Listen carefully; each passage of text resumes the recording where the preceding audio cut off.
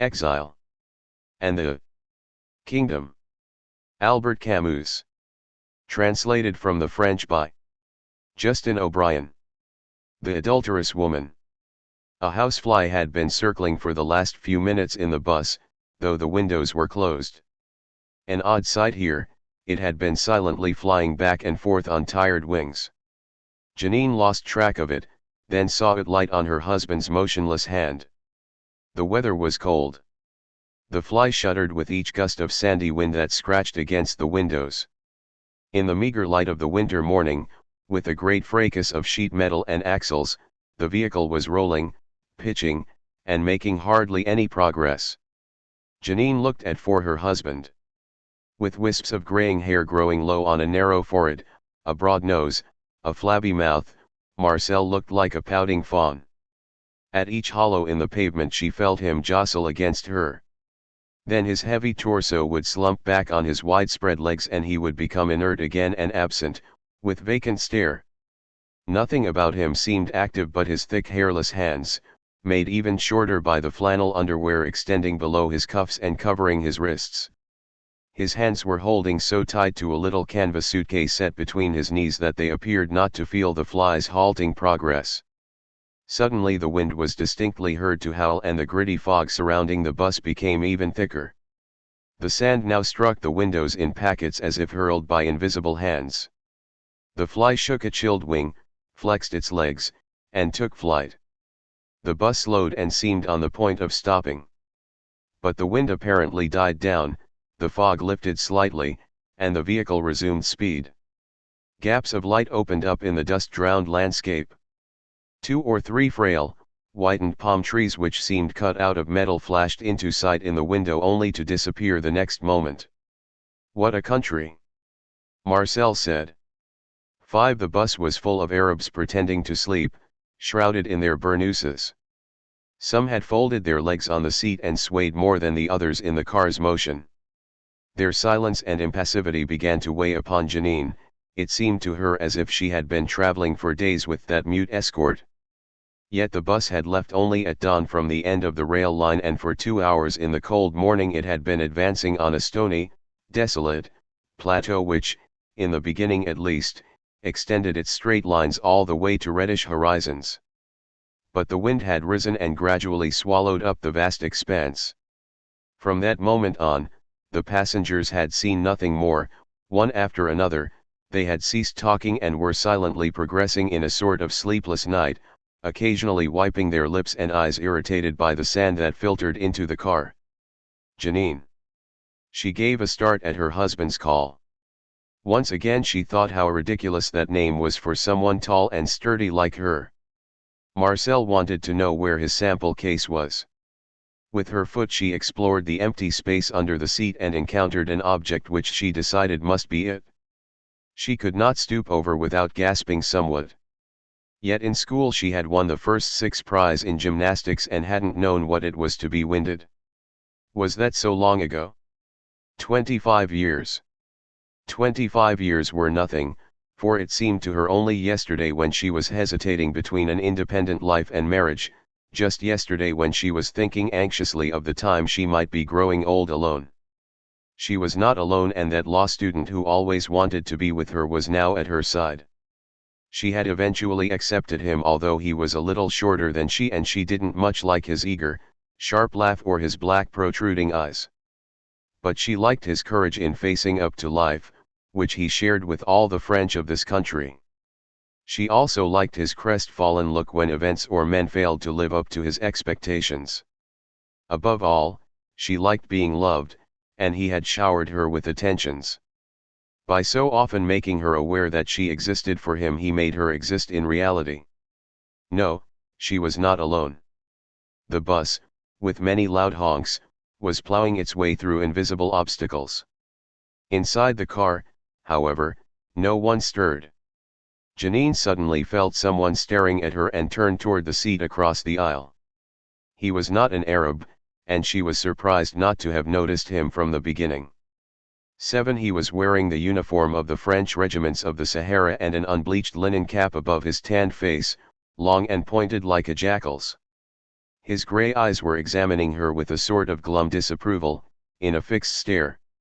She suddenly blushed and turned back to her husband, who was still looking straight ahead in the fog and wind. She snuggled down in her coat. But she could still see the French soldier, long and thin, so thin in his fitted tunic that he seemed constructed of a dry, friable material, a mixture of sand and bone. Then it was that she saw the thin hands and burned faces of the Arabs in front of her and noticed that they seemed to have plenty of room, despite their ample garments, on the seat where she and her husband felt wedged in. She pulled her coat around her knees. Yet she wasn't so fat, tall and well-rounded, rather, plump and still desirable, as she was well aware when men looked at her, with her rather childish face, her bright, naive eyes contrasting with this big body she knew to be warm and inviting. No, nothing had happened as she had expected. When Marcel had wanted to take her along on his trip, she had protested. For some time he had been thinking of this trip since the end of the war, to be precise, when business had returned to normal. Before the war, the small dry goods business he had taken over from his parents on giving up his study of law had provided a fairly good living. On the coast the years of youth can be happy ones. But he didn't much like physical effort and very soon had given up taking her to the beaches. The little car took them out of town solely for the Sunday afternoon ride. The rest of the time he preferred his shop full of multicolored piece goods shaded by the arcades of this half-native, half-European quarter. Above the shop they lived in 3 rooms furnished with Arab hangings and furniture from the gallery barbs. They had not had children. The years had passed in the semi-darkness behind the half-closed shutters. Summer, the beaches, excursions, the mere sight of the sky were things of the past. Nothing seemed to interest Marcel but business. She felt she had discovered his true passion to be money, and, without really knowing why, she didn't like that. After all, it was to her advantage. Far from being miserly, he was generous, especially where she was concerned. If something happened to me, he used to say, you'd be provided for. And, in fact, it is essential to provide for one's needs. But for all the rest, for what is not the most elementary need, how to provide? This is what she felt vaguely, at infrequent intervals. Meanwhile she helped Marcel keep his books and occasionally substituted for him in the shop. Summer was always the hardest, when the heat stifled even the sweet sensation of boredom. Suddenly, in summer as it happened, the war, Marcel called up, then rejected on grounds of health, the scarcity of piece goods, business at a standstill, the streets empty and hot. If something happened now, she would no longer be provided for. This is why, as soon as piece goods came back on the market, Marcel had thought of covering the villages of the upper plateaus and of the south himself in order to do without a middleman and sell directly to the Arab merchants. He had wanted to take her along. She knew that travel was difficult, she had trouble breathing, and she would have preferred staying at home. But he was obstinate and she had accepted because it would have taken too much energy to refuse. Here they were and, truly, nothing was like what she had imagined. She had feared the heat, the swarms of flies, the filthy hotels reeking of aniseed. She had not thought of the cold, of the biting wind, of these semi-polar plateaus cluttered with moraines. She had dreamed too of palm trees and soft sand. Now she saw that the desert was not that at all, but merely stone, stone everywhere, in the sky full of nothing but stone dust, rasping and cold, as on the ground, where nothing grew among the stones except dry grasses. The bus stopped abruptly. The driver shouted a few words in that language she had heard all her life without ever understanding it. "What's the matter?" Marcel asked. The driver, in French this time, said that the sand must have clogged the carburetor, and again Marcel cursed this country. The driver laughed hilariously and asserted that it was nothing, that he would clean the carburetor and they'd be off again. He opened the door and the cold wind blew into the bus, lashing their faces with a myriad grains of sand. All the Arabs silently plunged their noses into their burnouses and huddled up. "Shut the door," Marcel shouted. The driver laughed as he came back to the door. Without hurrying, he took some tools from under the dashboard, then, tiny in the fog, again disappeared ahead without closing the door. Marcel sighed. You may be sure he's never seen a motor in his life. Oh, be quiet, said Janine. Suddenly she gave a start. On the shoulder of the road close to the bus, draped forms were standing still. Under 11 the burnous hood and behind a rampart of veils, only their eyes were visible. Mute, come from nowhere, they were staring at the travelers. Shepherds, Marcel said. Inside the car there was total silence. All the passengers, heads lowered, seemed to be listening to the voice of the wind loosed across these endless plateaus. Janine was all of a sudden struck by the almost complete absence of luggage. At the end of the railroad line the driver had hoisted their trunk and a few bundles onto the roof. In the racks inside the bus could be seen nothing but gnarled sticks and shopping baskets. All these people of the South apparently were traveling empty-handed. But the driver was coming back, still brisk. His eyes alone were laughing above the veils with which he too had masked his face. He announced that they would soon be underway. He closed the door, the wind became silent, and the rain of sand on the windows could be heard better. The motor coughed and died.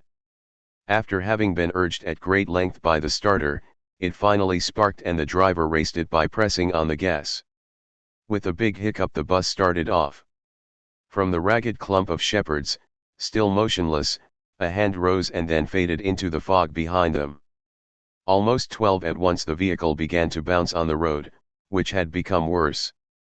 Shaken up, the Arabs constantly swayed. Nonetheless, Janine was feeling overcome with sleep when there suddenly appeared in front of her a little yellow box filled with lozenges. The jackal soldier was smiling at her. She hesitated, took one, and thanked him. The jackal pocketed the box and simultaneously swallowed his smile. Now he was staring at the road, straight in front of him. Janine turned toward Marcel and saw only the solid back of his neck. Through the window he was watching the denser fog rising from the crumbly embankment. They had been traveling for hours and fatigue had extinguished all life in the car when shouts burst forth outside. Children wearing burnouses, whirling like tops, leaping, clapping their hands, were running around the bus. It was now going down a long street lined with low houses, they were entering the oasis. The wind was still blowing, but the walls intercepted the grains of sand which had previously cut off the light. Yet the sky was still cloudy.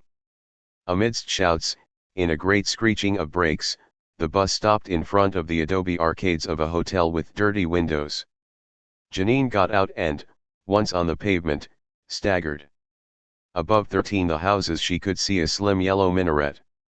On her left rose the first palm trees of the oasis, and she would have liked to go toward them. But although it was close to noon, the cold was bitter, the wind made her shiver. She turned toward Marcel and saw the soldier coming toward her. She was expecting him to smile or salute. He passed without looking at her and disappeared. Marcel was busy getting down the trunk of piece goods, a black foot locker perched on the bus's roof. It would not be easy. The driver was the only one to take care of the luggage and he had already stopped, standing on the roof, to hold forth to the circle of burnouses gathered around the bus. Janine, surrounded with faces that seemed cut out of bone and leather, besieged by guttural shouts, suddenly became aware of her fatigue. "I'm going in," she said to Marcel, who was shouting impatiently at the driver. She entered the hotel. The manager, a thin, laconic Frenchman, came to meet her. He led her to a second-floor balcony overlooking the street and into a room which seemed to have but an iron bed, a white enameled chair, an uncurtained wardrobe, and, behind a rush screen, a wash basin covered with fine sand dust. When the manager had closed the 14 door, Janine felt the cold coming from the bare, whitewashed walls. She didn't know where to put her bag, where to put herself. She had either to lie down or to remain standing, and to shiver in either case. She remained standing, holding her bag and staring at a sort of window slit that opened onto the sky near the ceiling. She was waiting, but she didn't know for what. She was aware only of her solitude, and of the penetrating cold, and of a greater weight in the region of her heart. She was in fact dreaming, almost deaf to the sounds rising from the street along with Marcel's vocal outbursts, more aware on the other hand of that sound of a river coming from the window slit and caused by the wind in the palm trees, so close now, it seemed to her. Then the wind seemed to increase and the gentle ripple of waters became a hissing of waves. She imagined, beyond the walls, a sea of erect, flexible palm trees unfurling in the storm. Nothing was like what she had expected, but those invisible waves refreshed her tired eyes. She was standing, heavy, with dangling arms, slightly stooped, as the cold climbed her thick legs. She was dreaming of the erect and flexible palm trees and of the girl she had once been. After having washed, they went down to the dining room. On the bare walls had been painted camels and palm trees drowned in a sticky background of pink and lavender. The arcade windows let in a meager light. Marcel questioned the hotel manager about the merchants. Then an elderly Arab wearing a military decoration on his tunic served them. Marcel, preoccupied, tore his bread into little pieces. He kept his wife from drinking water. "It hasn't been boiled. Take wine." She didn't like that, for wine made her sleepy. Besides, there was pork on the menu. They don't eat it because of the Quran. But the Quran didn't know that well-done pork doesn't cause illness. "We French know how to cook. What are you thinking about?" Janine was not thinking of anything, or perhaps of that victory of the cooks over the prophets. But she had to hurry. They were to leave the next morning for still farther south. That afternoon they had to see all the important merchants. Marcel urged the elderly Arab to hurry the coffee.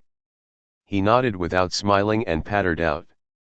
Slowly in the morning, not too fast in the afternoon, Marcel said, laughing. Yet eventually the coffee came.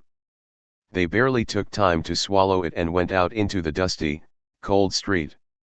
16 Marcel called a young Arab to help him carry the trunk, but as a matter of principle quibbled about the payment. His opinion, which he once more expressed to Janine, was in fact based on the vague principle that they always asked for twice as much in the hope of settling for a quarter of the amount. Janine, ill at ease, followed the two trunk bearers. She had put on a wool dress under her heavy coat and would have liked to take up less space.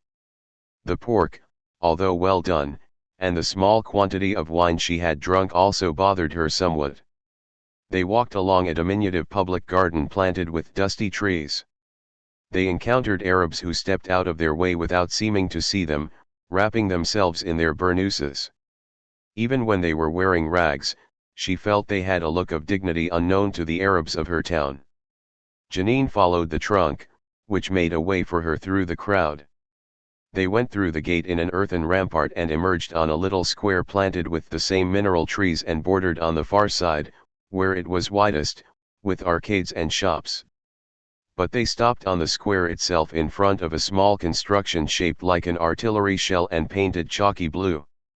Inside, in the single room 17 lighted solely by the entrance, an old Arab with white mustaches stood behind a shiny plank. He was serving tea, raising and lowering the teapot over 3 tiny multicolored glasses. Before they could make out anything else in the darkness, the cool scent of mint tea greeted Marcel and Janine at the door. Marcel had barely crossed the threshold and dodged the garlands of pewter teapots, cups, and trays, and the postcard displays when he was up against the counter. Janine stayed at the door. She stepped a little aside so as not to cut off the light. At that moment she perceived in the darkness behind the old merchant 2 Arabs smiling at them, seated on the bulging sacks that filled the back of the shop. Red and black rugs and embroidered scarves hung on the walls, the floor was cluttered with sacks and little boxes filled with aromatic seeds. On the counter, beside a sparkling pair of brass scales and an old yardstick with figures effaced, stood a row of loaves of sugar. One of them had been unwrapped from its coarse blue paper and cut into on top. The smell of wool and spices in the room became apparent behind the scent of tea when the old merchant set down the teapot and said good day. Marcel talked rapidly in the low voice he assumed when talking business. Then he opened the trunk, exhibited the wools and silks, pushed back the scale and yardstick to spread out his merchandise in front of the old merchant. He got excited, raised his voice, laughed nervously, like a woman who wants to make an impression and is not sure of herself. Now, with hands spread wide, he was going through the gestures of selling and buying. The old man shook his head, passed the tea tray to the two Arabs behind him, and said just a few words that seemed to discourage Marcel. He picked up his goods, piled them back into the trunk, then wiped an imaginary sweat from his forehead. He called the little porter and they started off toward the arcades.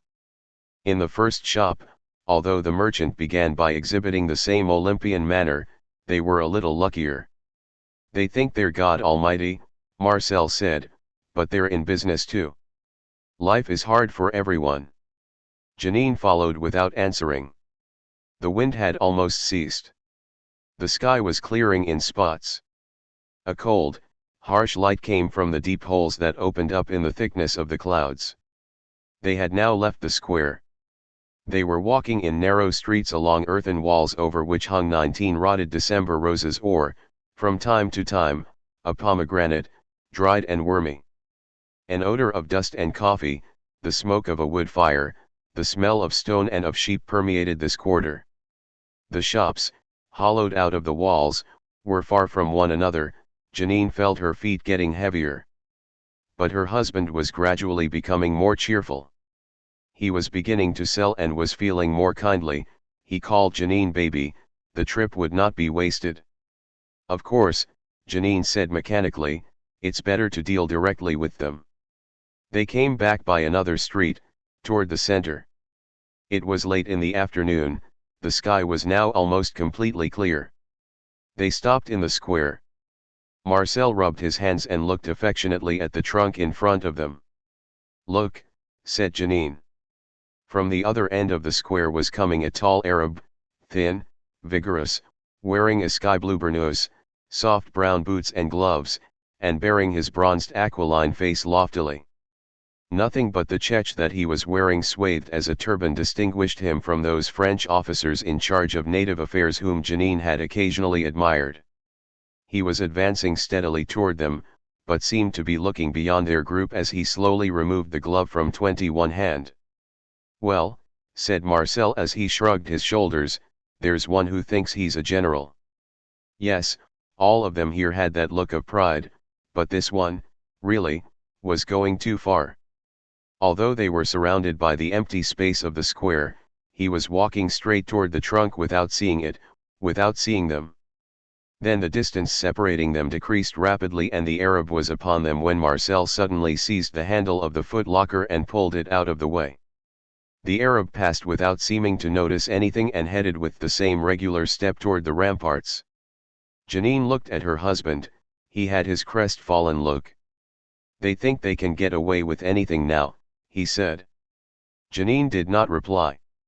She loathed that Arab's stupid arrogance and suddenly felt unhappy. She wanted to leave and thought of her little apartment.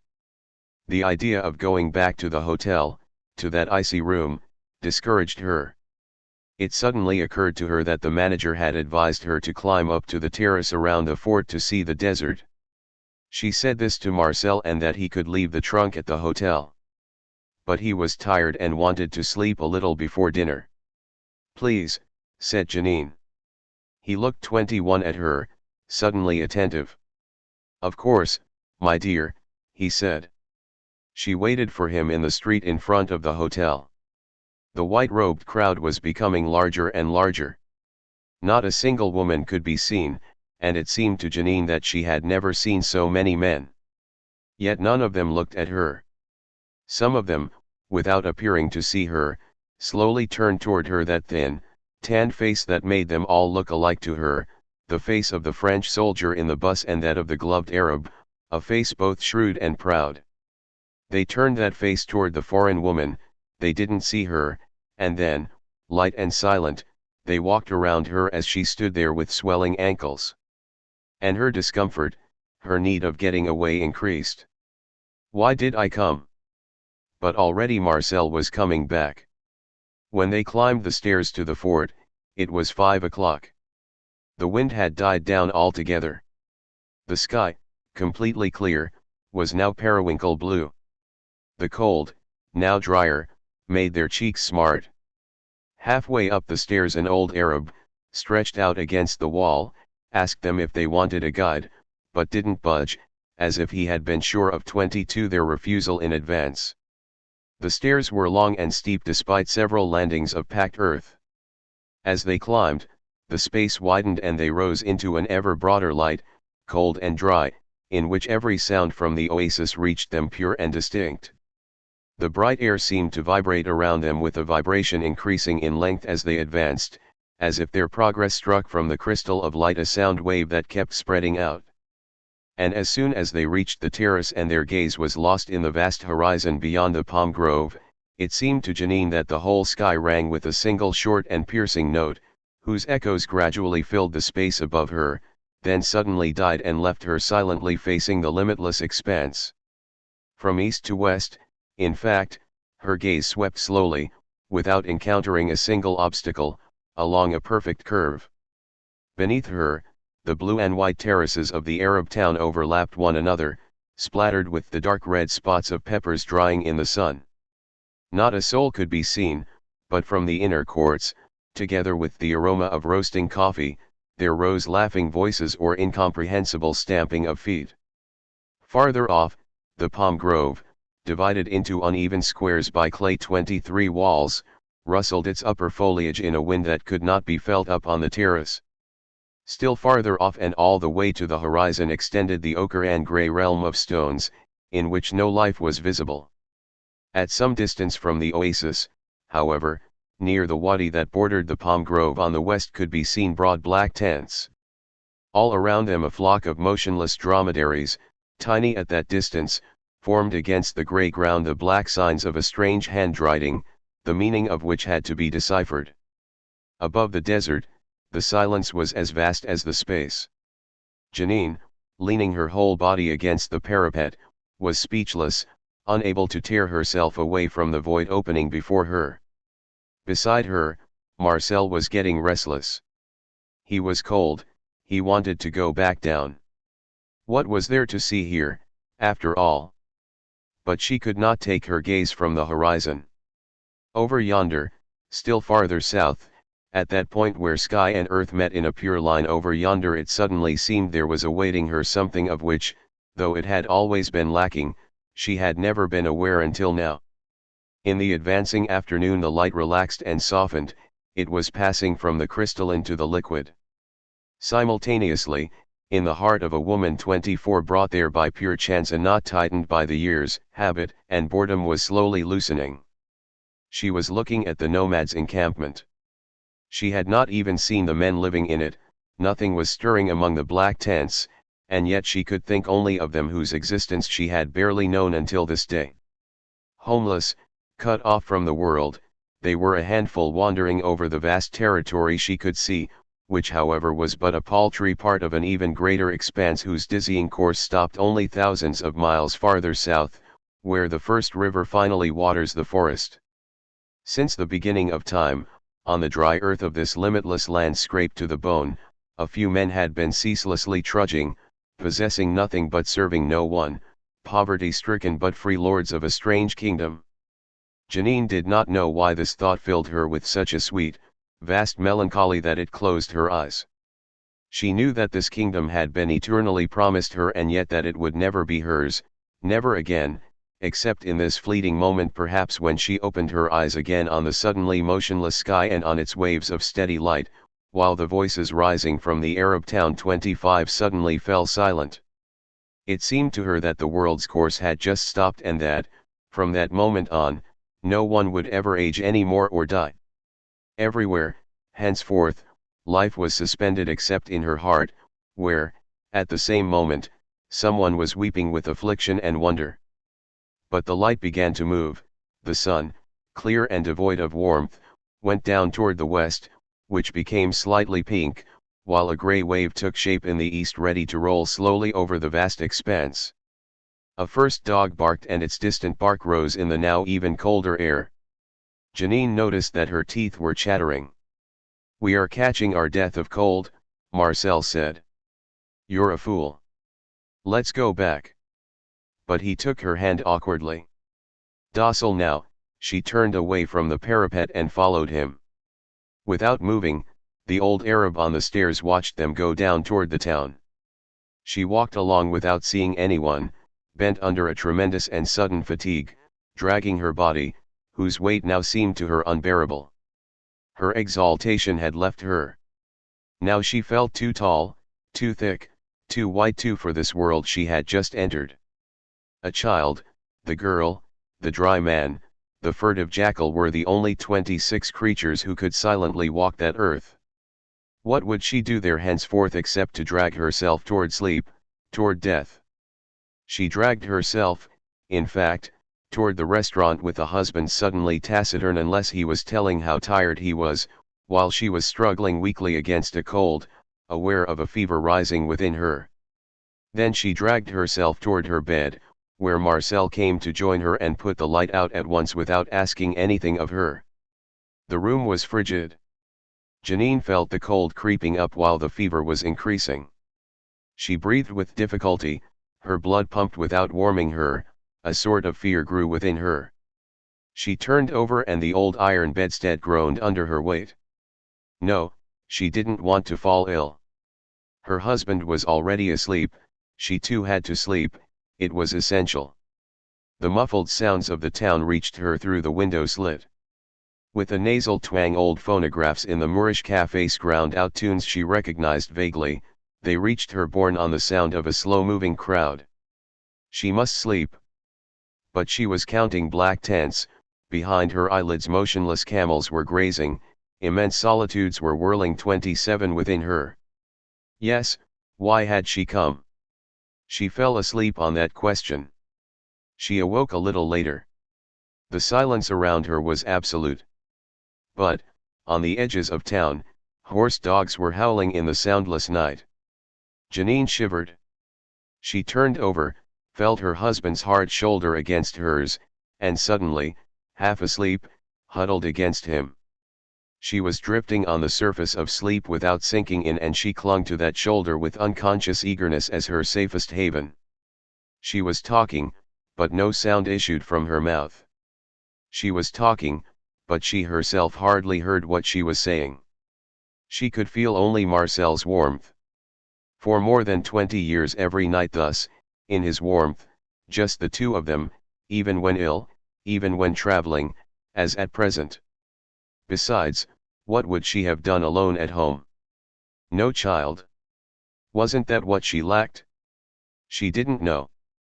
She simply followed Marcel, pleased to know that someone needed her. The only joy he gave her was the knowledge that she was necessary. Probably he didn't love her. Love, even when filled with hate, doesn't have that sullen face. But what is his face like? They made love in the dark by feel, without seeing each other. 28 Is there another love than that of darkness, a love that would cry aloud in daylight? She didn't know, but she did know that Marcel needed her and that she needed that need, that she lived on it night and day, at night especially every night, when he didn't want to be alone, or to age or die, with that set expression he assumed which she occasionally recognized on other men's faces, the only common expression of those madmen hiding under an appearance of wisdom until the madness seizes them and hurls them desperately toward a woman's body to bury in it, without desire. Everything terrifying that solitude and night reveals to them. Marcel stirred as if to move away from her. No, he didn't love her, he was merely afraid of what was not she and he should long ago have separated and slept alone until the end. But who can always sleep alone? Some men do, cut off from others by a vocation or misfortune, who go to bed every night in the same bed as death. Marcel never could do so. He above all, a weak and disarmed child always frightened by suffering, her own child indeed who needed her and who, just at that moment, let out a sort of whimper. She cuddled a little closer and put her hand on his chest. And to herself she called him with the little love name she 29 had once given him, which they still used from time to time without even thinking of what they were saying. She called him with all her heart.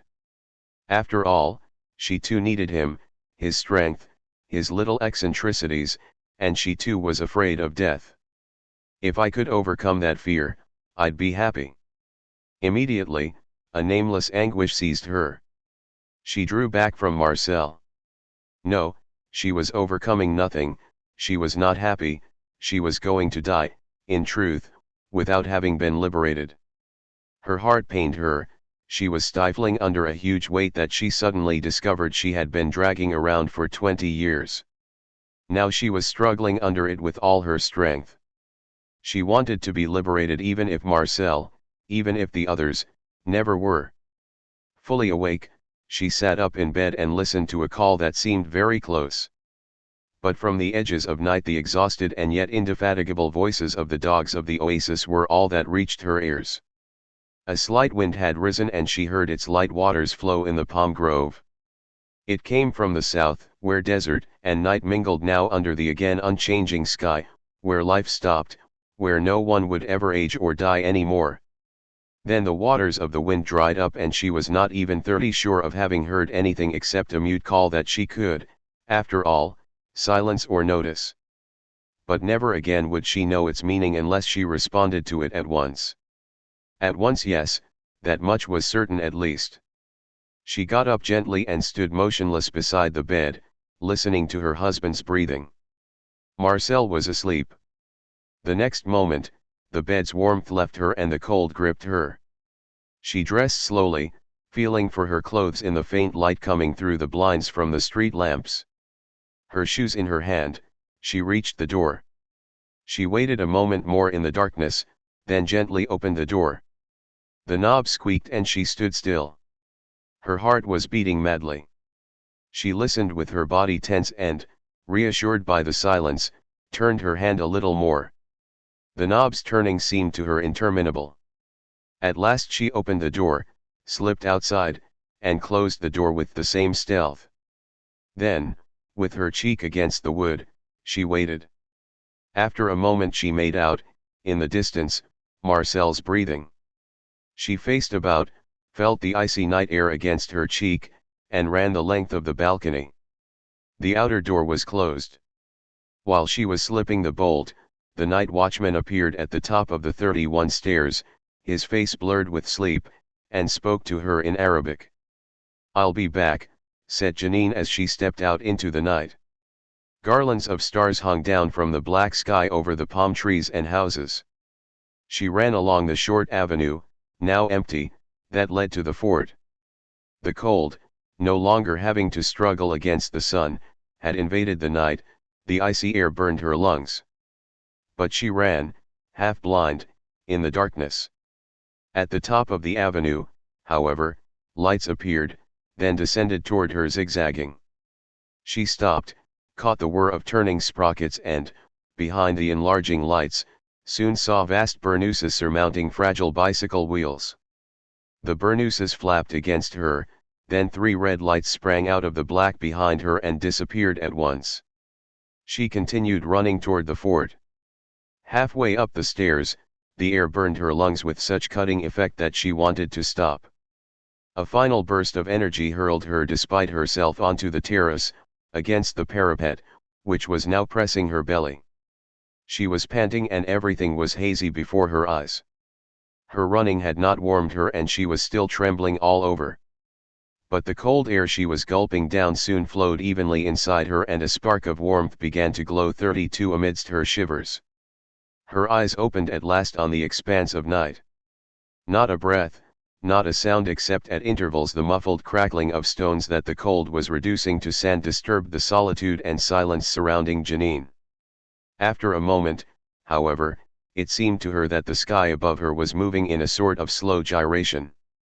In the vast reaches of the dry, cold night, thousands of stars were constantly appearing, and their sparkling icicles, loosened at once, began to slip gradually toward the horizon. Janine could not tear herself away from contemplating those drifting flares. She was turning with them, and the apparently stationary progress little by little identified her with the core of her being, where cold and desire were now vying with each other. Before her the stars were falling one by one and being snuffed out among the stones of the desert, and each time Janine opened a little more to the night. Breathing deeply, she forgot the cold, the dead weight of others, the craziness or stuffiness of life, the long anguish of living and dying. After so many years of mad, aimless fleeing from fear, she had come to a stop at last. At the same time, she seemed to recover her roots and the sap again rose in her body, 33 which had ceased trembling. Her whole belly pressed against the parapet as she strained toward the moving sky. She was merely waiting for her fluttering heart to calm down and establish silence within her. The last stars of the constellations dropped their clusters a little lower on the desert horizon and became still. Then, with unbearable gentleness, the water of night began to fill Janine, drowned the cold, rose gradually from the hidden core of her being and overflowed in wave after wave, rising up even to her mouth full of moans. The next moment, the whole sky stretched out over her, fallen on her back on the cold earth. When Janine returned to the room, with the same precautions, Marcel was not awake. But he whimpered as she got back in bed and a few seconds later sat up suddenly. He spoke and she didn't understand what he was saying. He got up, turned on the light, which blinded her. He staggered toward the wash basin and drank a long draught from the bottle of mineral water. He was about to slip between the sheets when, one knee on the bed, he looked at her without understanding. She was weeping copiously, unable to restrain herself. "It's nothing, dear," she said, "it's nothing." The renegade. What a jumble! What a jumble! I must tidy up my mind. Since they cut out my tongue, another tongue, it seems, has been constantly wagging somewhere in my skull. Something has been talking, or someone, that suddenly falls silent and then it all begins again. Oh, I hear too many things I never utter. What a jumble, and if I open my mouth it's like pebbles rattling together. Order and method, the tongue says, and then goes on talking of other matters simultaneously. Yes, I always longed for order. At least one thing is certain, I am waiting for the missionary who is to come and take my place. Here I am on the trail, an hour away from Tagaza, hidden in a pile of rocks, 35 sitting on my old rifle. Day is breaking over the desert, it's still very cold, soon it will be too hot. This country drives men mad and I've been here I don't know how many years. No, just a little longer. The missionary is to come this morning, or this evening. I've heard he'll come with a guide, perhaps they'll have but one camel between them. I'll wait, I am waiting, it's only the cold making me shiver. Just be patient a little longer, lousy slave. But I have been patient for so long. When I was home on that high plateau of the Massif Central, my coarse father, my boorish mother, the wine, the pork soup every day, the wine above all, sour and cold, and the long winter, the frigid wind, the snow drifts, the revolting bracken. Oh, I wanted to get away, leave them all at once and begin to live at last, in the sunlight, with fresh water. I believed the priest, he spoke to me of the seminary, he tutored me daily, he had plenty of time in that Protestant region, where he used to hug the walls as he crossed the village. He told me of the future and of the sun. Catholicism is the sun, he used to say, and he would get me to read. He beat Latin into my hard head. The kid's bright but he's pig-headed. My head was so hard that, despite all 36 my falls, it has never once bled in my life. Bull-headed, my pig of a father used to say. At the seminary they were proud as punch. A recruit from the Protestant region was a victory. They greeted me like the sun at Austerlitz. The sun was pale and feeble, to be sure, because of the alcohol. They have drunk sour wine and the children's teeth are set on edge. Gra, one really ought to kill one's father, but after all there's no danger that he'll hurl himself into missionary work since he's now long dead.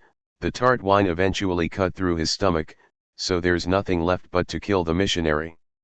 I have something to settle with him and with his teachers, with my teachers who deceived me, with the whole of lousy Europe. Everybody deceived me. Missionary work, that's all they could say. Go out to the savages and tell them, here is my Lord, just look at him, he never strikes or kills, he issues his orders in a low voice, he turns the other cheek, he's the greatest of masters, choose him, just see how much better he's made me, offend me, and you will see. Yes, I believed, gra, and I felt better, I had put on weight, I was almost handsome, I wanted to be offended. When we would walk out in tight black rose, in summer, under Grenoble's hot sun and would meet girls in 37 cotton dresses, I didn't look away, I despised them, I waited for them to offend me, and sometimes they would laugh. At such times I would think, let them strike me and spit in my face, but their laughter, to tell the truth, came to the same thing, bristling with teeth and quips that tore me to shreds. The offense and the suffering were sweet to me. My confessor couldn't understand when I used to heap accusations on myself. No, no, there's good in you. Good. There was nothing but sour wine in me, and that was all for the best. How can a man become better if he's not bad? I had grasped that in everything they taught me. That's the only thing I did grasp, a single idea, and, pig-headed bright boy, I carried it to its logical conclusion. I went out of my way for punishments, I groused at the normal. In short, I too wanted to be an example in order to be noticed, and so that after noticing me people would give credit to what had made me better, through me praise my Lord. Fierce sun. It's rising, the desert is changing, it has lost its mountain cyclamen color, oh my mountain, and the snow, the soft enveloping snow, no, it's a rather grayish yellow, the ugly moment before the great resplendence. Nothing, still nothing from here to the horizon over yonder where the 38 plateau disappears in a circle of still soft colors. Behind me, the trail climbs to the dune hiding Tagaza, whose iron name has been beating in my head for so many years. The first to mention it to me was the half-blind old priest who had retired to our monastery, but why do I say the first? He was the only one, and it wasn't the city of salt, the white walls under the blinding sun, that struck me in his account, but the cruelty of the savage inhabitants and the town closed to all outsiders. Only one of those who had tried to get in, one alone, to his knowledge, had lived to relate what he had seen. They had whipped him and driven him out into the desert after having put salt on his wounds and in his mouth. He had met nomads who for once were compassionate, a stroke of luck, and since then I had been dreaming about his tale, about the fire of the salt and the sky, about the house of the fetish and his slaves. Could anything more barbarous, more exciting be imagined? Yes, that was my mission, and I had to go and reveal to them my Lord. They all expatiated on the subject at the seminary to discourage me, pointing out the necessity of waiting, that it was not missionary country, that I wasn't ready yet, I had to prepare myself 39 specially, know who I was, and even then I had to go through tests, then they would see. But go on waiting, no, yes, if they insisted, for the special preparation and the tryouts, because they took place at Algiers and brought me closer. But for all the rest I shook my pig head and repeated the same thing, to get among the most barbarous and live as they did, to show them at home, and even in the house of the fetish, through example, that my Lord's truth would prevail. They would offend me, of course, but I was not afraid of offenses, they were essential to the demonstration, and as a result of the way I endured them I'd get the upper hand of those savages like a strong sun. Strong, yes, that was the word I constantly had on the tip of my tongue. I dreamed of absolute power, the kind that makes people kneel down, that forces the adversary to capitulate, converts him in short, and the blinder, the crueler he is, the more he's sure of himself, mired in his own conviction, the more his consent establishes the royalty of whoever brought about his collapse. Converting good folk who had strayed somewhat was the shabby ideal of our priests. I despised them for daring so little when they could do so much. They lacked faith and I had it. I wanted to be acknowledged by the torturers 40 themselves, to fling them on their knees and make them say, O Lord, here is thy victory, to rule in short by the sheer force of words over an army of the wicked. Oh, I was sure of reasoning logically on that subject, never quite sure of myself otherwise, but once I get an idea I don't let go of it, that's my strong point, yes, the strong point of the fellow they all pitied. The sun has risen higher, my forehead is beginning to burn. Around me the stones are beginning to crack open with a dull sound, the only cool thing is the rifle's barrel, cool as the fields, as the evening rain long ago when the soup was simmering. They would wait for me, my father and mother, who would occasionally smile at me, perhaps I loved them. But that's all in the past, a film of heat is beginning to rise from the trail. Come on, missionary, I'm waiting for you. Now I know how to answer the message, my new masters taught me, and I know they are right, you have to settle accounts with that question of love. When I fled the seminary in Algiers I had a different idea of the savages, and only one detail of my imaginings was true: they are cruel. I had robbed the treasurer's office, cast off my habit, crossed the Atlas, the upper plateaus and the desert. The bus driver of the 41 Trans-Sahara line made fun of me. Don't go there, he too, what had got into them all, and the gusts of sand for hundreds of wind-blown kilometers, progressing and backing in the face of the wind. Then the mountains again made up of black peaks and ridges sharp as steel, and after them it took a guide to go out on the endless sea of brown pebbles, screaming with heat, burning with the fires of 1,000 mirrors, to the spot on the confines of the white country and the land of the blacks where stands the city of salt. And the money the guide stole from me, ever naive I had shown it to him, but he left me on the trail just about here. It so happens after having struck me, dog, there's the way, the honor's all mine, go ahead, go on, they'll show you, and they did show me. Oh yes, they're like the sun that never stops, except at night, beating sharply and proudly, that is beating me hard at this moment, too hard, with a multitude of lances burst from the ground. Oh shelter, yes shelter, under the big rock, before everything gets muddled. The shade here is good. How can anyone live in the city of salt, in the hollow of that basin full of dazzling heat? On each of the sharp right-angle walls cut out with a pickaxe and coarsely planed, 42 the gashes left by the pickaxe bristle with blinding scales, pale scattered sand yellows them somewhat except when the wind dusts the upright walls and terraces, then everything shines with dazzling whiteness under a sky likewise dusted even to its blue rind. I was going blind during those days when the stationary fire would crackle for hours on the surface of the white terraces that all seemed to meet as if, in the remote past, they had all together tackled a mountain of salt, flattened it first, and then had hollowed out streets, the insides of houses and windows directly in the mass, or as if yes, this is more like it, they had cut out their white, burning hell with a powerful jet of boiling water just to show that they could live where no one ever could, 30 days' travel from any living thing, in this hollow in the middle of the desert where the heat of day prevents any contact among creatures, separates them by a portcullis of invisible flames and of searing crystals, where without transition the cold of night congeals them individually in their rock-salt shells, nocturnal dwellers in a dried-up ice floe, black Eskimos suddenly shivering in their cubicle igloos. Black because they wear long black garments, and the salt that collects even under their nails, that they continue tasting bitterly 43 and swallowing during the sleep of those polar nights, the salt they drink in the water from the only spring in the hollow of a dazzling groove, often spots their dark garments with something like the trail of snails after a rain.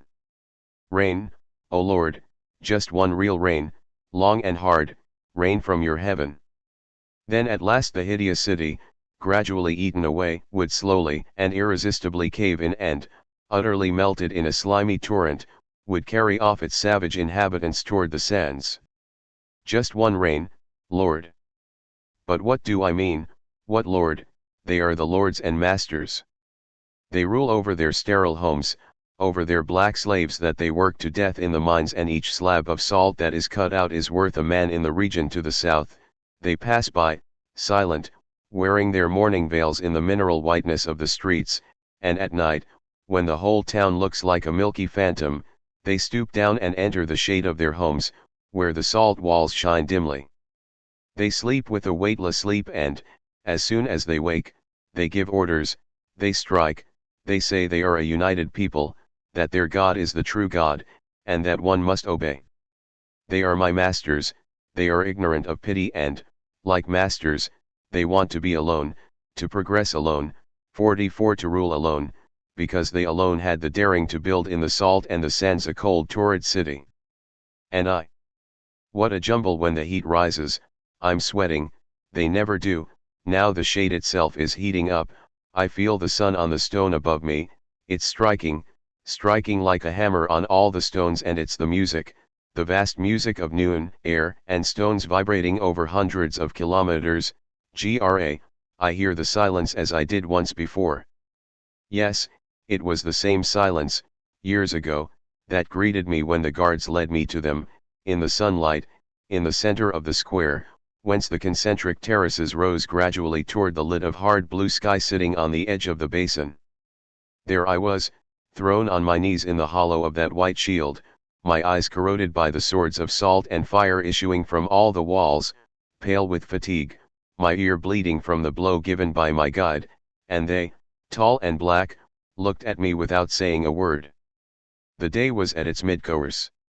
Under the blows of the iron sun the sky resounded at length, a sheet of white-hot tin, it was the same silence, and they stared at me, time passed, they kept on staring at me, and I couldn't face their stares, I panted more and more violently, eventually I 45 wept, and suddenly they turned their backs on me in silence and all together went off in the same direction.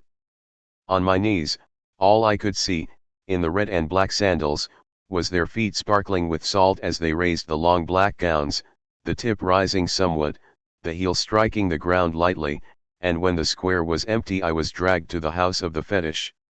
Squatting, as I am today in the shelter of the rock and the fire above my head pierces the rock's thickness, I spent several days within the dark of the house of the fetish, somewhat higher than the others, surrounded by a wall of salt, but without windows, full of a sparkling night. Several days, and I was given a basin of brackish water and some grain that was thrown before me the way chickens are fed, I picked it up. By day the door remained closed and yet the darkness became less oppressive, as if the irresistible sun managed to flow through the masses of salt. No lamp, but by feeling my way along the walls I touched garlands of dried palms decorating the walls and, at the end, a small door, coarsely fitted, of which I could make out the bolt with my fingertips. Several days, long after I couldn't count the days or the hours, but my handful of grain had been thrown me some 10 times 46 and I had dug out a hole for my excrements that I covered up in vain, the stench of an animal den hung on anyway long after, yes, the door opened wide and they came in. One of them came toward me where I was squatting in a corner. I felt the burning salt against my cheek, I smelled the dusty scent of the palms, I watched him approach. He stopped a yard away from me, he stared at me in silence, a signal, and I stood up, he stared at me with his metallic eyes that shone without expression in his brown horse face, then he raised his hand. Still impassive, he seized me by the lower lip, which he twisted slowly until he tore my flesh and, without letting go, made me turn around and back up to the center of the room. He pulled on my lip to make me fall on my knees there, mad with pain and my mouth bleeding, then he turned away to join the others standing against the walls. They watched me moaning in the unbearable heat of the unbroken daylight that came in the wide open door, and in that light suddenly appeared the sorcerer with his raffia hair, his chest covered with a breastplate of pearls, his legs bare under a straw skirt, wearing a mask of reeds and wire with 2 square openings for the eyes. He was followed by musicians and 47 women wearing heavy motley gowns that revealed nothing of their bodies. They danced in front of the door at the end, but a coarse, scarcely rhythmical dance, they just barely moved, and finally the sorcerer opened a little door behind me, the masters did not stir, they were watching me, I turned around and saw the fetish, his double axe head, his iron nose twisted like a snake. I was carried before him, to the foot of the pedestal, I was made to drink a black, bitter water, and at once my head began to burn, I was laughing, that's the offense, I have been offended. They undressed me, shaved my head and body, washed me in oil, beat my face with cords dipped in water and salt, and I laughed and turned my head away, but each time 2 women would take me by the ears and offer my face to the sorcerer's blows while I could see only his square eyes. I was still laughing, covered with blood. They stopped, no one spoke but me. The jumble was beginning in my head. Then they lifted me up and forced me to raise my eyes toward the fetish. I had ceased laughing. I knew that I was now consecrated to him to serve him, adore him. No, I was not laughing any more. Fear and pain stifled me. And there, in that white house, between those walls that the 48 sun was assiduously burning on the outside, my face taut, my memory exhausted, yes, I tried to pray to the fetish. He was all there was, and even his horrible face was less horrible than the rest of the world. Then it was that my ankles were tied with a cord that permitted just one step. They danced again, but this time in front of the fetish. The masters went out one by one. The door once closed behind them, the music again, and the sorcerer lighted a bark fire around which he pranced. His long silhouette broke on the angles of the white walls, fluttered on the flat surfaces, filled the room with dancing shadows. He traced a rectangle in a corner to which the women dragged me. I felt their dry and gentle hands. They set before me a bowl of water and a little pile of grain and pointed to the fetish. I grasped that I was to keep my eyes fixed on him. Then the sorcerer called them one after the other over to the fire. He beat some of them who moaned and who then went and prostrated themselves before the fetish, my God, while the sorcerer kept on dancing, and he made them all leave the room until only one was left, quite young, squatting near the musicians and not yet beaten. He held her by a shock of hair which he kept twisting around his wrist. She 49 dropped backward with eyes popping until she finally fell on her back. Dropping her, the sorcerer screamed.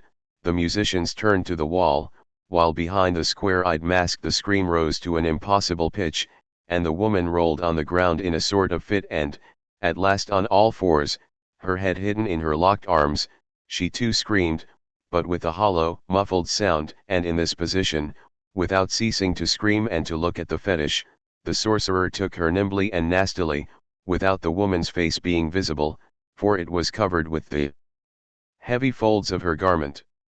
And, wild as a result of the solitude, I screamed too, yes, howled with fright toward the fetish until a kick hurled me against the wall, biting the salt as I am biting this rock today with my tongueless mouth, while waiting for the man I must kill. Now the sun has gone a little beyond the middle of the sky.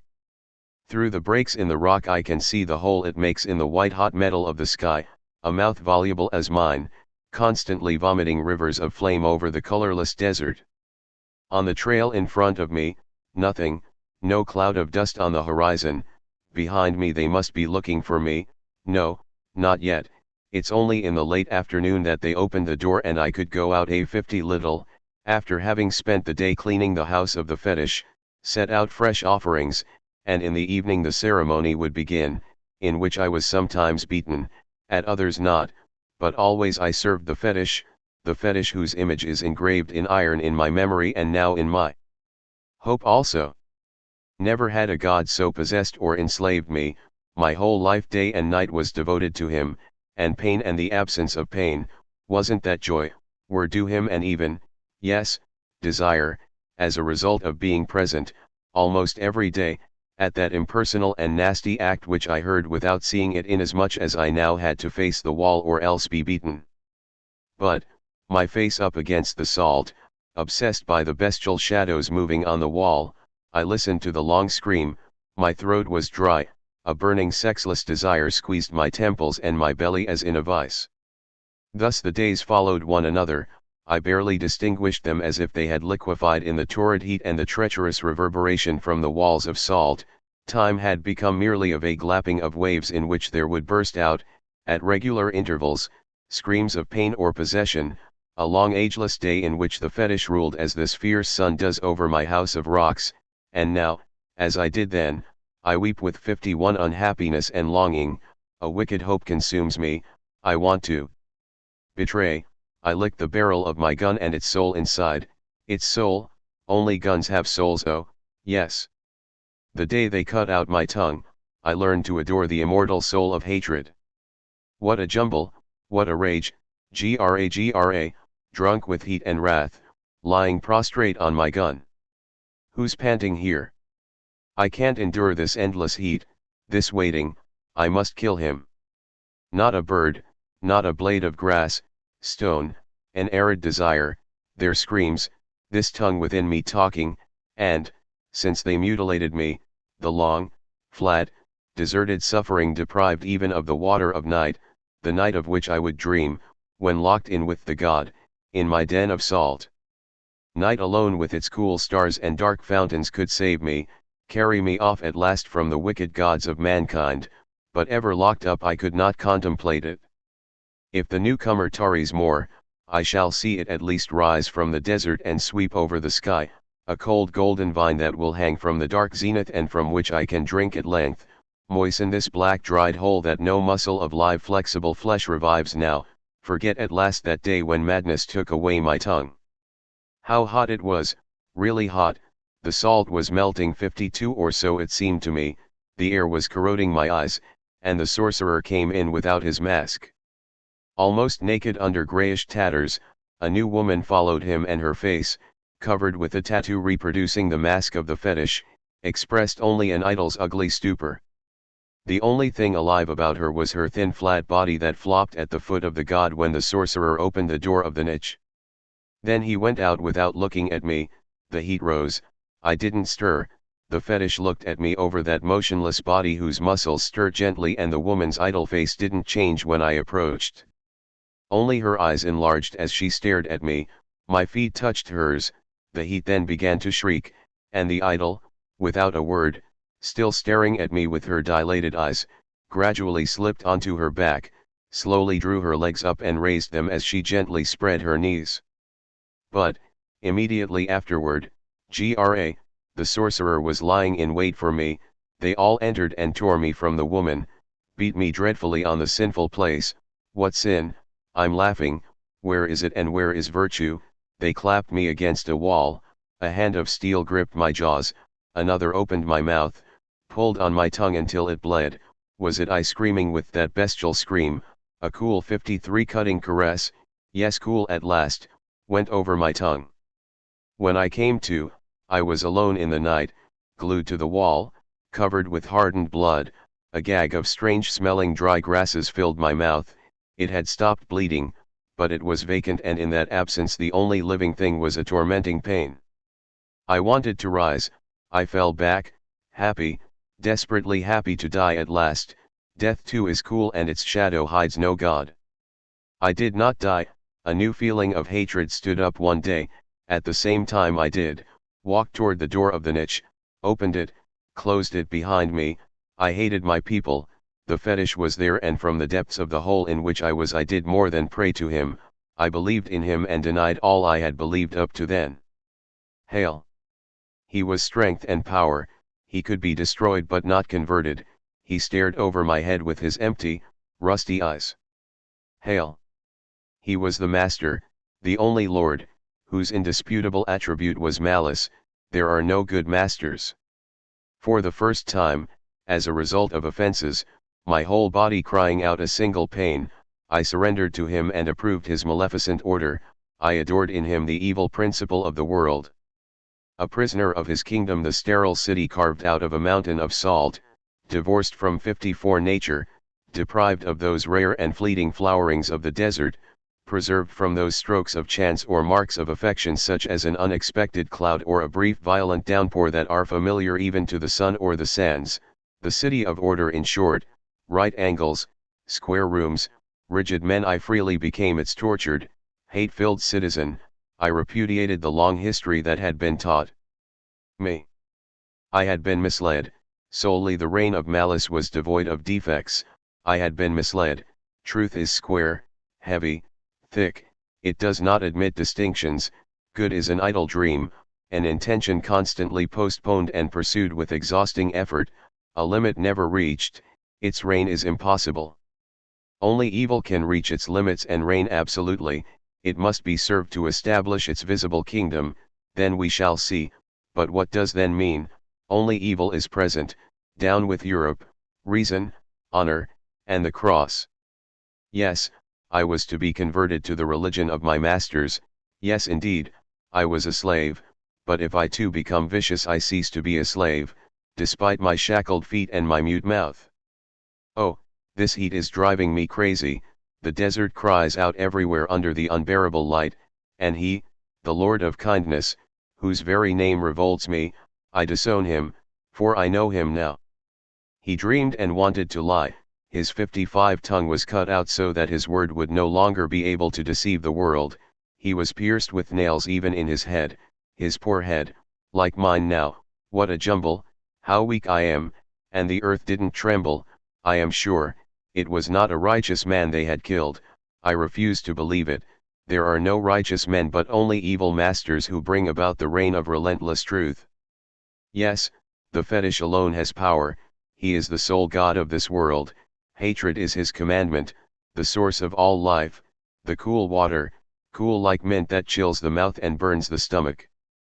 Then it was that I changed, they realized it, I would kiss their hands when I met them, I was on their side, never wearying of admiring them, I trusted them, I hoped they would mutilate my people as they had mutilated me. And when I learned that the missionary was to come, I knew what I was to do. That day, like all the others, the same blinding daylight that had been going on so long. Late in the afternoon a guard was suddenly seen running along the edge of the basin, and, a few minutes later, I was dragged to the house of the fetish and the door closed. One of them held me on the ground in the dark, under threat of his cross-shaped sword, and the silence lasted for a 56 long time until a strange sound filled the ordinarily peaceful town, voices that it took me some time to recognize because they were speaking my language, but as soon as they rang out the point of the sword was lowered toward my eyes, my guard stared at me in silence.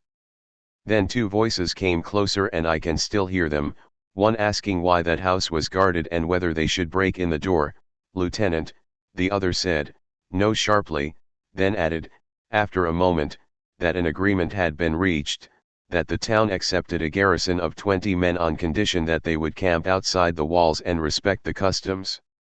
The private laughed, they're knuckling under, but the officer didn't know, for the first time in any case they were willing to receive someone to take care of the children and that would be the chaplain, later on they would see about the territory. The other said they would cut off the chaplains, you know what, if the soldiers were not there. Oh, no, the officer answered.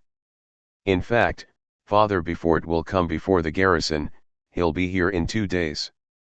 That was all I heard, motionless, lying under the sword, I was in pain, a will of needles and knives was whirling in me.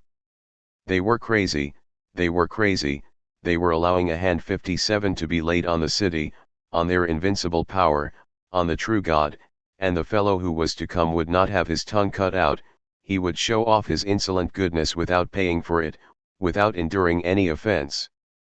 The reign of evil would be postponed, there would be doubt again time would be wasted dreaming of the impossible good, wearing oneself out in fruitless efforts instead of hastening the realization of the only possible kingdom. And I looked at the sword threatening me, O sole power to rule over the world. O power, and the city gradually emptied of its sounds, the door finally opened, I remained alone, burned and bitter, with the fetish, and I swore to him to save my new faith, my true masters, my despotic God, to betray well, whatever it might cost me. The heat is abating a little, the stone has ceased to vibrate, I can go out of my hole, watch the desert gradually take on yellow and ochre tints that will soon be mauve. Last night I waited until they were asleep, I had blocked the lock on the door, I went out with the same step as usual, measured by the cord, I knew the streets, I knew where to get the old rifle, what gate wasn't guarded, and I reached here just as the night was beginning to 58 fade around a handful of stars while the desert was getting a little darker. And now it seems days and days that I have been crouching in these rocks. Soon, I hope he comes soon. In a moment they'll begin to look for me, they'll speed over the trails in all directions, they won't know that I left for them and to serve them better, my legs are weak, drunk with hunger and hate. Oh!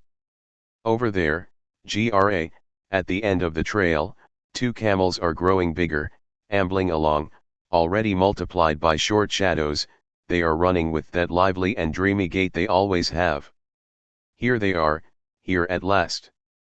Quick, the rifle, and I load it quickly. O fetish, my God over yonder, may your power be preserved, may the offense be multiplied, may hate rule pitilessly over a world of the damned, may the wicked forever be masters, may the kingdom come, where in a single city of salt and iron black tyrants will enslave and possess without pity. And now, fire on pity, fire on impotence and its charity, fire on all that postpones the coming of evil, fire twice, and there they are toppling over, falling, and the camels flee toward the horizon, where a geyser of blackbirds has just risen in the unchanged sky. I laugh, the fellow is 59 writhing in his detested habit, he is raising his head a little, he sees me his all-powerful shackled master, why does he smile at me, I'll crush that smile. How pleasant is the sound of a rifle but on the face of goodness, today at last, all is consummated and everywhere in the desert, even hours away from here, jackals sniff the non-existent wind, then set out in a patient trot toward the feast of carrion awaiting them. Victory. I raise my arms to a heaven moved to pity, a lavender shadow is just barely suggested on the opposite side, O knights of Europe, home, childhood, why must I weep in the moment of triumph? He stirred, no, the sound comes from somewhere else, and from the other direction here they come rushing like a flight of dark birds, my masters, who fall upon me, seize me, ah yes. Strike, they fear their city sacked and howling, they fear the avenging soldiers I called forth, and this is only right, upon the sacred city. Defend yourselves now, strike. Strike me first, you possess the truth. O my masters, they will then conquer the soldiers, they'll conquer the word and love, they'll spread over the deserts, cross the seas, fill the light of Europe with their black veils, strike the belly, yes, strike the eyes, sow their salt on the continent, all 60 vegetation, all youth will die out, and dumb crowds with shackled feet will plod beside me in the worldwide desert under the cruel sun of the true faith, I'll not be alone. Ah! The pain they cause me, their rage is good, and on this cross-shaped war saddle where they are now quartering me, pity. I'm laughing, I love the blow that nails me down crucified. Asterisk. How silent the desert is. Already night and I am alone, I'm thirsty. Still waiting, where is the city, those sounds in the distance, and the soldiers, perhaps the victors, no, it can't be, even if the soldiers are victorious, they're not wicked enough, they won't be able to rule, they'll still say one must become better, and still millions of men between evil and good, torn, bewildered, O fetish, why hast thou forsaken me? All is over, I'm thirsty, my body is burning, a darker night fills my eyes. This long dream, I'm awaking, no, I'm going to die, dawn is breaking, the first light, daylight for the living, and for me the inexorable sun, the flies. Who is speaking? No one, the sky is not opening up, no, God doesn't speak in the 61 desert, yet whence comes that voice saying, if you consent to die for hate and power, who will forgive us? Is it another tongue in me, or still that other fellow refusing to die, at my feet, and repeating, courage, courage, courage? Ah! Supposing I were wrong again. Once fraternal men, sole recourse, O solitude, forsake me not. Here, who are you, torn, with bleeding mouth, is it you, sorcerer, the soldiers defeated you, the salt is burning over there, it's you my beloved master. Cast off that hate-ridden face, be good now, we were mistaken, we'll begin all over again, we'll rebuild the city of mercy, I want to go back home. Yes, help me, that's right, give me your hand. A handful of salt fills the mouth of the garrulous slave. The silent men. It was the dead of winter, and yet a radiant sun was rising over the already active city. At the end of the jetty, sea and sky fused in a single dazzling light. But Ivars did not see them. He was cycling slowly along the boulevards above the harbor. On the fixed pedal of his cycle his crippled leg rested stiffly while the other labored to cope with the slippery pavement still wet with the night's moisture. Without raising his head, a slight figure astride the saddle, he avoided the rails of the former car line, suddenly turned the handlebars to 63, let autos pass him, and occasionally elbowed back into place the musette bag in which Fernande had put his lunch. At such moments he would think bitterly of the bag's contents. Between the two slices of coarse bread, instead of the Spanish omelette he liked or the beefsteak fried in oil, there was nothing but cheese. The ride to the shop had never seemed to him so long. To be sure, he was aging. At 40, though he had remained as slim as a vine shoot, a man's muscles don't warm up so quickly. At times, reading sports commentaries in which a 30-year-old athlete was referred to as a veteran, he would shrug his shoulders. If he's a veteran, he would say to Fernande, then I'm practically in a wheelchair. Yet he knew that the reporter wasn't altogether wrong. At 30 a man is already beginning to lose his wind without noticing it. At 40 he's not yet in a wheelchair, but he's definitely heading in that direction. Wasn't that just why he now avoided looking toward the sea during the ride to the other end of town where the cooper's shop was?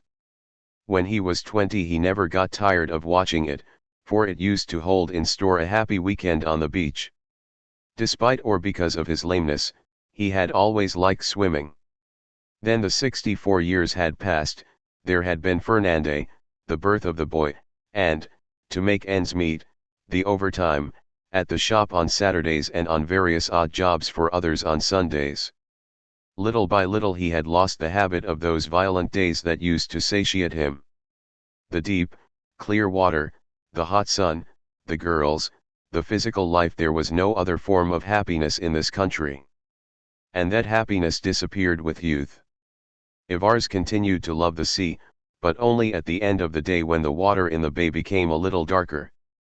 The moment was pleasant on the terrace beside his house where he would sit down after work, grateful for his clean shirt that Fernande ironed so well and for the glass of Anis et al. Frosted over.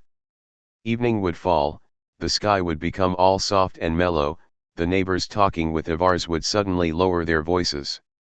At those times he didn't know whether he was happy or felt like crying. At least he felt in harmony at such moments. He had nothing to do but wait quietly, without quite knowing for what. In the morning when he went back to work, on the other hand, he didn't like to look at the sea. Though it was always there to greet him, he refused to see it until evening. This morning he was 65 pedaling along with head down, feeling even heavier than usual. His heart too was heavy. When he had come back from the meeting, the night before, and had announced that they were going back to work, Fernande had gaily said, "Then the boss is giving you all a raise." The boss was not giving any raise, the strike had failed. They hadn't managed things right, it had to be admitted. An impetuous walkout, and the union had been right to back it up only half-heartedly. After all, some 15 workers hardly counted, the union had to consider the other coopers' shops that hadn't gone along. You couldn't really blame the union. Cooperage, threatened by the building of tankers and tank trucks, was not thriving. Fewer and fewer barrels and large casks were being made, work consisted chiefly in repairing the huge tons already in existence. Employers saw their business compromised, to be sure, but even so they wanted to maintain a margin of profit, and the easiest way still seemed to them to block wages despite the rise in living costs. What can coopers do when cooperage disappears? You don't change trades when you've gone to the trouble of learning one. This one was hard and called for a long apprenticeship.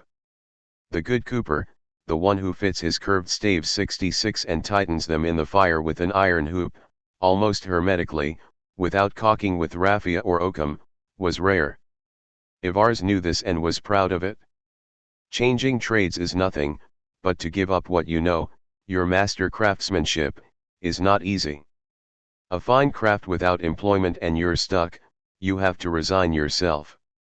But resignation isn't easy either. It was hard to have one's mouth shut, not to be able to discuss really, and to take the same road every morning with an accumulating fatigue, in order to receive at the end of every week merely what they are willing to give you, which is less and less adequate. So they had got angry. 2 or 3 of them had hesitated, but the anger had spread to them too after the first discussions with the boss. He had told them flatly, in fact, that they could take it or leave it. A man doesn't talk that way. What's he expect of us? Esposito had said. That we'll stoop over and wait to be kicked in the ass. The boss wasn't a bad sort, however. He had inherited from his father, had grown up in the shop, and had known almost all the workers for years. Occasionally he invited them to have a snack in the shop. They would cook sardines or sausage meat over fires of shavings and, thanks partly to the wine, he was 67 really very nice. At New Year's he always gave 5 bottles of vintage wine to each of the men, and often, when one of them was ill or celebrated an event like marriage or first communion, he would make a gift of money.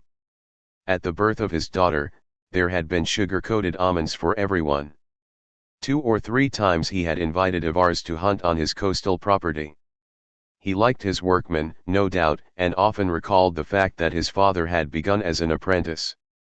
But he had never gone to their homes, he wasn't aware.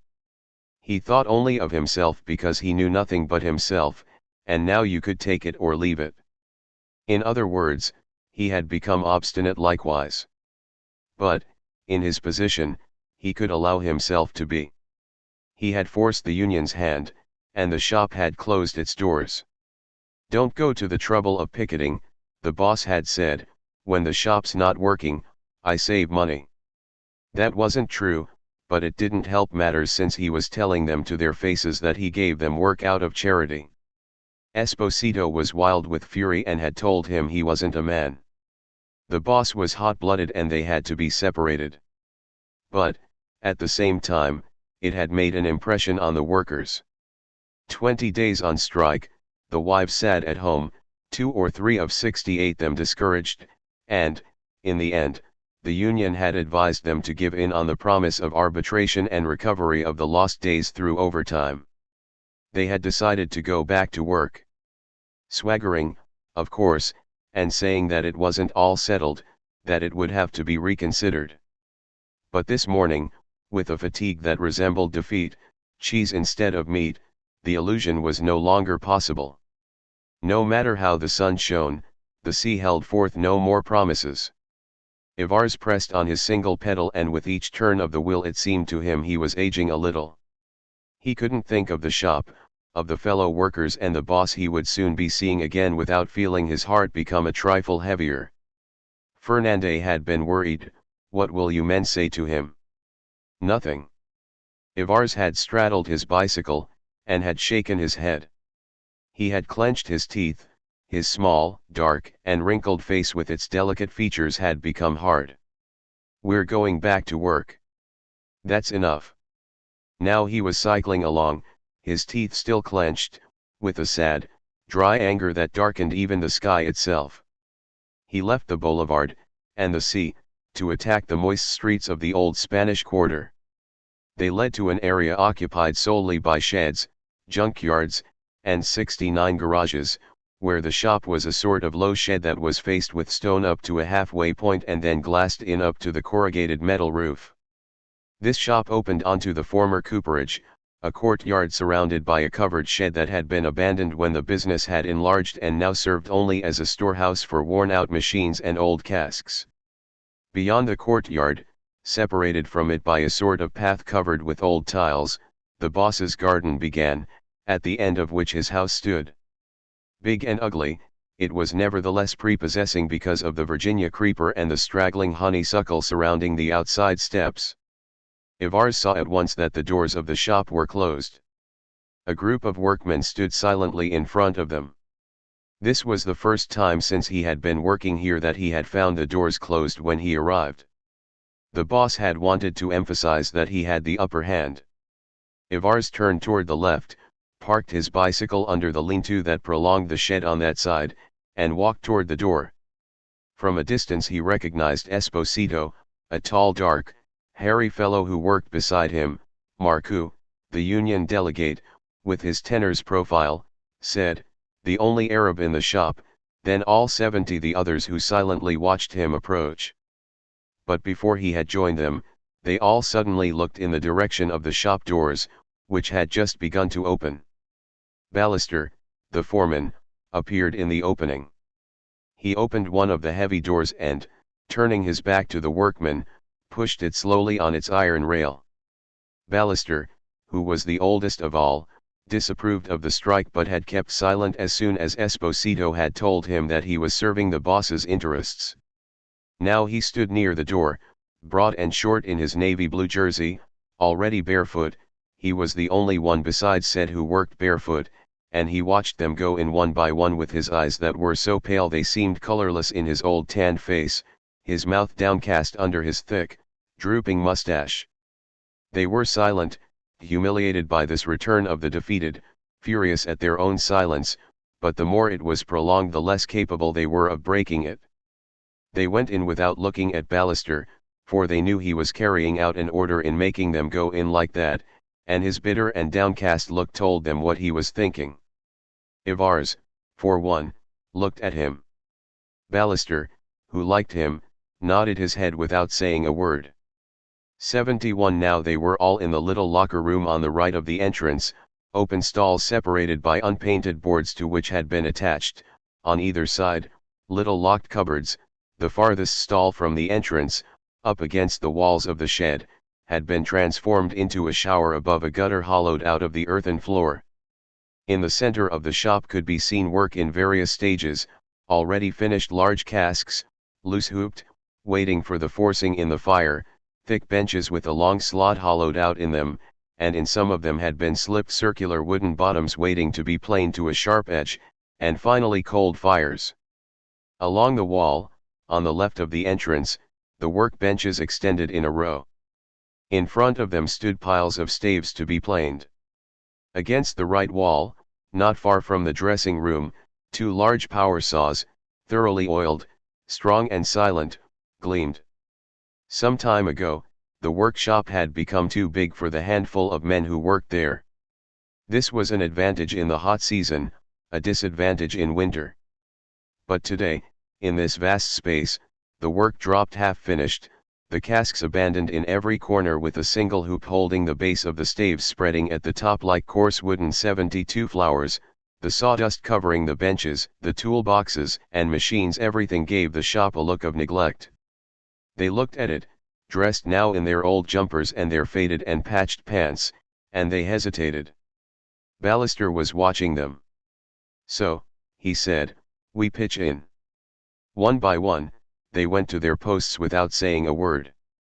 Ballister went from one to another, briefly reminding them of the work to be begun or finished. No one answered. Soon the first hammer resounded against the iron-tipped wedge, sinking a hoop over the convex part of a barrel. A plane groaned as it hit a knot, and one of the saws, started up by Esposito, got under way with a great whirring of blade. Said would bring staves on request or light fires of shavings on which the casks were placed to make them swell in their corset of iron hoops. When no one called for him, he stood at a workbench riveting the big rusty hoops with heavy hammer blows. The scent of burning shavings began to fill the shop. Ivars, who was planing and fitting the staves cut out by Esposito, recognized the old scent and his heart relaxed somewhat. All were working in silence, but a warmth, a life was gradually beginning to reawaken in the shop. Through the broad windows a clean, fresh light began to fill the shed. 73 The smoke rose bluish in the golden sunlight. Ivars even heard an insect buzz close to him. At that moment the door into the former shop opened in the end wall and M. Lasalle, the boss, stopped on the threshold. Thin and dark, he was scarcely more than 30. His white coverall hanging open over a tan gabardine suit, he looked at ease in his body. Despite his very bony face cut like a hatchet, he generally aroused liking, as do most people who exude vitality. Yet he seemed somewhat embarrassed as he came through the door. His greeting was less sonorous than usual. In any case, no one answered it. The sound of the hammers hesitated, lost the beat, and resumed even louder. Lasala took a few hesitant steps, then he headed toward little Valerie, who had been working with them for only a year. Near the power saw, a few feet away from Ivar's, he was putting a bottom on a big hogshead and the boss watched him. Valerie went on working without saying anything. "Well, my boy," said Lasala, "how are things?" The young man suddenly became more awkward in his movements. He glanced at Esposito, who was close to him, picking up a pile of staves in his huge arms to take them to Ivar's. Esposito looked at him too while going on with his 74 work, and Valerie peered back into his hogshead without answering the boss. Lasala, rather nonplussed, remained a moment planted in front of the young man, then he shrugged his shoulders and turned toward Marcoux. The latter, astride his bench, was giving the finishing touches, with slow, careful strokes, to sharpening the edge of a bottom. "Hello, Marcoux," Lasala said in a flatter voice. Marcoux did not answer, entirely occupied with taking very thin shavings off his wood. "What's got into you?"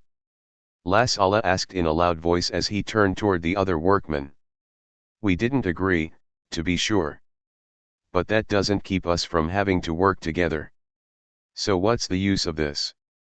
Marcoux got up, raised his bottom piece, verified the circular sharp edge with the palm of his hand, squinted his languorous eyes with a look of satisfaction, and, still silent, went toward another workman who was putting together a hogshead. Throughout the whole shop could be heard nothing but the sound of hammers and of the power saw.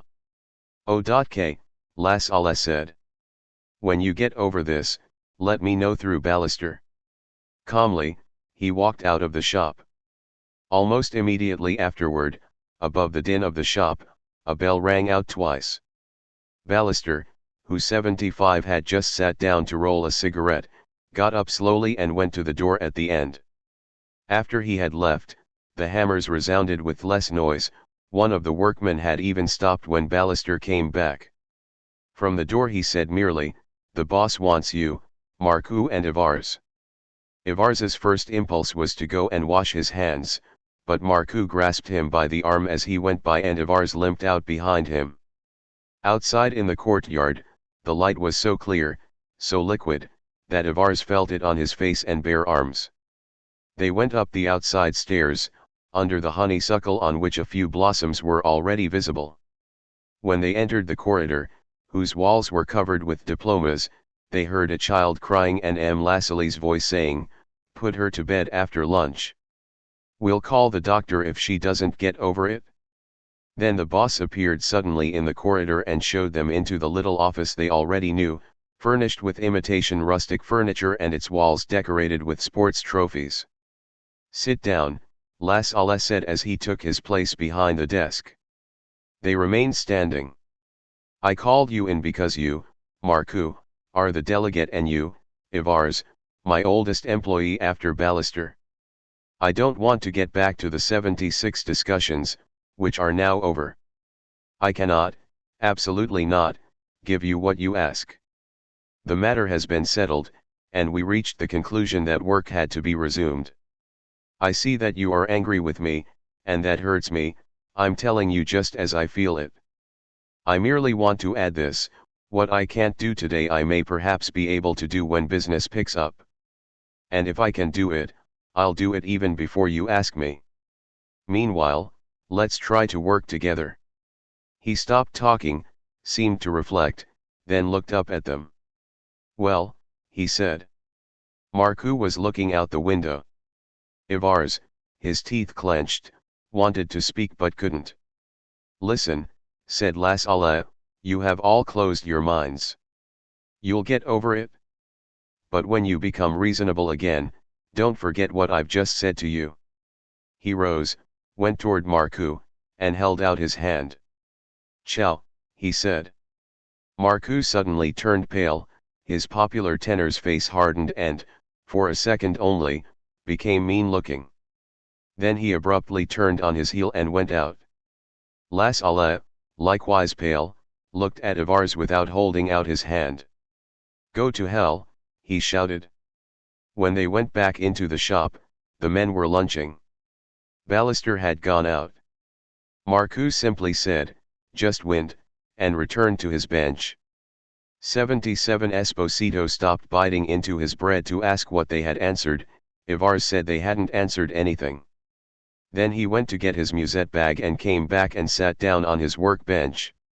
He was beginning to eat when, not far from him, he noticed Ced lying on his back in a pile of shavings, his eyes looking vaguely at the windows made blue by a sky that had become less luminous. He asked him if he had already finished. Ced said he had eaten his figs. Ivar stopped eating. The uneasy feeling that hadn't left him since the interview with Las Alas suddenly disappeared to make room for a pleasant warmth. He broke his bread in two as he got up and, faced with Ced's refusal, said that everything would be better next week. "Then it'll be your turn to treat," he said. Ced smiled. Now he bit into the piece of Ivar's sandwich, but in a gingerly way like a man who isn't hungry. Esposito took an old pot and lighted a little fire of shavings and chips. He heated some coffee that he had brought in a bottle.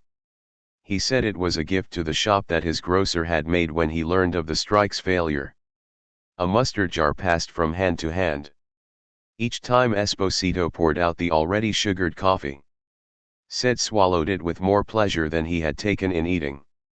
Esposito 78 drank the rest of the coffee right from the burning pot, smacking his lips and swearing. At that moment Ballister came in to give the back-to-work signal. While they were rising and gathering papers and utensils into their musette bags, Ballister came and stood in their midst and said suddenly that it was hard for all, and for him too, but that this was no reason to act like children and that there was no use in sulking. Esposito, the pot in his hand, turned toward him, his long, coarse face had suddenly become flushed. Ivars knew what he was about to say and what everyone was thinking at the same time, that they were not sulking, that their mouths had been closed, they had to take it or leave it, and that anger and helplessness sometimes hurt so much that you can't even cry out. They were men, after all, and they weren't going to begin smiling and simpering. But Esposito said none of this. His face finally relaxed, and he slapped Ballister's shoulder gently while the others went back to their work. Again the hammers rang out, the big shed filled with the familiar din, with the smell of shavings and of old clothes damp with sweat. The big saw whined and bit into the fresh wood of the stave that Esposito was slowly pushing in front of him. 79 Where the saw bit, a damp sawdust spurted out and covered with something like breadcrumbs the big hairy hands firmly gripping the wood on each side of the moaning blade. Once the stave was ripped, you could hear only the sound of the motor. At present Ivars felt only the strain in his back as he leaned over the plane. Generally the fatigue didn't come until later on. He had got out of training during these weeks of inactivity, it was clear. But he thought also of age, which makes manual labor harder when it's not mere precision work. That strain also foreshadowed old age. Wherever the muscles are involved, work eventually becomes hateful, it precedes death, and on evenings following great physical effort sleep itself is like death. The boy wanted to become a schoolteacher, he was right, those who indulge in clichés about manual work don't know what they're talking about. When Ivars straightened up to catch his breath and also to drive away these evil thoughts, the bell rang out again. It was insistent, but in such a strange way, with stops and imperious starts, that the men interrupted their work. Ballister listened, surprised, then made up his mind and went slowly to the door. He had disappeared for several seconds when the 80 ringing finally ceased. They resumed work. Again the door was flung open and Ballister ran toward the locker room. He came out wearing canvas shoes and, slipping on his jacket, said to Ivars as he went by, "The kid has had an attack. I'm off to get Germain," and he ran toward the main door. Dr. Germain took care of the shop's health, he lived in this outlying quarter. Ivars repeated the news without commentary. They gathered around him and looked at one another, embarrassed. Nothing could be heard but the motor of the power saw running freely. "It's perhaps nothing," one of them said. They went back to their places, The shop filled again with their noises, but they were working slowly, as if waiting for something. A quarter of an hour later, Ballister came in again, hung up his jacket, and, without saying a word, went out through the little door. On the windows the light was getting dimmer. A little later, in the intervals when the saw was not ripping into the wood, the dull bell of an ambulance could be heard, at first in the distance, then nearer, finally just outside. Then silence. After a moment Ballister came back and everyone went up to him. Esposito had turned off the motor. Ballister said that while undressing in her room the child had 81 suddenly keeled over as if mowed down. "Did you ever hear anything like it?" Marcoux said. Ballister shook his head and gestured vaguely toward the shop, but he looked as if he had had quite a turn. Again the ambulance bell was heard. They were all there, in the silent shop, under the yellow light coming through the glass panels, with their rough, useless hands hanging down along their old sawdust-covered pants. The rest of the afternoon dragged. Ivars now felt only his fatigue and his still heavy heart. He would have liked to talk.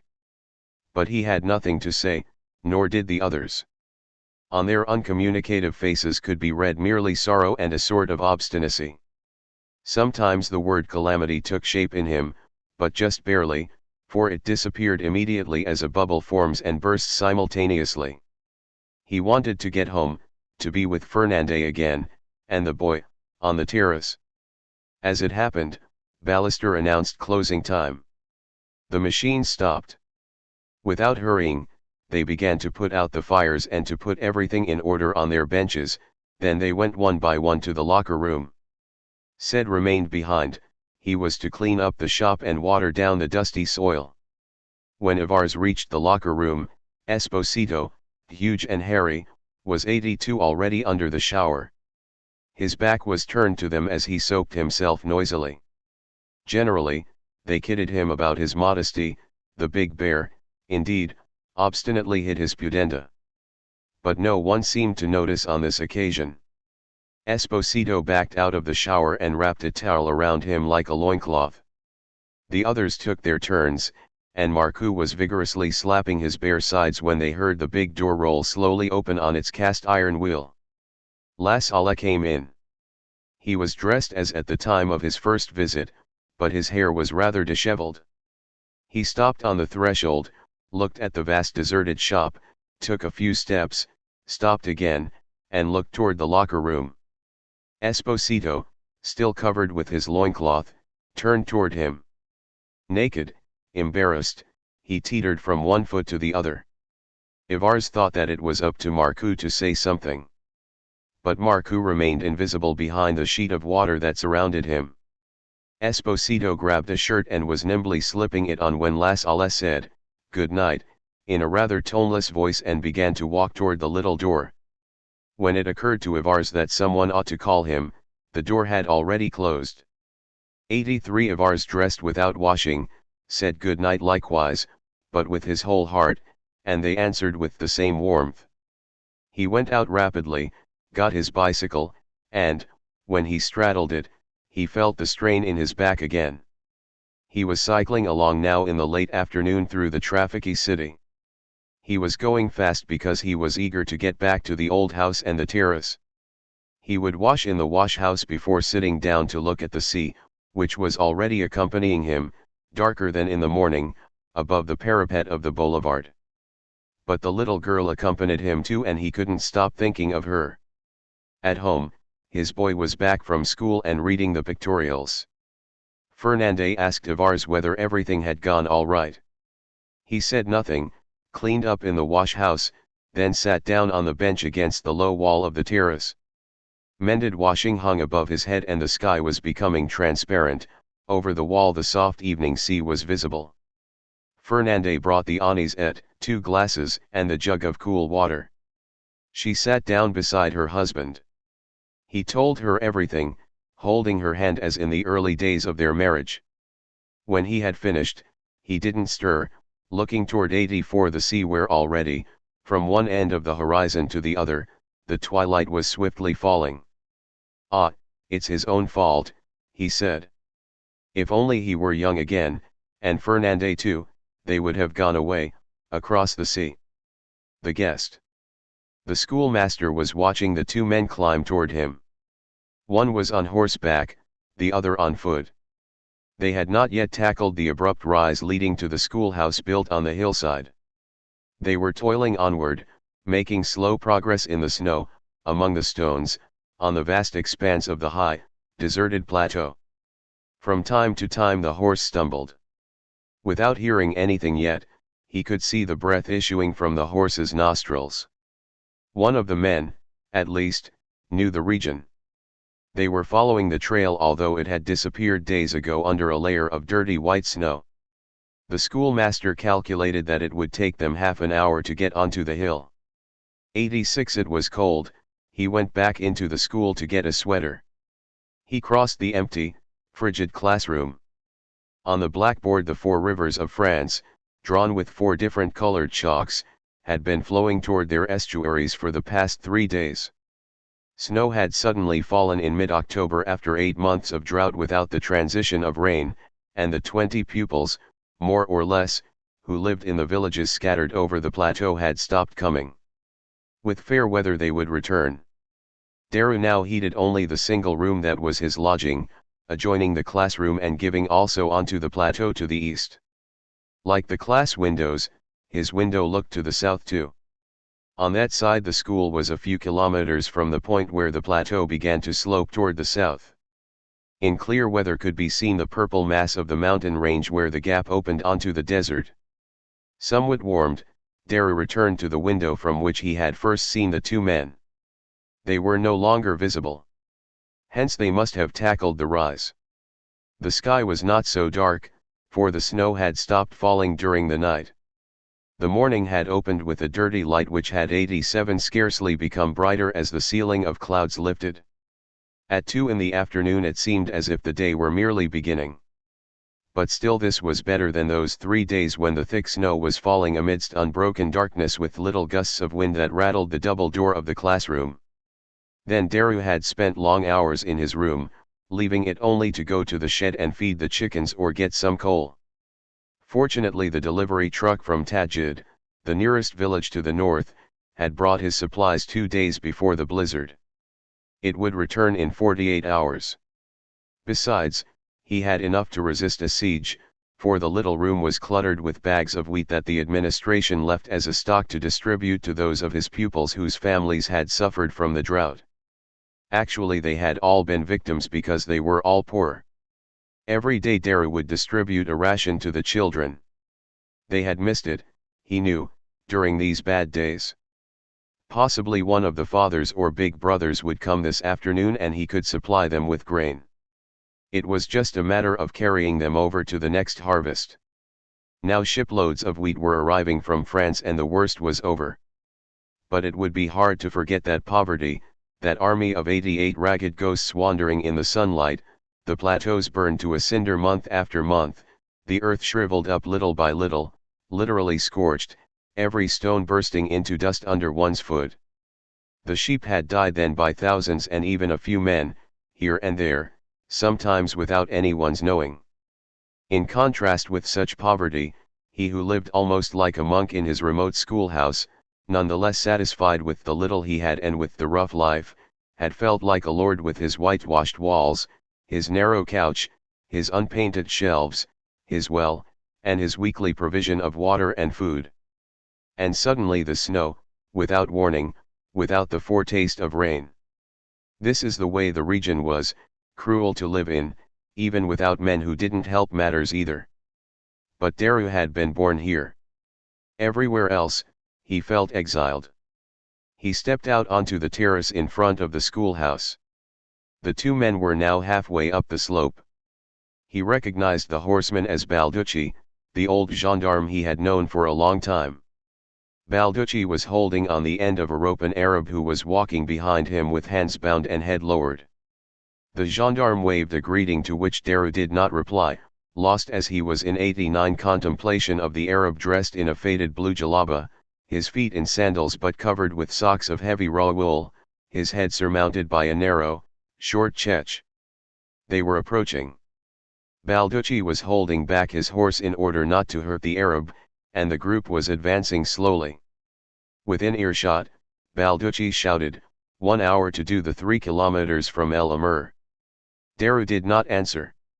Short and square in his thick sweater, he watched them climb. Not once had the Arab raised his head. "Hello," said Daru when they got up onto the terrace. "Come in and warm up." Balducci painfully got down from his horse without letting go the rope.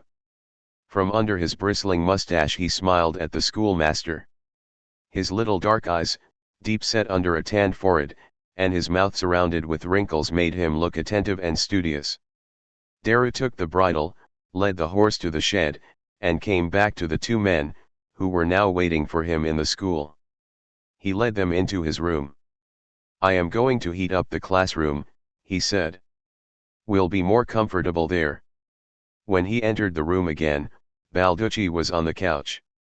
He had undone the rope tying him to the Arab, who had squatted near the stove. 90, his hands still bound, the Czech pushed back on his head, he was looking toward the window. At first Daru noticed only his huge lips, fat, smooth, almost negroid, yet his nose was straight, his eyes were dark and full of fever. The Czech revealed an obstinate forehead and, under the weathered skin now rather discolored by the cold, the whole face had a restless and rebellious look that struck Daru when the Arab, turning his face toward him, looked him straight in the eyes. "Go into the other room," said the schoolmaster, "and I'll make you some mint tea." "Thanks," Balducci said. "What a chore! How I long for retirement." And addressing his prisoner in Arabic, "Come on, you." The Arab got up and, slowly, holding his bound wrists in front of him, went into the classroom. With the tea, Daru brought a chair. But Balducci was already enthroned on the nearest pupil's desk and the Arab had squatted against the teacher's platform facing the stove, which stood between the desk and the window. When he held out the glass of tea to the prisoner, Daru hesitated at the sight of his bound hands. He might perhaps be untied. "Sure," said Balducci. "That was for the trip." He started to get to his feet. But Daru, setting the glass on the floor, had knelt beside the Arab. 91 Without saying anything, the Arab watched him with his feverish eyes. Once his hands were free, he rubbed his swollen wrists against each other, took the glass of tea, and sucked up the burning liquid in swift little sips. "Good," said Daru. "And where are you headed?" Balducci withdrew his mustache from the tea. "Here, son." "Odd pupils. And you're spending the night?" "No. I'm going back to El Amr. And you will deliver this fellow to Tingweed.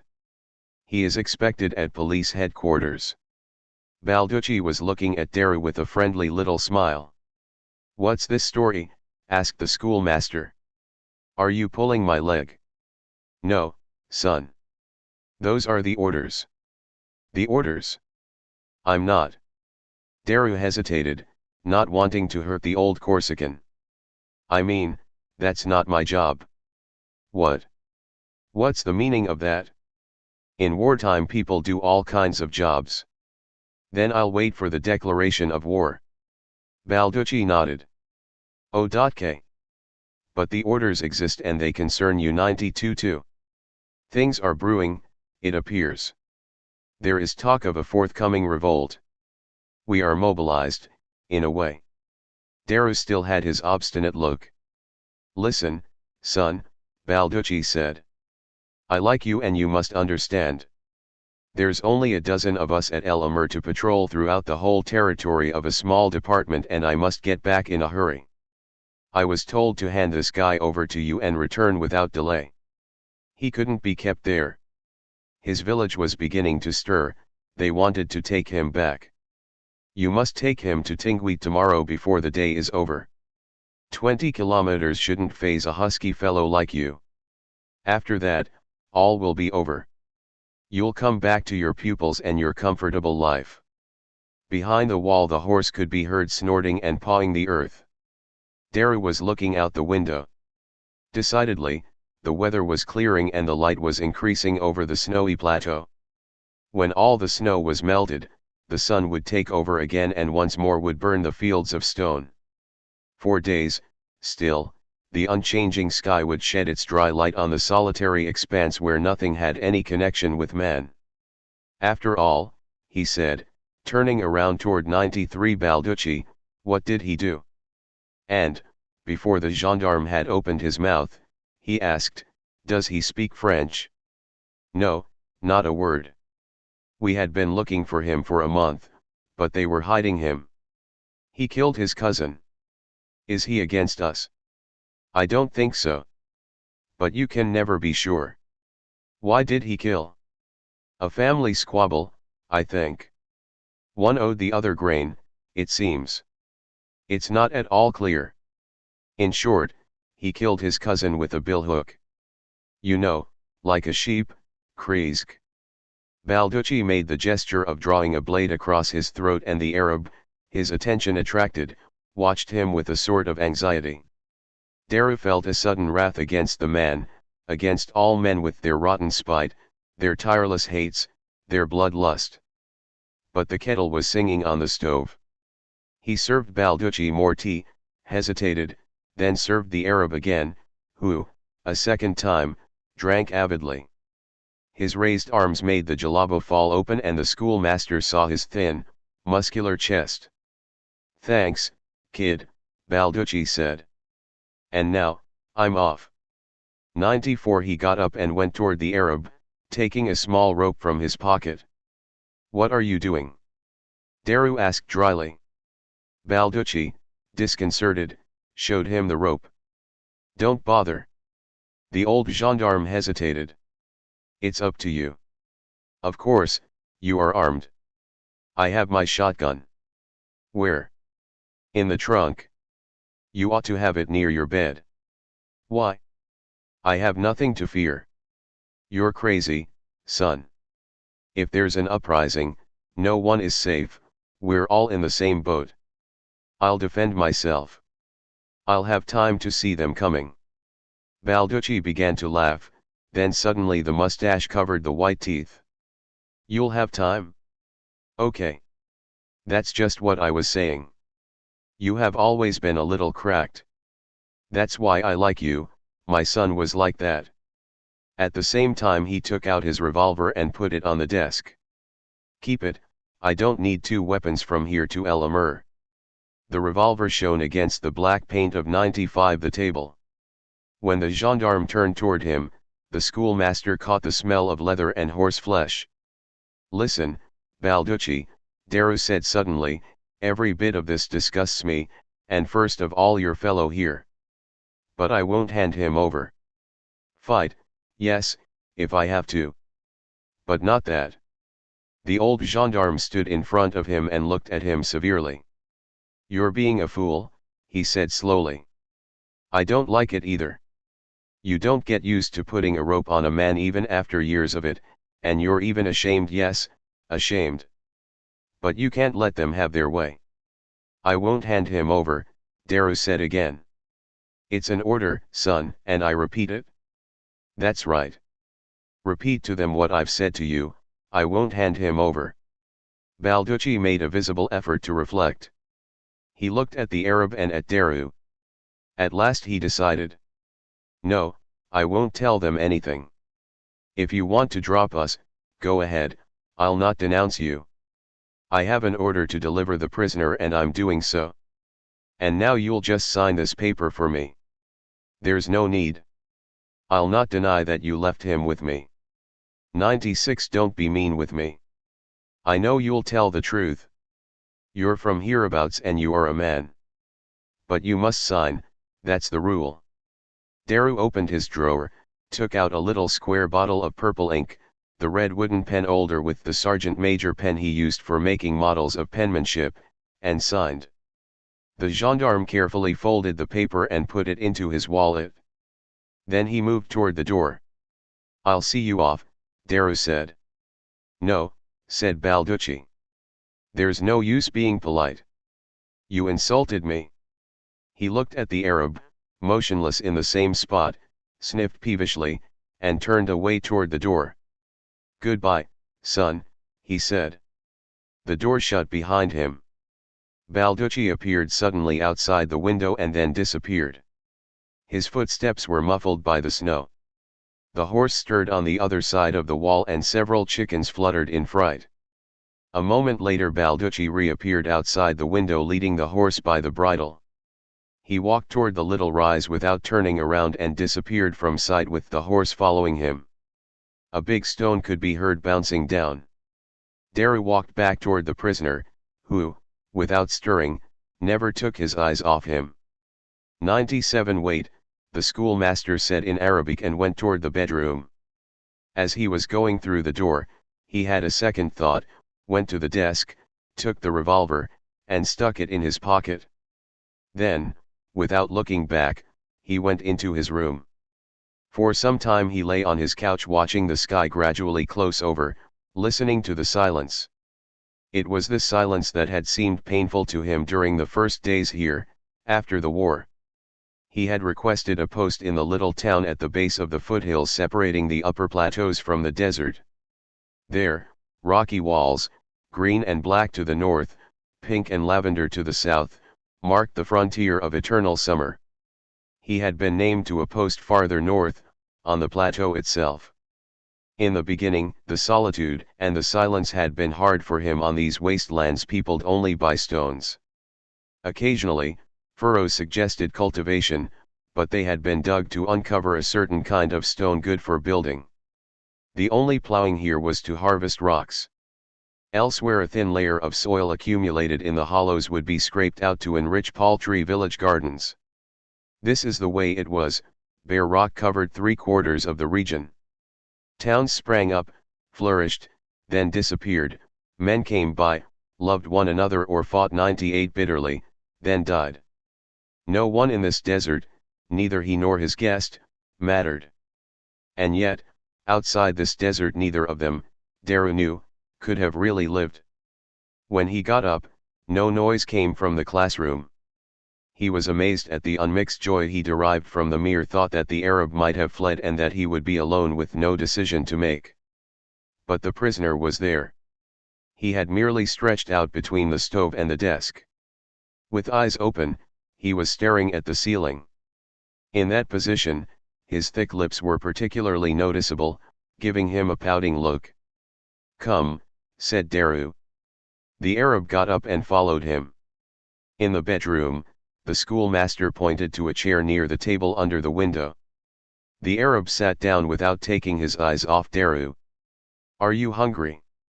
"Yes," the prisoner said. Daru set the table for two.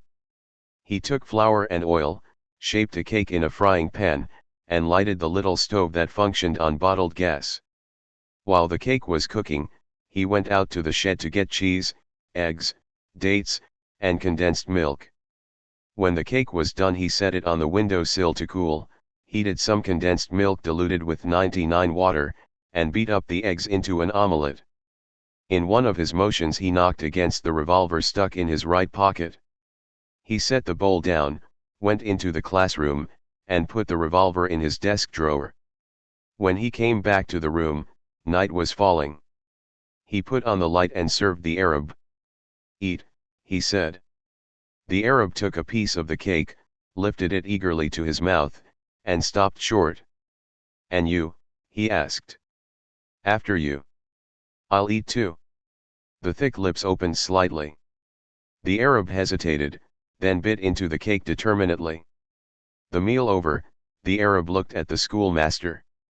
"Are you the judge?" "No, I'm simply keeping you until tomorrow." "Why do you eat with me?" "I'm hungry." The Arab fell silent. Daru got up and went out.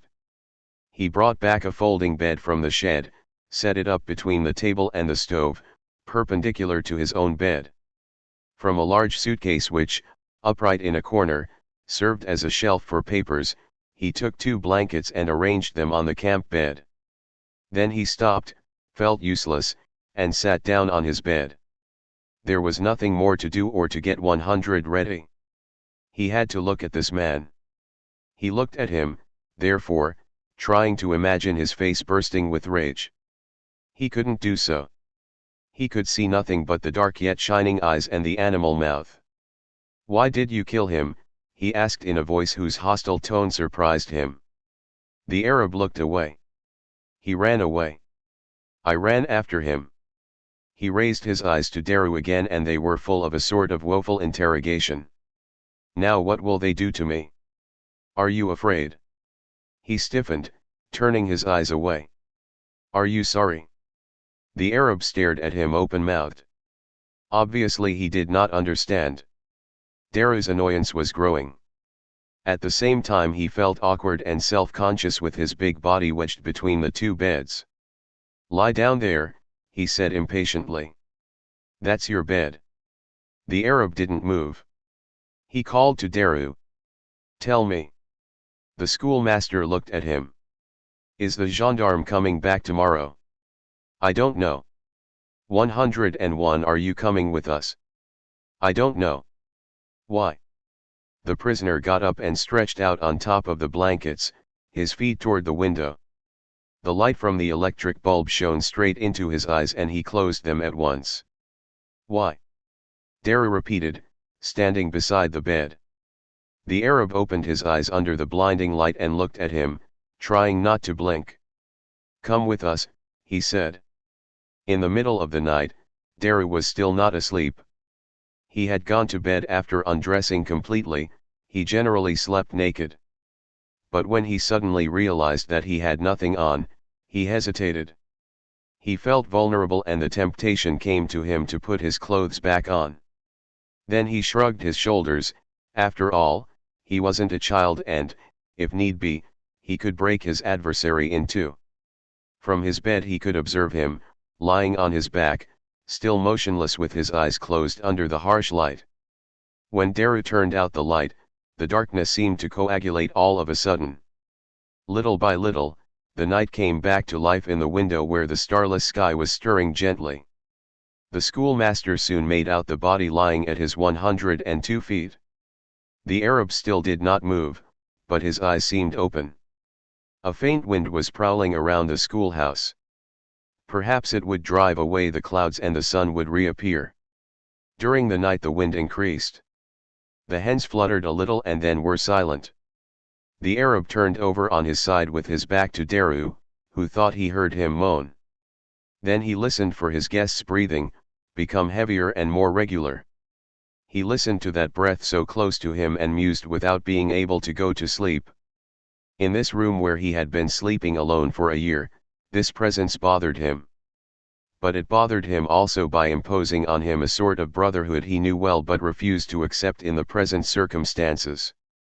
Men who share the same rooms, soldiers or prisoners, develop a strange alliance as if, having cast off their armor with their clothing, they fraternized every evening, over and above their differences, in the ancient community of dream and fatigue.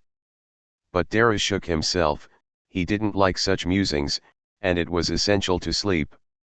A little later, however, when the Arab stirred slightly, the schoolmaster was still not asleep.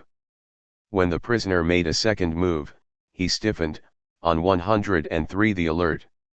The Arab was lifting himself slowly on his arms with almost the motion of a sleepwalker.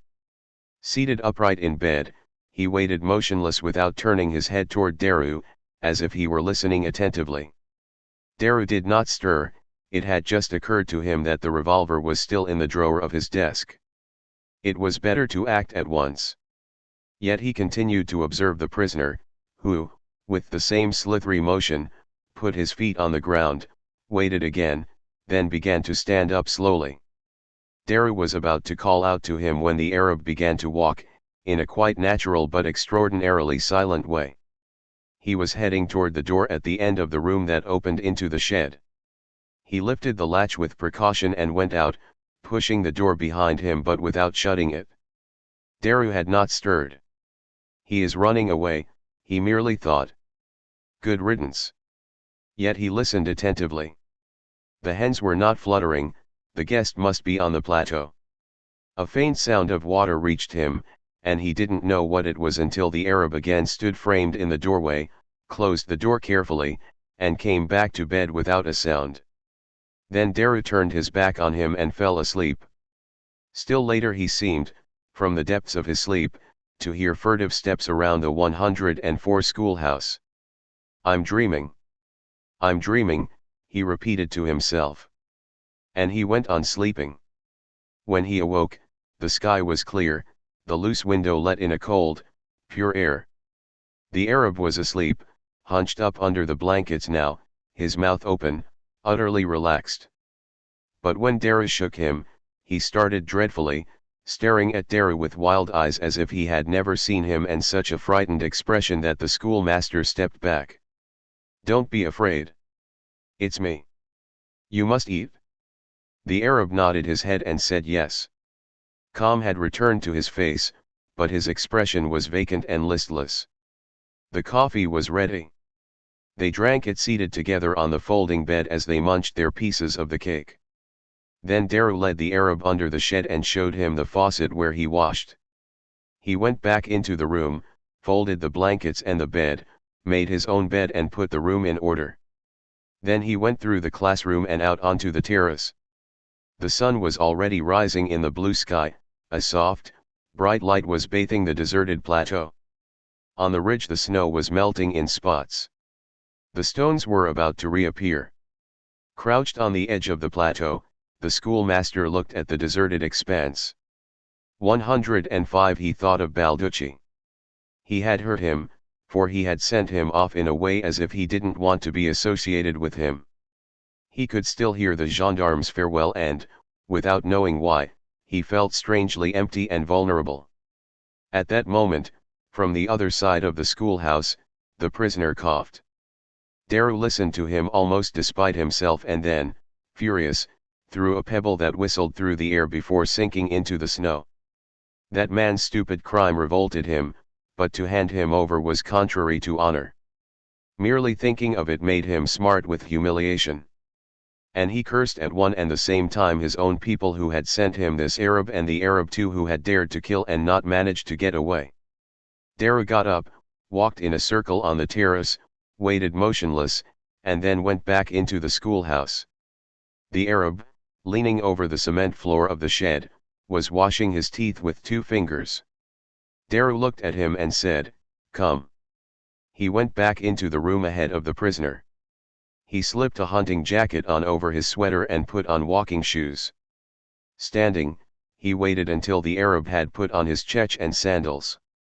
They went into the classroom and the schoolmaster pointed to the exit, 106 saying, "Go ahead." The fellow didn't budge. "I'm coming," said Daru. The Arab went out. Daru went back into the room and made a package of pieces of rusk, dates, and sugar. In the classroom, before going out, he hesitated a second in front of his desk, then crossed the threshold and locked the door. "That's the way," he said. He started toward the east, followed by the prisoner. But, a short distance from the schoolhouse, he thought he heard a slight sound behind them. He retraced his steps and examined the surroundings of the house. There was no one there. The Arab watched him without seeming to understand. "Come on," said Daru. They walked for an hour and rested beside a sharp peak of limestone. The snow was melting faster and faster and the sun was drinking up the puddles at once, rapidly cleaning the plateau, which gradually dried and vibrated like the air itself. When they resumed walking, the ground rang under their feet. From time to time a bird rent the space in front of them with a joyful cry. Daru breathed in deeply the fresh morning light. He felt a sort of rapture before the vast familiar expanse, now almost entirely yellow under its dome of blue sky. They walked an hour more, descending toward the south. They reached a level height made 107 up of crumbly rocks. From there on, the plateau sloped down, eastward, toward a low plain where there were a few spindly trees and, to the south, toward outcroppings of rock that gave the landscape a chaotic look. Daru surveyed the 2 directions. There was nothing but the sky on the horizon. Not a man could be seen. He turned toward the Arab, who was looking at him blankly. Daru held out the package to him. "Take it," he said. "There are dates, bread, and sugar. You can hold out for 2 days." Here are 1,000 francs too. The Arab took the package and the money but kept his full hands at chest level as if he didn't know what to do with what was being given him. Now look, the schoolmaster said as he pointed in the direction of the east, there's the way to Tingweed. You have a 2-hour walk. At Tingweed you'll find the administration and the police. They are expecting you. The Arab looked toward the east, still holding the package and the money against his chest. Daru took his elbow and turned him rather roughly toward the south. At the foot of the height on which they stood could be seen a faint path. That's the trail across the plateau. In a day's walk from here you'll find pasture lands and the first nomads. 108 they'll take you in and shelter you according to their law. The Arab had now turned toward Daru and a sort of panic was visible in his expression. Listen, he said. Daru shook his head, no, be quiet. Now I'm leaving you. He turned his back on him, took 2 long steps in the direction of the school, looked hesitantly at the motionless Arab, and started off again. For a few minutes he heard nothing but his own step resounding on the cold ground and did not turn his head. A moment later, however, he turned around. The Arab was still there on the edge of the hill, his arms hanging now, and he was looking at the schoolmaster. Daru felt something rise in his throat. But he swore with impatience, waved vaguely, and started off again. He had already gone some distance when he again stopped and looked. There was no longer anyone on the hill. Daru hesitated. The sun was now rather high in the sky and was beginning to beat down on his head. The schoolmaster retraced his steps, at first somewhat uncertainly, then with decision. When he reached the little hill, he was bathed in sweat. He climbed it as fast as he could and stopped, out of breath, at the top.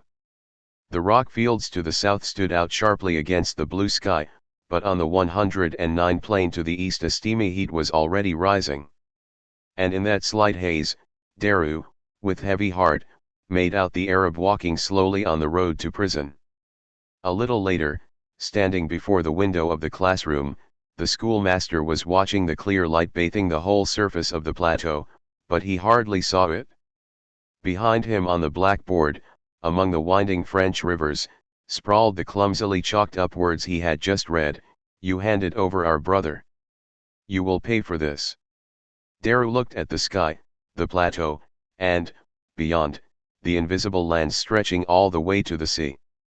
In this vast landscape he had loved so much, he was alone. The artist at work. Exile and the kingdom. Take me up and cast me forth into the sea, for I know that for my sake this great tempest is upon you. Jonah 1:12. Gilbert Jonas, the painter, believed in his star. Indeed, he believed solely in it, although he felt respect, and even a sort of admiration, for other people's religion.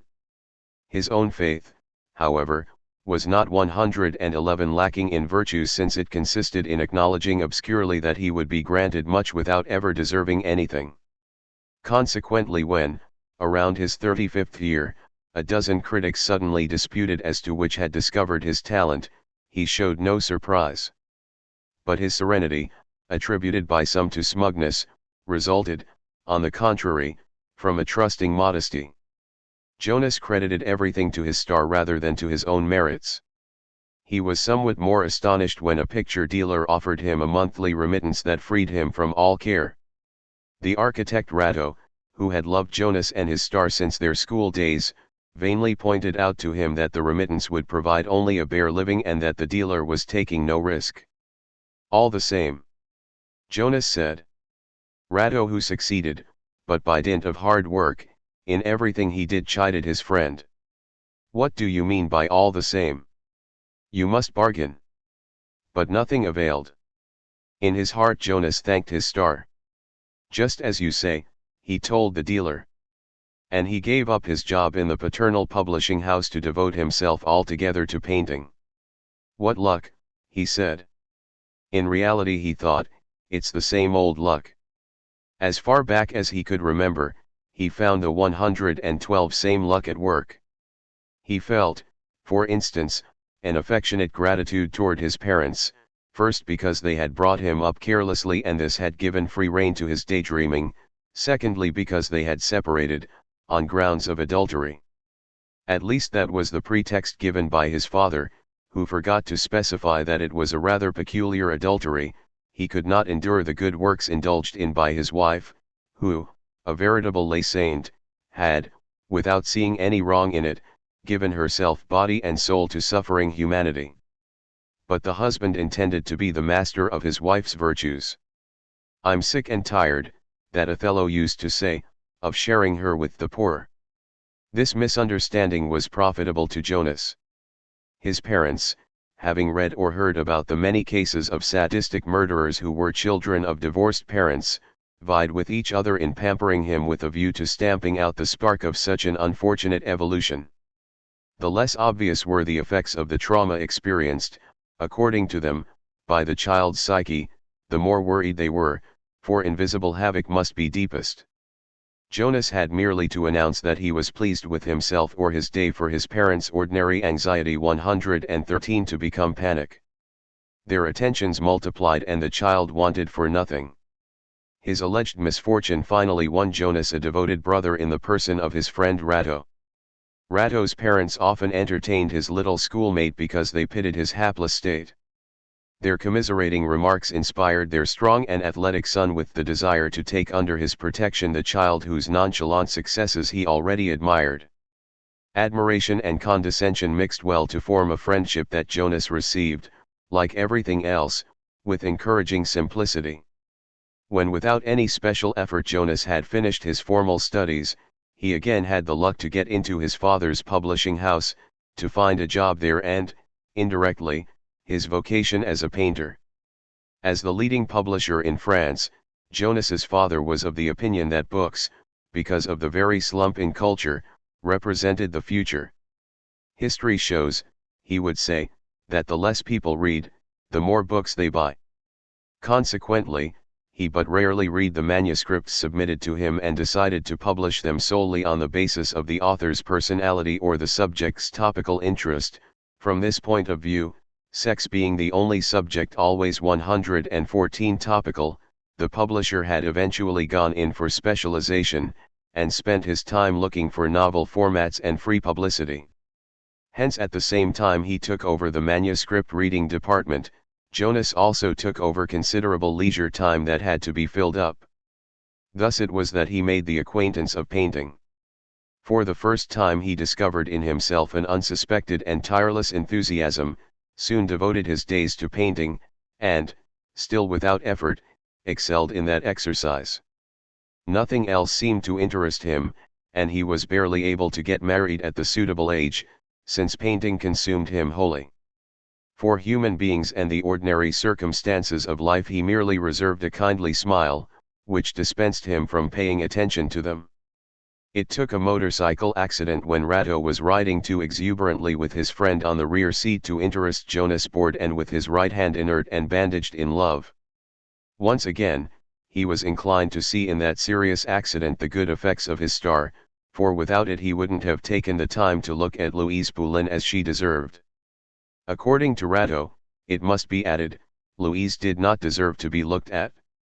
Short and strapping himself, he liked nothing but tall women. "I don't 115 know what you find in that insect," he would say. Louise was in fact small and dark in skin, hair, and eye, but well built and pretty in the face. Jonas, tall and rugged, was touched at the sight of the insect, especially as she was industrious. Louise's vocation was activity. Such a vocation fitted well with Jonas's preference for inertia and its advantages. Louise dedicated herself first to literature, so long at least as she thought that publishing interested Jonas. She read everything, without order, and in a few weeks became capable of talking about everything. Jonas admired her and considered himself definitely dispensed from reading, since Louise informed him sufficiently and made it possible for him to know the essence of contemporary discoveries. "You mustn't say," Louise asserted, "that so-and-so is wicked or ugly, but that he poses as wicked or ugly." The distinction was important and might even lead, as Ratto pointed out, to the condemnation of the human race. But Louise settled the question once and for all by showing that since this truth was supported simultaneously by the sentimental press and the philosophical reviews, it was universal and not open to discussion. "Just as you say," said Jonas, who immediately forgot that cruel discovery to dream of his star. 116 Louise deserted literature as soon as she realized that Jonas was interested only in painting.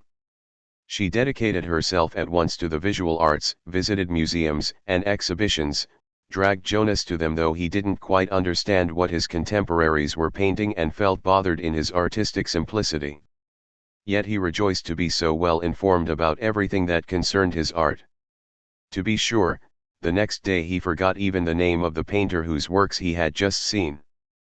But Louise was right when she peremptorily reminded him of one of the certainties she had kept from her literary period, namely that in reality one never forgets anything. His star decidedly protected Jonas, who could thus, without suffering in his conscience, combine the certainties of remembering and the comforts of forgetting. But the treasures of self-sacrifice that Louise showered upon him shone most brilliantly in Jonas's daily life. That angel spared him the purchases of shoes, suits, and shirts that, for the normal man, shorten the days of an already too short life. She resolutely took upon herself the thousand inventions of the machine for killing time, from the hermetic brochures of Social Security to the constantly changing moods of the Internal Revenue Office. 117 O.K, said Ratto, but she can't go to the dentist in your place. She may not have gone, but she telephoned and made the appointments. At the most convenient hours, she took care of changing the oil in the tiny car, of booking rooms in vacation hotels, of the coal for his stove. She herself bought the gifts Jonas wanted to give, chose and sent his flowers, and even found time, certain evenings, to go by his house in his absence and open his bed to spare him the trouble when he came home. With the same enthusiasm, of course, she entered that bed, then took care of the appointment with the mayor, led Jonas to the town hall 2 years before his talent was at last recognized, and arranged the wedding trip so that they didn't miss a museum. Not without having first found, in the midst of the housing shortage, a 3-room apartment into which they settled on their return. Then she produced, in rapid succession, 2 children, a boy and a girl. Her intention of going up to 3 was realized soon after Jonas had left the publishing house to devote himself to painting. As soon as she had become a mother, it must be added, Louise devoted herself solely to her child, and later to her children. She still tried to help her husband, but didn't have the time. To be sure, she 118 regretted her neglect of Jonas, but her resolute character kept her from wasting time in such regrets. "It can't be helped," she would say, "each of us has his work bench." Jonas was, in any case, delighted with this expression, for, like all the artists of his epoch, he wanted to be looked upon as an artisan. Hence the artisan was somewhat neglected and had to buy his shoes himself. However, besides the fact that this was in the nature of things, Jonas was again tempted to rejoice. Of course, he had to make an effort to visit the shops, but that effort was rewarded by one of those hours of solitude that give such value to marital bliss. The problem of living space was, however, by far the greatest of their problems, for time and space shrank simultaneously around them. The birth of the children, Jonas's new occupation, their restricted quarters, the modesty of the monthly remittance which prevented them from getting a larger apartment did not leave much room for the double activity of Louise and Jonas. The apartment was on the 2nd floor of what had been a private house in the 18th century, in the old section of the capital.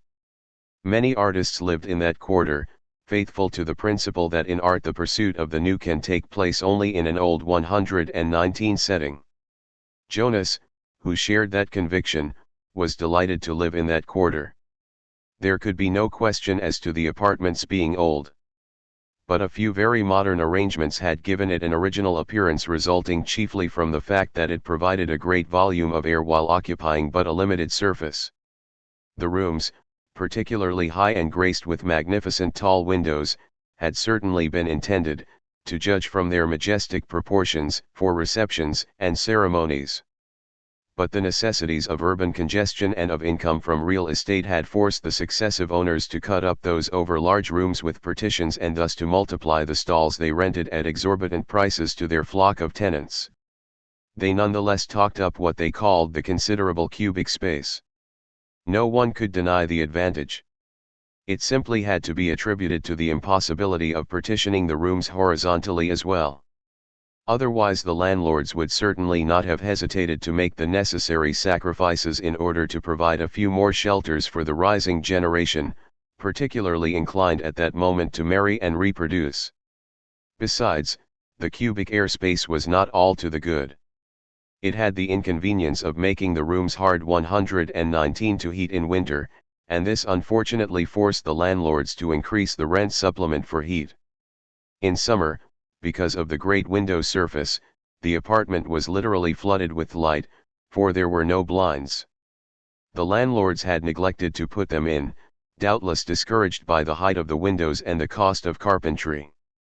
After all, thick draperies could perform the same service and presented no problem as to the cost, since they were the tenant's responsibility.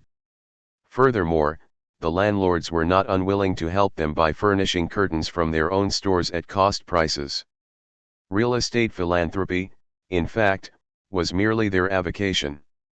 In their regular daily life those new princes sold percale and velvet. Jonas had gone into raptures over the apartment's advantages and had accepted its drawbacks without difficulties. "Just as you say," he said to the landlord about the supplement for heat. As for the curtains, he agreed with Louise that it was enough to provide them just for the bedroom and to leave the other windows bare. "We have nothing to hide," that pure heart said.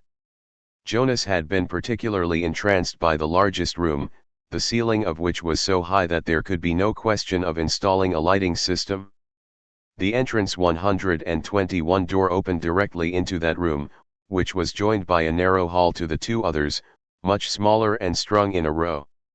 At the end of the hall were the kitchen, the water closet, and a nook graced with the name of shower room. Indeed, it might have been a shower if only the fixture had been installed, vertically of course, and one were willing to stand utterly motionless under the spray. The really extraordinary height of the ceilings and the narrowness of the rooms made of the apartment an odd assortment of parallelepipeds almost entirely glassed in, all doors and windows, with no wall space for the furniture, and with the human beings floating about like bottle imps in a vertical aquarium. Furthermore, all the windows opened onto a court, in other words, onto other windows in the same style just across the way, behind which one could discern the lofty outline of other windows opening onto a second court. "It's the Hall of Mirrors," Jonas said in delight. On Rado's advice, it was decided to locate the master bedroom in one of the small rooms, the other to be for the already expected baby. The big room served as a studio for Jonas during the day, as a living room in the evening and at meal times. They could also in a pinch eat in the kitchen, provided that Jonas or 122 Louise was willing to remain standing. For his part, Rado had outdone himself in ingenious inventions. By means of sliding doors, retractable shelves, and folding tables, he had managed to make up for the paucity of furniture while emphasizing the jack-in-the-box appearance of that unusual apartment. But when the rooms were full of paintings and children, they had to think up a new arrangement. Before the birth of the third child, in fact, Jonas worked in the big room, Louise knitted in the bedroom, while the two children occupied the last room, raised a great rumpus there, and also tumbled at will throughout the rest of the apartment.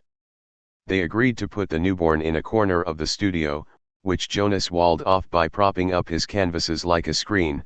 This offered the advantage of having the baby within earshot and being able to answer his calls. Besides, Jonas never needed to bestir himself, for Louise forestalled him. She wouldn't wait until the baby cried before entering the studio, though with every possible precaution and always on tiptoe. Jonas, touched by such discretion, one day assured Louise that he was not so sensitive and could easily go on working despite the noise of her steps. Louise replied that she was also aiming not to waken the baby. Jonas, full of admiration for 123 the workings of the maternal instinct, laughed heartily at his misunderstanding. As a result, he didn't dare confess that Louise's cautious entries bothered him more than an out-and-out invasion. First, because they lasted longer, and secondly because they followed a pantomime in which Louise, her arms outstretched, her shoulders thrown back, and her leg raised high, could not go unnoticed. This method even went against her avowed intentions, since Louise constantly ran the risk of bumping into one of the canvases with which the studio was cluttered. At such moments the noise would waken the baby, who would manifest his displeasure according to his capacities, which were considerable. The father, delighted by his son's pulmonary prowess, would rush to cuddle him and soon be relieved in this by his wife. Then Jonas would pick up his canvases and, brushes in hand, would listen ecstatically to his son's insistent and sovereign voice.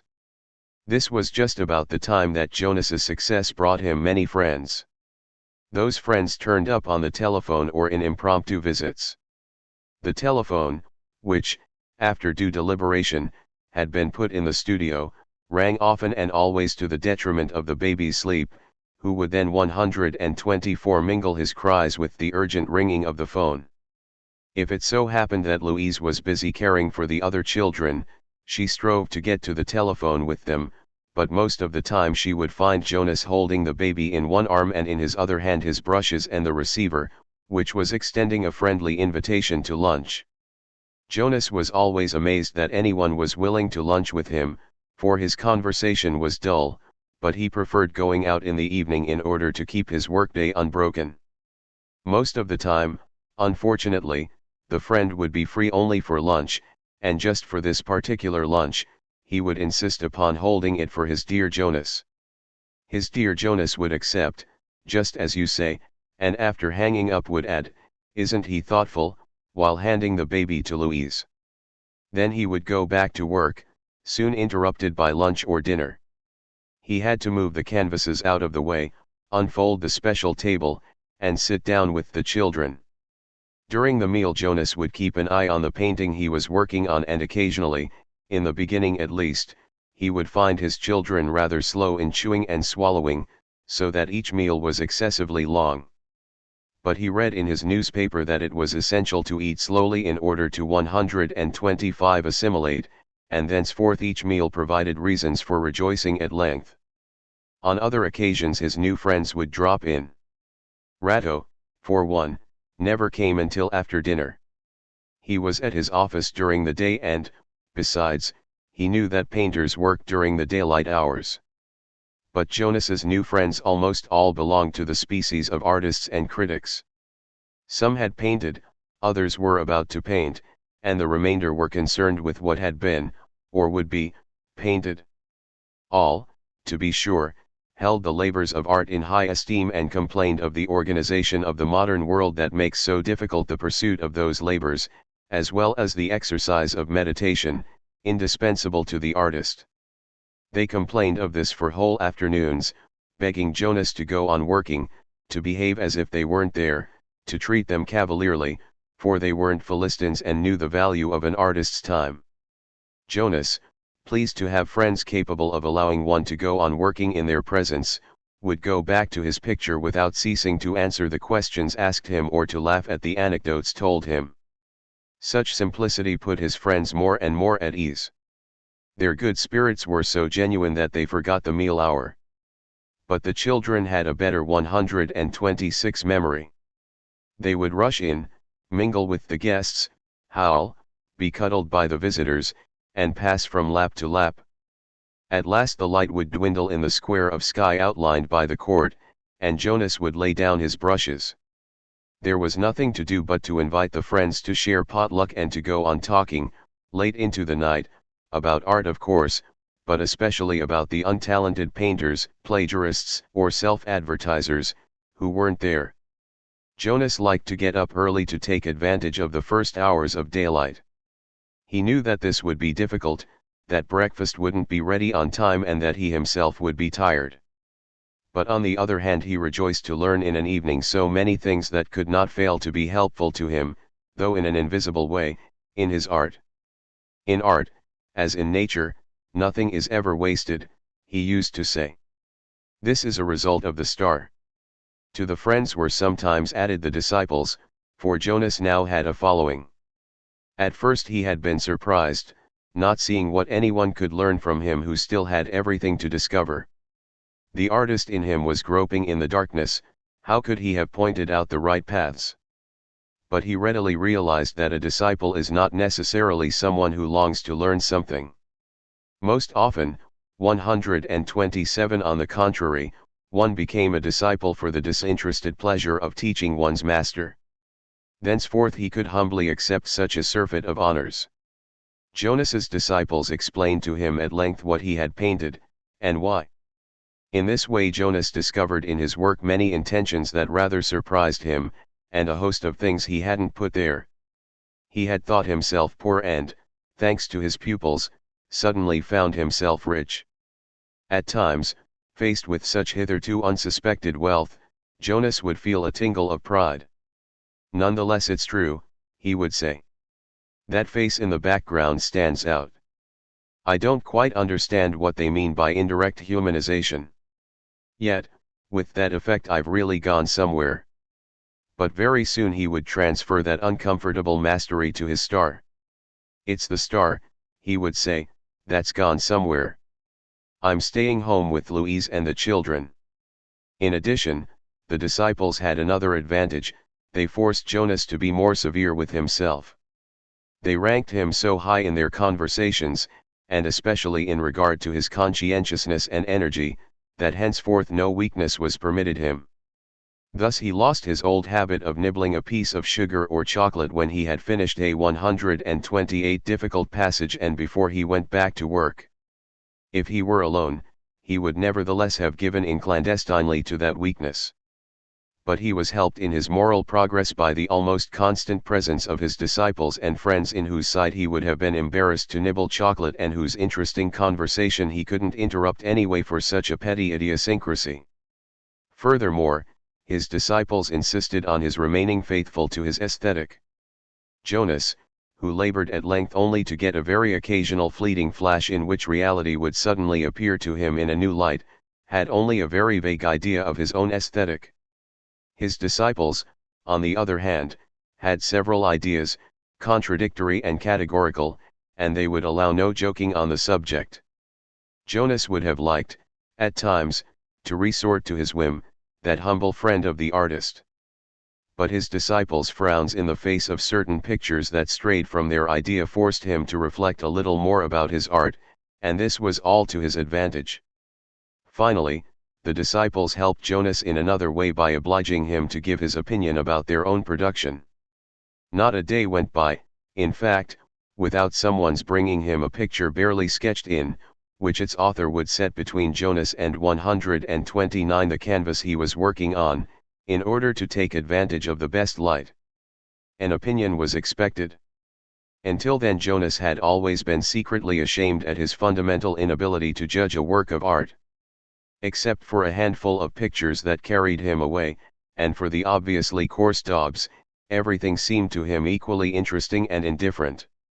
Consequently he was obliged to build up a stock of judgments, which had to be varied because his disciples, like all the artists of the capital, after all had a measure of talent and, when they were around, he had to draw rather fine lines of distinction to satisfy each. Hence that happy obligation forced him to amass a vocabulary and opinions about his art. Yet his natural kindness was not embittered by the effort. He soon realized that his disciples were not asking him for criticisms, for which they had no use, but only for encouragement and, if possible, praise.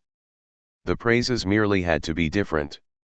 Jonas was not satisfied to be his usual agreeable self. He showed ingenuity in his ways of being so.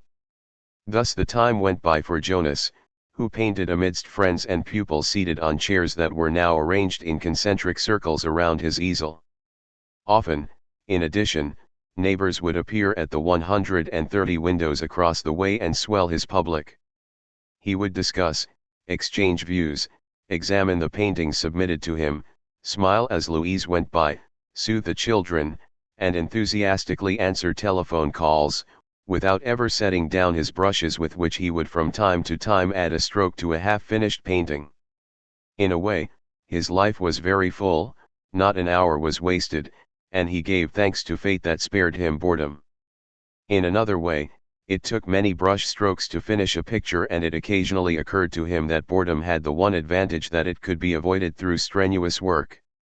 But Jonas's production slowed down in proportion to his friends becoming more interesting.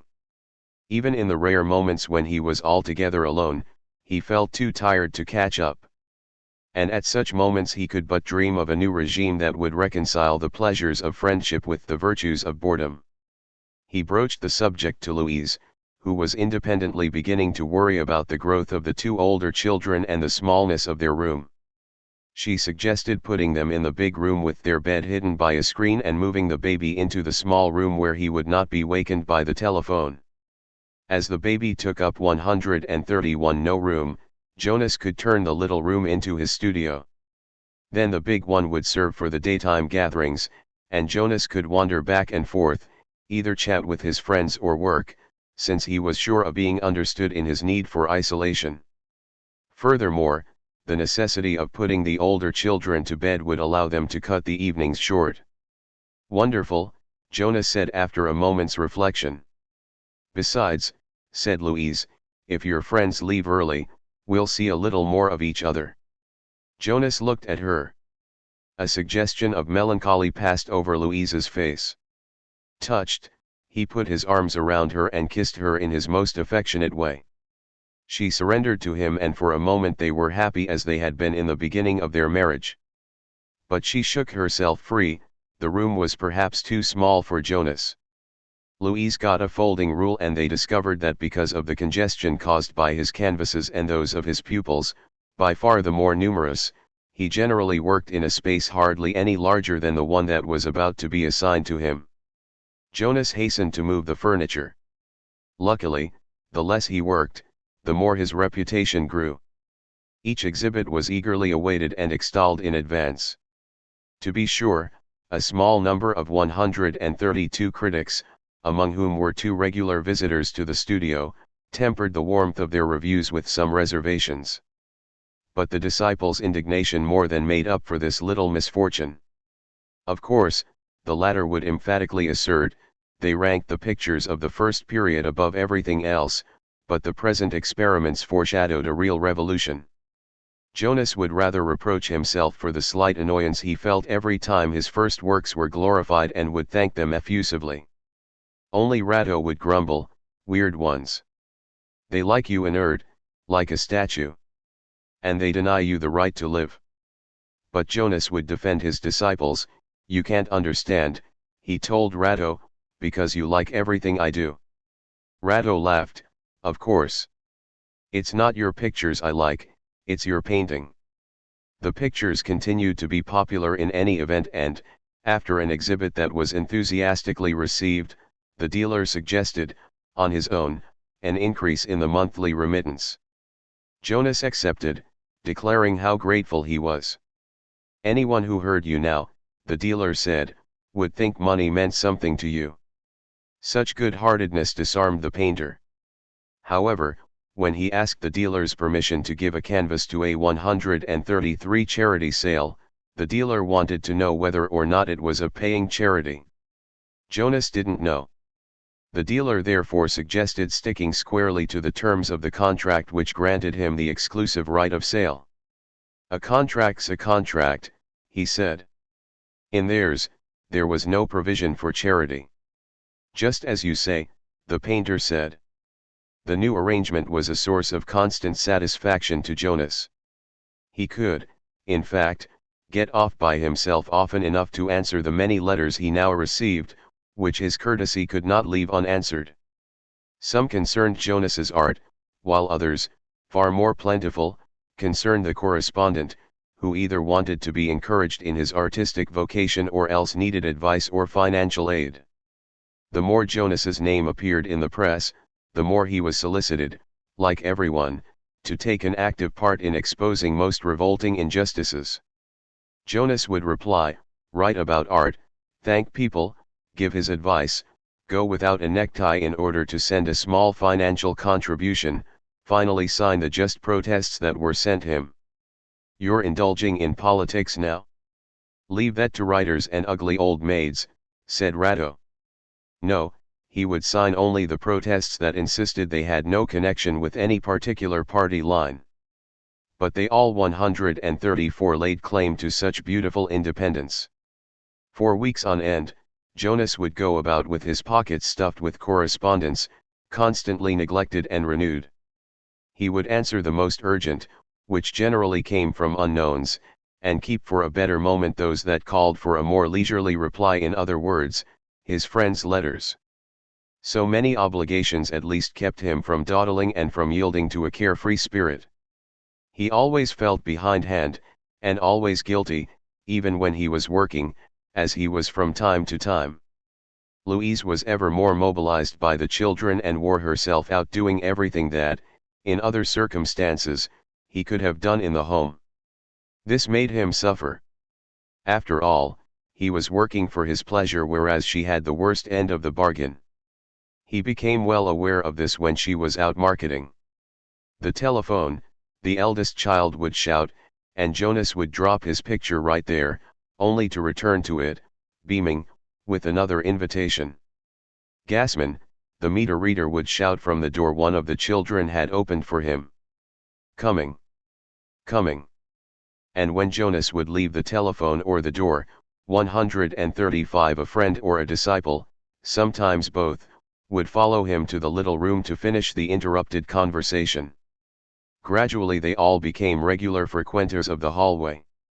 They would stand there, chat among themselves, ask Jonas's opinion from a distance, or else overflow briefly into the little room.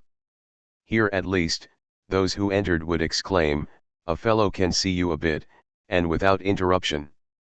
This touched Jonas. "You're right," he would say. "After all, we never get a chance to see each other." At the same time he was well aware that he disappointed those he didn't see, and this saddened him. Often they were friends he would have preferred to meet. But he didn't have time, he couldn't accept everything. Consequently, his reputation suffered. "He's become proud," people said, "now that he's a success. He doesn't see anyone anymore. Or else, he doesn't love anyone, except himself." No, he loved Louise, and his children, and Ratto, and a few others, and he had a liking for all. But life is short, time races by, and his own energy had limits. It was hard to paint the world and men and, at the same time, to live with them. On the other hand, he couldn't complain, or explain the things that stood in his 136 way. For, if he did, people slapped him on the back, saying, "Lucky fellow. That's the price of fame." Consequently, his mail piled up, the disciples would allow no falling off, and society people now thronged around him. It must be added that Jonas admired them for being interested in painting when, like everyone else, they might have got excited about the English royal family or gastronomic tours. In truth, they were mostly society women, all very simple in manner. They didn't buy any pictures themselves and introduced their friends to the artist only in the hope, often groundless, that they would buy in their place. On the other hand, they helped Louise, especially in serving tea to the visitors. The cups passed from hand to hand, traveled along the hallway from the kitchen to the big room, and then came back to roost in the little studio, where Jonas, in the center of a handful of friends and visitors, enough to fill the room, went on painting until he had to lay down his brushes to take, gratefully, the cup that a fascinating lady had poured especially for him. He would drink his tea, look at the sketch that a disciple had just put on his easel, laugh with his friends, interrupt himself to ask one of them to 137 please mail the pile of letters he had written during the night, pick up the second child, who had stumbled over his feet, pose for a photograph, and then at Jonas, the telephone, he would wave his cup in the air, thread his way with many an excuse through the crowd standing in the hall, come back, fill in a corner of the picture, stop to Answer the fascinating lady that certainly he would be happy to paint her portrait, and would get back to his easel. He worked, but Jonas. A signature. What is it, a registered letter? No, the Kashmir prisoners. Coming. Corning. Then he would run to the door to receive a young friend of the prisoners and listen to his protest, worry briefly as to whether politics were involved, and sign after receiving complete assurance on that score, together with expostulations about the duties inseparable from his privileges as an artist, and at last he would reappear only to meet, without being able to catch their names, a recently victorious boxer or the greatest dramatist of some foreign country. The dramatist would stand facing him for 5 minutes, expressing through the emotion in his eyes what his ignorance of French would not allow him to state more clearly, while Jonas would nod his head with a real feeling of brotherhood. Fortunately, he would 138 suddenly be saved from that dead-end situation by the bursting in of the latest spellbinder of the pulpit who wanted to be introduced to the great painter.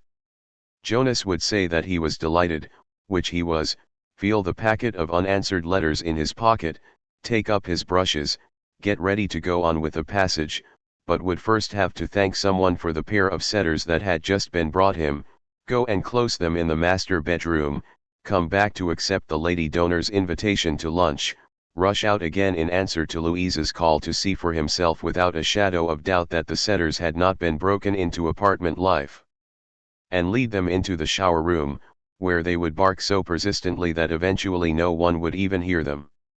Every once in a while, over the visitors' heads, Jonas would catch a glimpse of the look in Louise's eyes, and it seemed to him that that look was sad. Finally the day would end, the visitors would take leave, others would tarry in the big room and wax emotional as they watched Louise put the children to bed, obligingly aided by an elegant, overdressed lady who would complain of having to return to her luxurious home where life, spread out over 139 floors, was so much less close and homey than at the Jonas's. One Saturday afternoon Rado came to bring an ingenious clothes dryer that could be screwed onto the kitchen ceiling. He found the apartment packed and, in the little room, surrounded by art lovers, Jonas painting the lady who had given the dogs, while he was being painted himself by an official artist. According to Louise, the latter was working on order from the government. It will be called The Artist at Work. Rado withdrew to a corner of the room to watch his friend, obviously absorbed in his effort. One of the art lovers, who had never seen Rado, leaned over toward him and said, "He looks well, doesn't he?" Rado didn't reply. "You paint, I suppose," he continued. "So do I." "Well, take my word for it, he's on the decline." "Already?" Rado asked. "Yes. It's success. You can't resist success. He's finished. He's on the decline or he's finished. An artist who is on the decline is finished. Just see, he has nothing in him to paint anymore. He's being painted himself and will be hung in a museum." Later on, in the middle of the night, Louise, Rado, and Jonas, the latter standing and the other 142 seated on a corner of the bed, were silent. The children were asleep, the dogs were boarding in the country, Louise had just washed, and Jonas and Rado had dried the many dishes, and their fatigue felt good. "Why don't you get a servant?" Rado had asked when he saw the stack of dishes. But Louise had answered sadly, "Where would we put her?" So they were silent. "Are you happy?" Rado had suddenly asked. Jonas smiled, but he looked tired. "Yes. Everybody is kind to me." "No," said Rado. "Watch out. They're not all good." "Who isn't?" "Your painter friends, for instance." "I know," Jonas said. "But many artists are that way.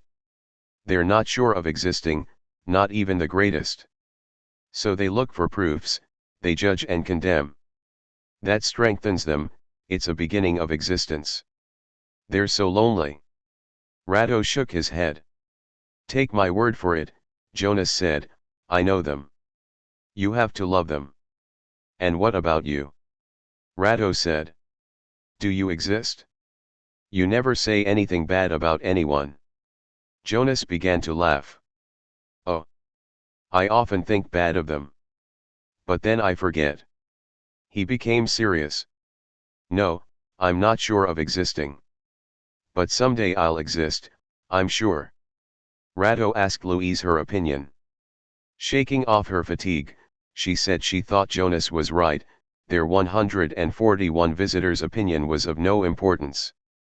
Only Jonas's work mattered. And she was aware that the child got in his way. He was growing anyway, and they would have to buy a couch that would take up space. What could they do until they got a bigger apartment? Jonas looked at the master bedroom. Of course, it was not the ideal, the bed was very wide. But the room was empty all day long. He said this to Louise, who reflected.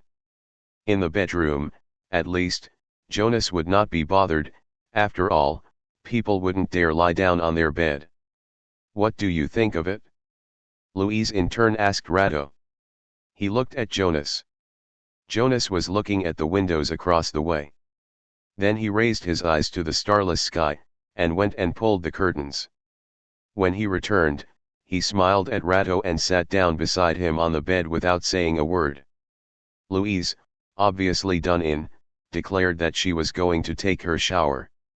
When the two friends were alone, Jonas felt Rado's shoulder touch his.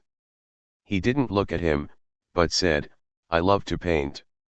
I'd like to paint all my life, day and night. Isn't that lucky? Rado looked at him affectionately. Yes, he said, it's lucky. The children were growing and Jonas was glad to see them happy and healthy.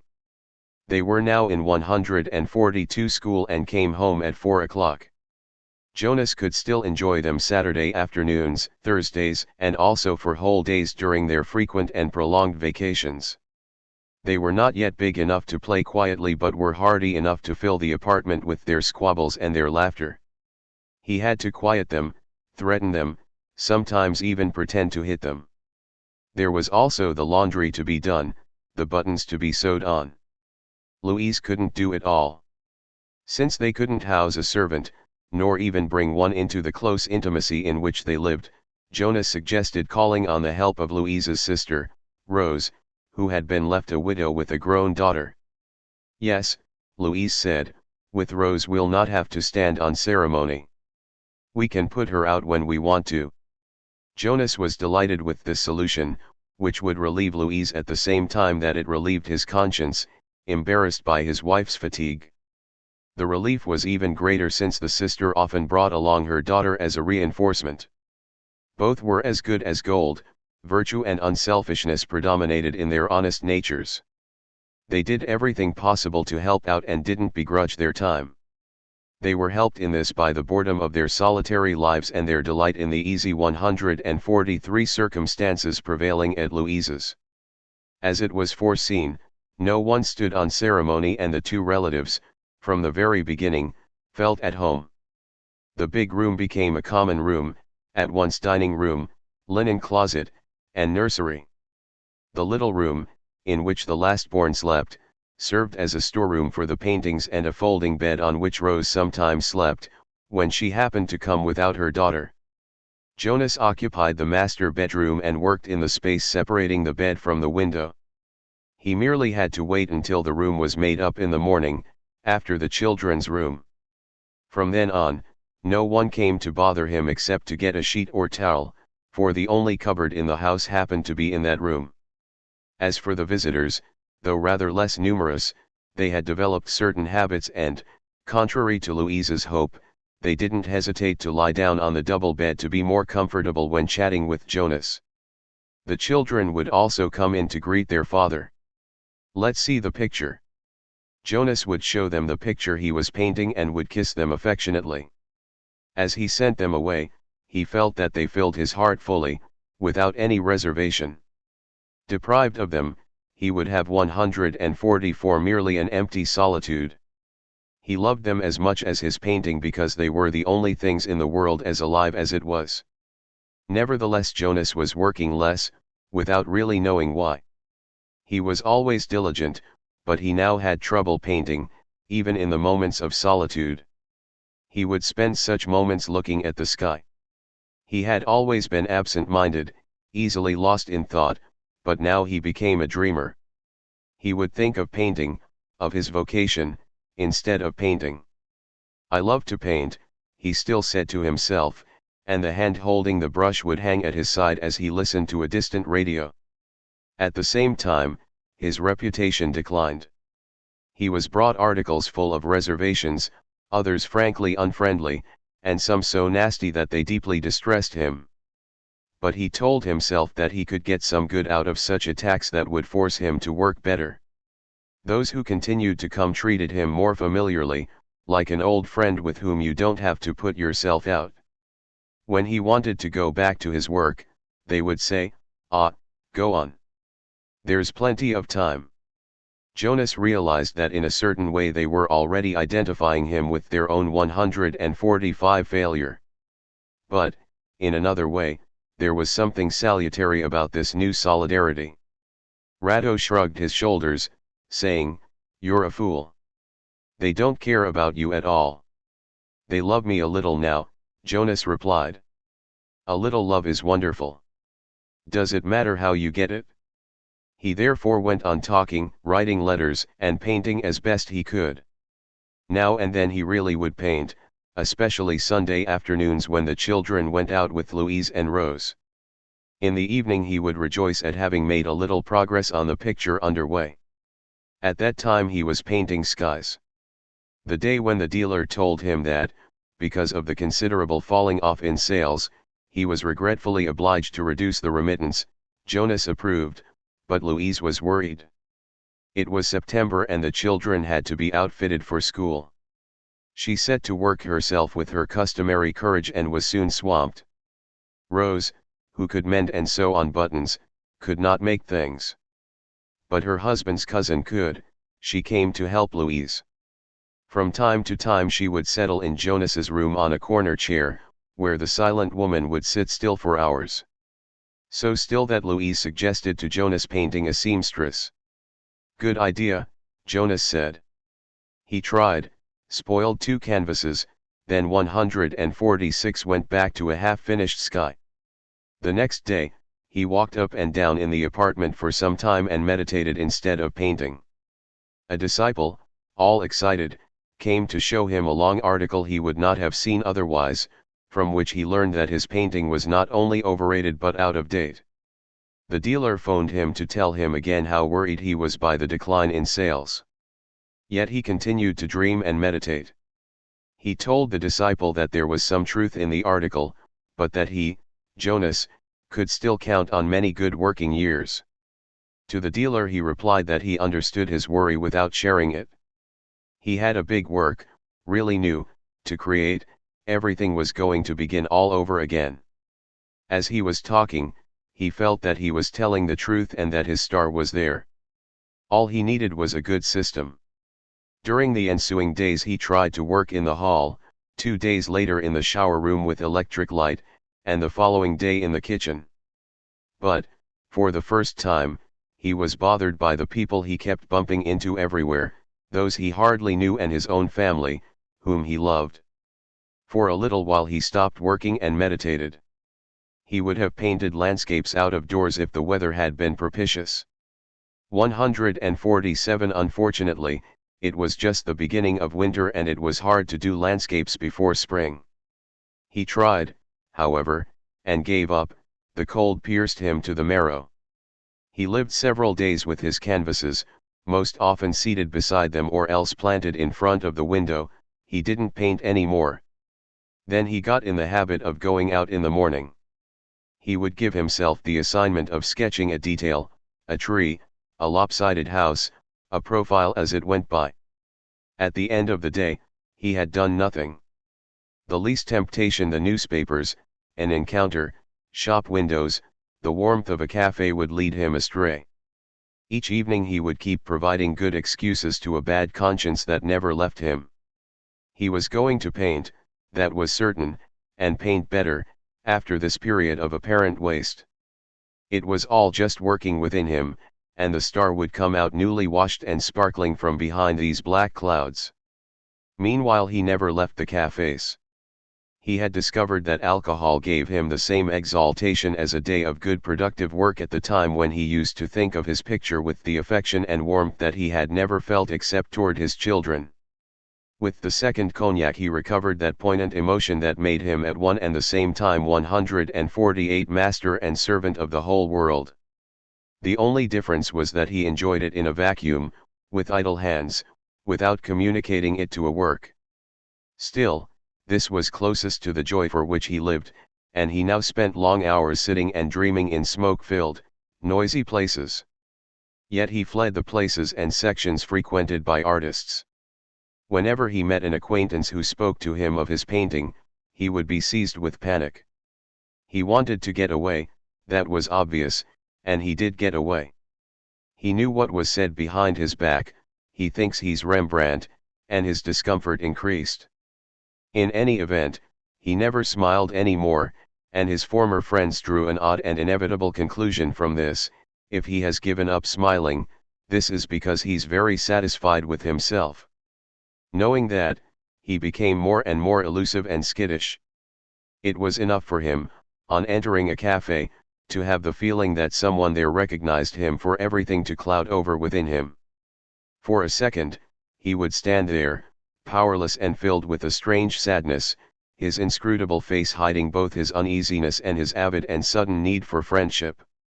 He would think of Ratto's cheering look and would rush out in a hurry. "Just look at that guy's 149 hangover," he heard someone say close to him one day as he was disappearing. He now frequented only the outlying sections, where no one knew him. There he could talk and smile and his kindliness came back, for no one expected anything of him. He made a few friends, who were not very hard to please. He particularly enjoyed the company of one of them, who used to serve him in a station buffet where he often went. That fellow had asked him what he did in life. "Painter," Jonas had replied. "Picture painter or house painter?" "Picture." "Well," said the fellow, "that's not easy." And they had never broached the subject again. No, it was not easy, but Jonas would manage all right, as soon as he had found how to organize his work. Day after day and drink after drink, he had many encounters, and women helped him. He could talk to them, before or after the love-making, and especially boast a little, for they would understand him even if they weren't convinced. At times it seemed to him that his old strength was returning.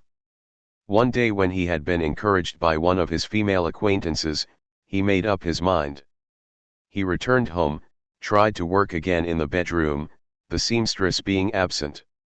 But after an hour 150 of it he put his canvas away, smiled at Louise without seeing her, and went out. He drank all day long and spent the night with his acquaintance, though without being in any condition to desire her. In the morning, the image of suffering with its tortured face received him in the person of Louise. She wanted to know if he had taken that woman. Jonas said that, being drunk, he had not, but that he had taken others before. And for the first time, his heart torn within him, he saw that Louise suddenly had the look of a drowned woman, that look that comes from surprise and an excess of pain. It dawned upon him that he had not thought of Louise during this whole time, and he was ashamed. He begged her forgiveness. It was all over, tomorrow everything would begin again as it had been in the past. Louise could not speak and turned away to hide her tears. The following day Jonas went out very early. It was raining. When he returned, wet to the skin, he was loaded down with boards. At home, two old friends, come to ask after him, were drinking coffee in the big room. "Jonas is changing his technique. He's going to paint on wood," they said. Jonas smiled. "That's not it. But I am beginning something new." He went into the little hall 151 leading to the shower room, the toilet, and the kitchen. In the right angle where the two halls joined, he stopped and studied at length the high walls rising to the dark ceiling. He needed a step ladder, which he went down and got from the concierge. When he came back up, there were several additional people in the apartment, and he had to struggle against the affection of his visitors, delighted to find him again, and against his family's questions in order to reach the end of the hall. At that moment his wife came out of the kitchen. Setting down his ladder, Jonas hugged her against him. Louise looked at him. "Please," she said, "never do it again." "No, no," Jonas said, "I'm going to paint. I must paint." But he seemed to be talking to himself, for he was looking elsewhere. He got to work.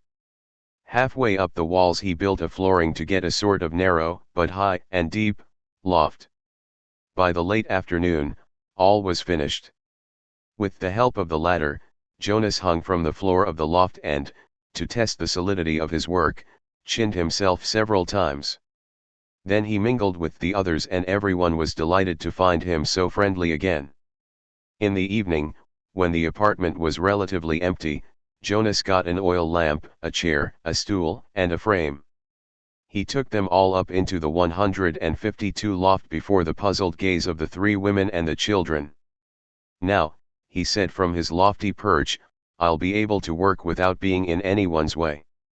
Louise asked him if he were sure of it. "Of course," he replied. "I don't need much room. I'll be freer. There have been great painters who painted by candlelight, and... Is the floor solid enough?" It was. "Don't worry," Jonas said, "it's a very good solution." And he came back down. Very early the next day he climbed into the loft, sat down, set the frame on the stool against the wall, and waited without lighting the lamp. The only direct sounds he heard came from the kitchen or the toilet. The other noises seemed distant, and the visits, the ringing of the doorbell and the telephone, the comings and goings, the conversations, reached him half muffled, as if they came from out on the street or from the farther court. Besides, although the whole apartment was overflowing with blinding sunlight, the darkness here was restful. From time to time a friend would come and plant himself under the loft. "What are you doing up there, Jonas?" "I'm working." "Without light?" "Yes, for the moment." He was not painting, but he was meditating. In the darkness and this half-silence which, by contrast with what he had known 153 before, seemed to him the silence of the desert or of the tomb, he listened to his own heart. The sounds that reached the loft seemed not to concern him any more, even when addressed to him. He was like those men who die alone at home in their sleep, and in the morning the telephone rings, feverish and insistent, in the deserted house, over a body forever deaf. But he was alive, he listened to the silence within himself, he was waiting for his star, still hidden but ready to rise again, to burst forth at last, unchanged and unchanging, above the disorder of these empty days. "Shine, shine," he said. "Don't deprive me of your light." It would shine again, of that he was sure. But he would have to meditate still longer, since at last the chance was given him to be alone without separating from his family. He still had to discover what he had not yet clearly understood, although he had always known it and had always painted as if he knew it. He had to grasp at last that secret which was not merely the secret of art, as he could now see. That is why he didn't light the lamp. Every day now Jonas would climb back into his loft. The visitors became less numerous because Louise, preoccupied, paid little attention to the conversation. Jonas would come down for meals and 154 then climb back to his perch. He would sit motionless in the darkness all day long. At night he would go to his wife, who was already in bed. After a few days he asked Louise to hand up his lunch, which she did with such pains that Jonas was stirred. In order not to disturb her on other occasions, he suggested her preparing some supplies that he could store in the loft. Little by little he got to the point of not coming down all day long. But he hardly touched his supplies. One evening he called Louise and asked for some blankets. "I'll spend the night up here." Louise looked at him with her head bent backward. She opened her mouth and then said nothing. She was merely scrutinizing Jonas with a worried and sad expression. He suddenly saw how much she had aged and how deeply the trials of their life had marked her too. It occurred to him that he had never really helped her. But before he could say a word, she smiled at him with an affection that wrung his heart. "Just as you say, dear," she said. Henceforth he spent his nights in the loft, almost never coming down any more. As a result, the apartment was emptied of visitors since Jonas couldn't be seen any more either by day or night. Some were told that he was in the country, others, 155 when lying became an effort, that he had found a studio. Rado alone came faithfully. He would climb up on the ladder until his big, friendly head was just over the level of the flooring. "How goes it?" he would ask. "Wonderfully. Are you working?" "It comes to the same thing." "But you have no canvas." "I'm working just the same." It was hard to prolong this dialogue from ladder to loft. Rado would shake his head, come back down, help Louise replace fuses or repair a lock, then, without climbing onto the ladder, say good night to Jonas, who would reply in the darkness, "So long, old boy." One evening Jonas added thanks to his good night. "Why thanks?" "Because you love me." "That's really news," Rado said as he left. Another evening Jonas called Rado, who came running. The lamp was lighted for the first time. Jonas was leaning, with a tense look, out of the loft. "Hand me a canvas," he said. "But what's the matter with you? You're so much thinner, you look like a ghost." "I've hardly eaten for the last 2 days." "But that doesn't matter. I must work." "Eat first." "No, I'm not hungry." Rado brought a canvas. On the point of disappearing into the loft, Jonas asked him, "How are they?" "Who?" 156 Louise and the children. "They're all right. They'd be better if you were with them." "I'm still with them." "Tell them above all that I'm still with them." And he disappeared. Rado came and told Louise how worried he was. She admitted that she herself had been anxious for several days. "What can we do?" "Oh, if only I could work in his place." Wretched, she faced Rado. "I can't live without him," she said. She looked like the girl she had been, and this surprised Rado. He suddenly realized that she had blushed. The lamp stayed lighted all night and all the next morning. To those who came, Rado or Louise, Jonas answered merely, "Forget it, I'm working." At noon he asked for some kerosene. The lamp, which had been smoking, again shone brightly until evening. Rado stayed to dinner with Louise and the children. At midnight he went to say good night to Jonas. Under the still lighted loft he waited a moment, then went away without saying a word. On the morning of the second day, when Louise got up, the lamp was still lighted. A beautiful day was beginning, but Jonas was not aware of it. He had turned the canvas against the wall. Exhausted, he was sitting there waiting, 157 with his hands, palms up, on his knees. He told himself that now he would never again work, he was happy. He heard his children grumbling, water running, and the dishes clinking together. Louise was talking. The huge windows rattled as a truck passed on the boulevard. The world was still there, young and lovable. Jonas listened to the welcome murmur rising from mankind. From such a distance, it did not run counter to that joyful strength within him, his art, these forever silent thoughts he could not express but which set him above all things, in a free and crisp air. The children were running through the apartment, the little girl was laughing, Louise too now, and he hadn't heard her laugh for so long. He loved them. How he loved them! He put out the lamp and, in the darkness that suddenly returned, right there. Wasn't that his star still shining?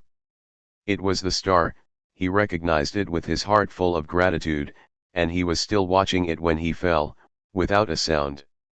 "It's nothing," the doctor they had called declared a little later. "He is working too much. In a week he will be on his feet again." "You are sure he will get well?" asked Louise with distorted face. "He will get well." In the other room Ratto was 158 looking at the canvas, completely blank, in the center of which Jonas had merely written in very small letters a word that could be made out, but without any certainty as to whether it should be read solitary or solidary.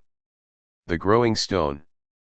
The automobile swung clumsily around the curve in the red sandstone trail, now a mass of mud. The headlights suddenly picked out in the night, first on one side of the road, then on the other, two wooden huts with sheet metal roofs. On the right near the second one, a tower of coarse beams could be made out in the light fog. From the top of the tower a metal cable, invisible at its starting point, shone as it sloped down into the light from the car before disappearing behind the 160 embankment that blocked the road. The car slowed down and stopped a few yards from the huts. The man who emerged from the seat to the right of the driver labored to extricate himself from the car. As he stood up, his huge, broad frame lurched a little. In the shadow beside the car, solidly planted on the ground and weighed down by fatigue, he seemed to be listening to the idling motor. Then he walked in the direction of the embankment and entered the cone of light from the headlights. He stopped at the top of the slope, his broad back outlined against the darkness. After a moment he turned around. In the light from the dashboard he could see the chauffeur's black face, smiling. The man signaled and the chauffeur turned off the motor. At once a vast cool silence fell over the trail and the forest. Then the sound of the water could be heard. The man looked at the river below him, visible solely as a broad dark motion, flecked with occasional shimmers. A denser motionless darkness, far beyond, must be the other bank. By looking fixedly, however, one could see on that still bank a yellowish light like an oil lamp in the distance. The big man turned back toward the car and nodded. The chauffeur switched off the lights, turned them 161 on again, then blinked them regularly. On the embankment the man appeared and disappeared, taller and more massive each time he came back to life. Suddenly, on the other bank of the river, a lantern held up by an invisible arm swung back and forth several times. At a final signal from the lookout, the chauffeur turned off his lights once and for all. The car and the man disappeared into the night. With the lights out, the river was almost visible, or at least a few of its long liquid muscles shining intermittently. On each side of the road, the dark masses of forest foliage stood out against the sky and seemed very near. The fine rain that had soaked the trail an hour earlier was still hovering in the warm air, intensifying the silence and immobility of this broad clearing in the virgin forest. In the black sky misty stars flickered. But from the other bank rose sounds of chains and muffled plashings. Above the butt on the right of the man still waiting there, the cable stretched taut. A dull creaking began to run along it, just as there rose from the river a faint yet quite audible sound of stirred-up water. The creaking became more regular, the sound of water spread farther and then became localized, as the lantern grew larger. Now its yellowish halo could be clearly 162 seen. The halo gradually expanded and again contracted while the lantern shone through the mist and began to light up from beneath a sort of square roof of dried palms supported by thick bamboos. This crude shelter, around which vague shadows were moving, was slowly approaching the bank. When it was about in the middle of the river, three little men, almost black, were distinctly outlined in the yellow light, naked from the waist up and wearing conical hats. They stood still with feet apart, leaning somewhat to offset the strong drift of the river pressing with all its invisible water against the side of a big crude raft that eventually emerged from the darkness. When the ferry came still closer, the man could see behind the shelter on the downstream side two tall Negroes likewise wearing nothing but broad straw hats and cotton trousers. Side by side they weighed with all their might on long poles that sank slowly into the river toward the stern, while the Negroes, with the same slow motion, bent over the water as far as their balance would allow. In the bow the three mulattoes, still and silent, watched the bank approach without raising their eyes toward the man waiting for them. The ferry suddenly bumped against something. 163 and the lantern swaying from the shock lighted up a pier jutting into the water. The tall Negroes stood still with hands above their heads gripping the ends of the poles, which were barely stuck in the bottom, but their taut muscles rippled constantly with a motion that seemed to come from the very thrust of the water. The other ferrymen looped chains over the posts on the dock, leaped onto the boards, and lowered a sort of gangplank that covered the bow of the raft with its inclined plane. The men returned to the car and slid in while the chauffeur stepped on the starter. The car slowly climbed the embankment, pointed its hood toward the sky, and then lowered it toward the river as it tackled the downward slope. With brakes on, it rolled forward, slipped somewhat on the mud, stopped, started up again. It rolled onto the pier with a noise of bouncing planks, reached the end, where the mulattoes, still silent, were standing on either side, and plunged slowly toward the raft. The raft ducked its nose in the water as soon as the front wheels struck it and almost immediately bobbed back to receive the car's full weight. Then the chauffeur ran the vehicle to the stern, in front of the square roof where the lantern 164 was hanging. At once the mulattoes swung the inclined plane back onto the pier and jumped simultaneously onto the ferry, pushing it off from the muddy bank. The river strained under the raft and raised it on the surface of the water, where it drifted slowly at the end of the long drawbar running along the cable overhead. The tall Negroes relaxed their effort and drew in their poles. The man and the chauffeur got out of the car and came over to stand on the edge of the raft facing upstream. No one had spoken during the maneuver, and even now each remained in his place, motionless and quiet except for one of the tall Negroes who was rolling a cigarette in coarse paper. The man was looking at the gap through which the river sprang from the vast Brazilian forest and swept down toward them. Several hundred yards wide at that point, the muddy, silky waters of the river pressed against the side of the ferry and then, unimpeded at the two ends of the raft, sheared off and again spread out in a single powerful flood gently flowing through the dark forest toward the sea and the night. A stale smell, come from the water or the spongy sky, hung in the air. Now the slapping of the water under the ferry could be heard, and at intervals the calls of bullfrogs from 165 the two banks or the strange cries of birds. The big man approached the small, thin chauffeur, who was leaning against one of the bamboos with his hands in the pockets of his dungarees, once blue but now covered with the same red dust that had been blowing in their faces all day long. A smile spread over his face, all wrinkled in spite of his youth. Without really seeing them, he was staring at the faint stars still swimming in the damp sky. But the birds' cries became sharper, unfamiliar chatterings mingled with them, and almost at once the cable began to creak. The tall Negroes plunged their poles into the water and groped blindly for the bottom. The man turned around toward the shore they had just left. Now that shore was obscured by the darkness and the water, vast and savage like the continent of trees stretching beyond it for thousands of kilometers.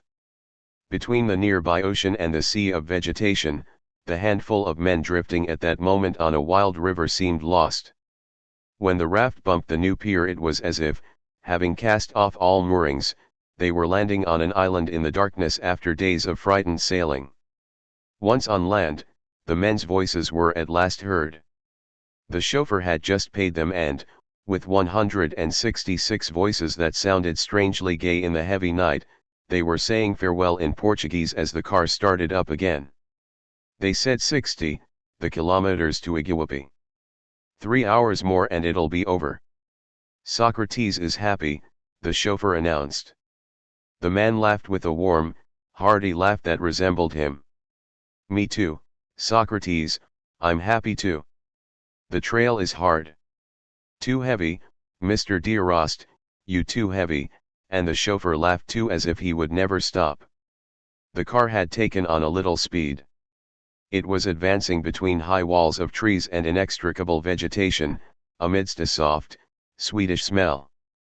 Fireflies on the wing constantly crisscrossed in the darkness of the forest, and every once in a while red-eyed birds would bump against the windshield. At times a strange, savage sound would reach them from the depths of the night and the chauffeur would roll his eyes comically as he looked at his passenger. The road kept turning and crossed little streams on bridges of wobbly boards. After an hour the fog began to thicken. A fine drizzle began to fall, 167 dimming the car's lights.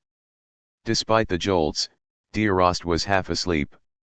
He was no longer riding in the damp forest but on the roads of the Serra that they had taken in the morning as they left Sao Paulo. From those dirt trails constantly rose the red dust which they could still taste, and on both sides, as far as the eye could see, it covered the sparse vegetation of the plains. The harsh sun, the pale mountains full of ravines, the starved zebus encountered along the roads, with the tired flight of ragged urubus as their only escort, the long, endless crossing of an endless desert. He gave a start. The car had stopped. Now they were in Japan, fragile houses on both sides of the road and, in the houses, furtive kimonos. The chauffeur was talking to a Japanese wearing soiled dungarees and a Brazilian straw hat. Then the car started up again. He said only 40 kilometers. Where were we? In Tokyo? No. Registro. In Brazil all the Japanese come here. Why? Don't know. They're yellow, you know, Mr. D'Arrost. But the forest was gradually thinning out, and the road was becoming easier, though slippery. 168 The car was skidding on sand. The window let in a warm, damp breeze that was rather sour. You smell it? The chauffeur asked, smacking his lips. That's the good old sea. Soon, Iguape. If we have enough gas, D'Arrost said. And he went back to sleep peacefully. Sitting up in bed early in the morning, D'Arrost looked in amazement at the huge room in which he had just awakened. The lower half of the big walls was newly painted brown. Higher up, they had once been painted white, and patches of yellowish paint covered them up to the ceiling. 2 rows of beds faced each other.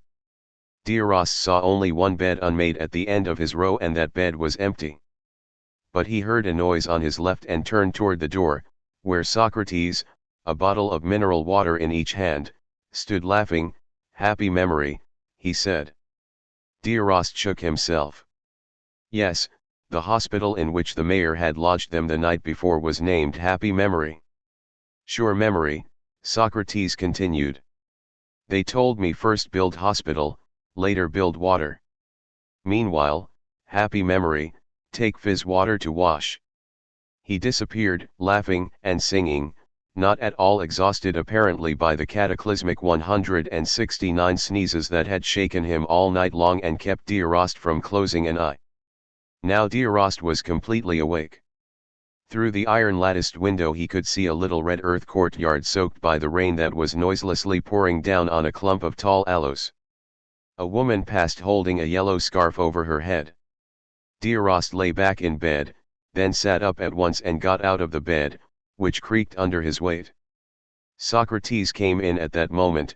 For you, Mr. D'Arrost. The mayor is waiting outside. But, seeing the look on D'Arrost's face, he added, don't worry, he never in a hurry. After shaving with the mineral water, D'Arrost went out under the portico of the building. The mayor, who had the proportions and, under his gold-rimmed glasses, the look of a nice little weasel, seemed lost in dull contemplation of the rain. But a charming smile transfigured him as soon as he saw D'Arrost. Holding his little body erect, he rushed up and tried to stretch his arms around the engineer. At that moment an automobile drove up in front of them on the other side of the low wall, skidded in the wet clay, and came to a stop on an angle. The judge, said the mayor.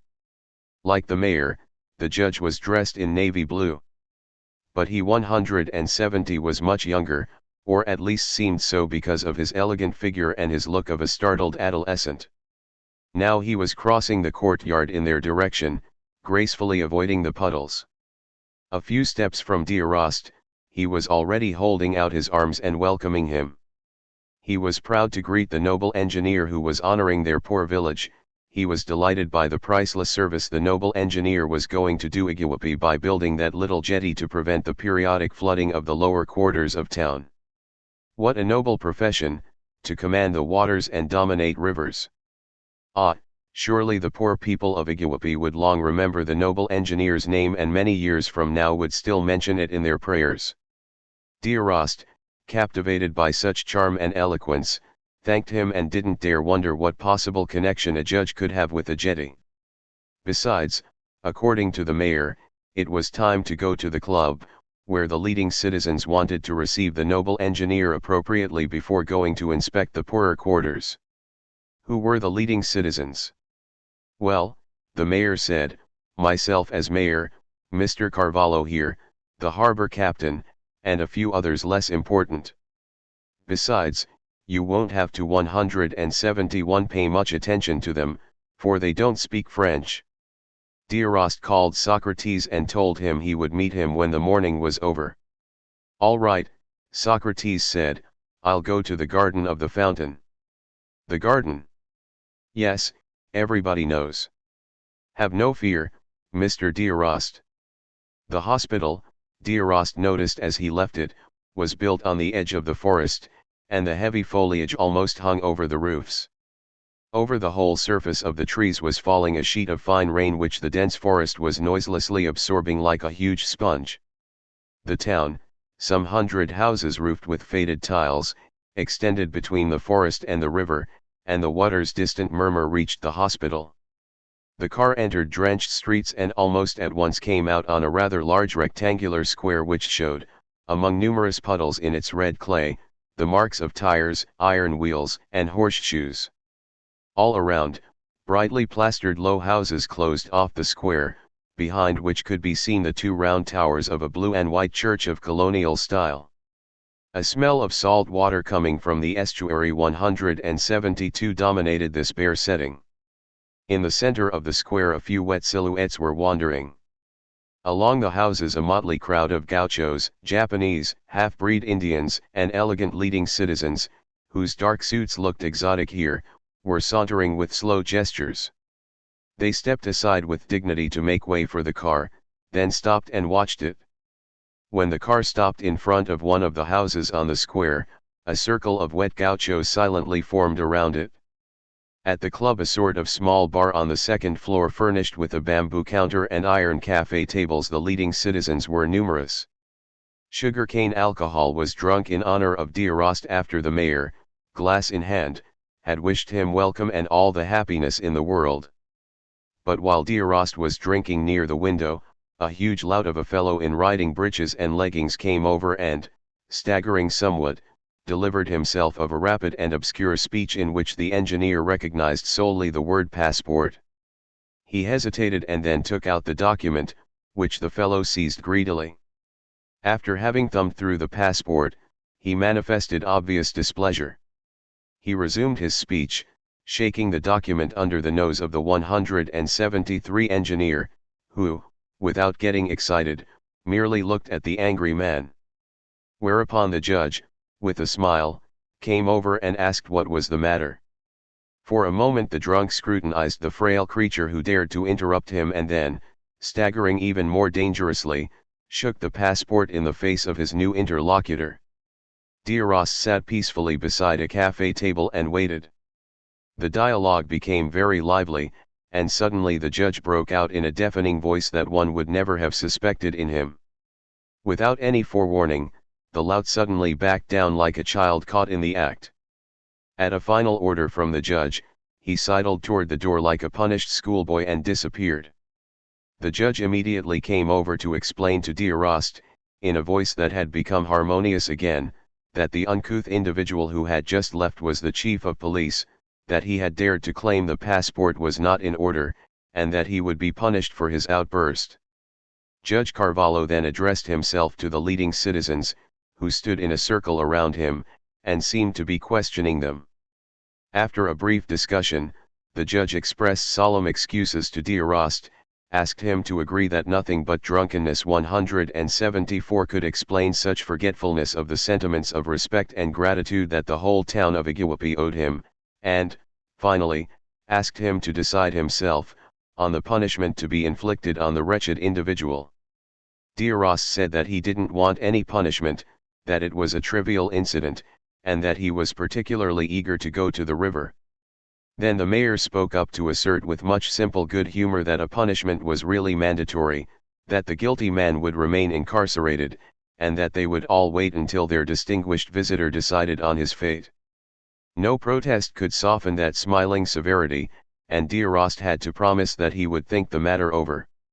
Then they agreed to visit the poorer quarters of the town. The river was already spreading its yellowish waters over the low, slippery banks. They had left behind them the last houses of Iguape and stood between the river and a high, steep embankment to which clung huts made of clay and branches. In front of them, at the end of the embankment, the forest began again abruptly, as on the other bank. But the gap made by the water rapidly widened between the trees until reaching a vague grayish line that marked the beginning of the sea.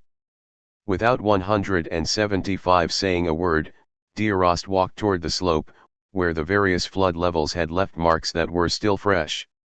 A muddy path climbed toward the huts. In front of them, Negroes stood silently staring at the newcomers. Several couples were holding hands, and on the edge of the mound, in front of the adults, a row of black children with bulging bellies and spindly legs were gaping with round eyes. When he arrived in front of the huts, Derost beckoned to the harbor captain. He was a fat, laughing Negro wearing a white uniform. Derost asked him in Spanish if it were possible to visit a hut. The captain was sure it was, he even thought it a good idea, and the noble engineer would see very interesting things. He harangued the Negroes at length, pointing to Derost and to the river. They listened without saying a word. When the captain had finished, no one stirred. He spoke again, in an impatient voice. Then he called upon one of the men, who shook his head. Whereupon the captain said a few brief words in a tone of command. The man stepped forth from the group, faced Derost, and with a gesture showed him the way. But his look was hostile. He was an elderly man with short, graying hair and a thin, wizened 176 face, yet his body was still young, with hard wiry shoulders and muscles visible through his cotton pants and torn shirt. They went ahead, followed by the captain and the crowd of Negroes, and climbed a new, steeper embankment where the huts made of clay, tin, and reeds clung to the ground with such difficulty that they had to be strengthened at the base with heavy stones. They met a woman going down the path, sometimes slipping in her bare feet, who was carrying on her head an iron drum full of water. Then they reached a small irregular square bordered by 3 huts. The man walked toward one of them and pushed open a bamboo door on hinges made of tropical liana. He stood aside without saying a word, staring at the engineer with the same impassive look. In the hut, Derost saw nothing at first but a dying fire built right on the ground in the exact center of the room. Then in a back corner he made out a brass bed with a bare, broken mattress, a table in the other corner covered with earthenware dishes, and, between the two, a sort of stand supporting a color print representing St. George. Nothing else but a pile of rags to the right of the entrance and, hanging from the ceiling, a few loincloths of various colors drying over the 177 fire. Standing still, Derost breathed in the smell of smoke and poverty that rose from the ground and choked him. Behind him, the captain clapped his hands. The engineer turned around and, against the light, saw the graceful silhouette of a black girl approach and hold out something to him. He took a glass and drank the thick sugar-cane alcohol. The girl held out her tray to receive the empty glass and went out with such a supple motion that Derost suddenly wanted to hold her back. But on following her out he didn't recognize her in the crowd of Negroes and leading citizens gathered around the hut. He thanked the old man, who bowed without a word. Then he left.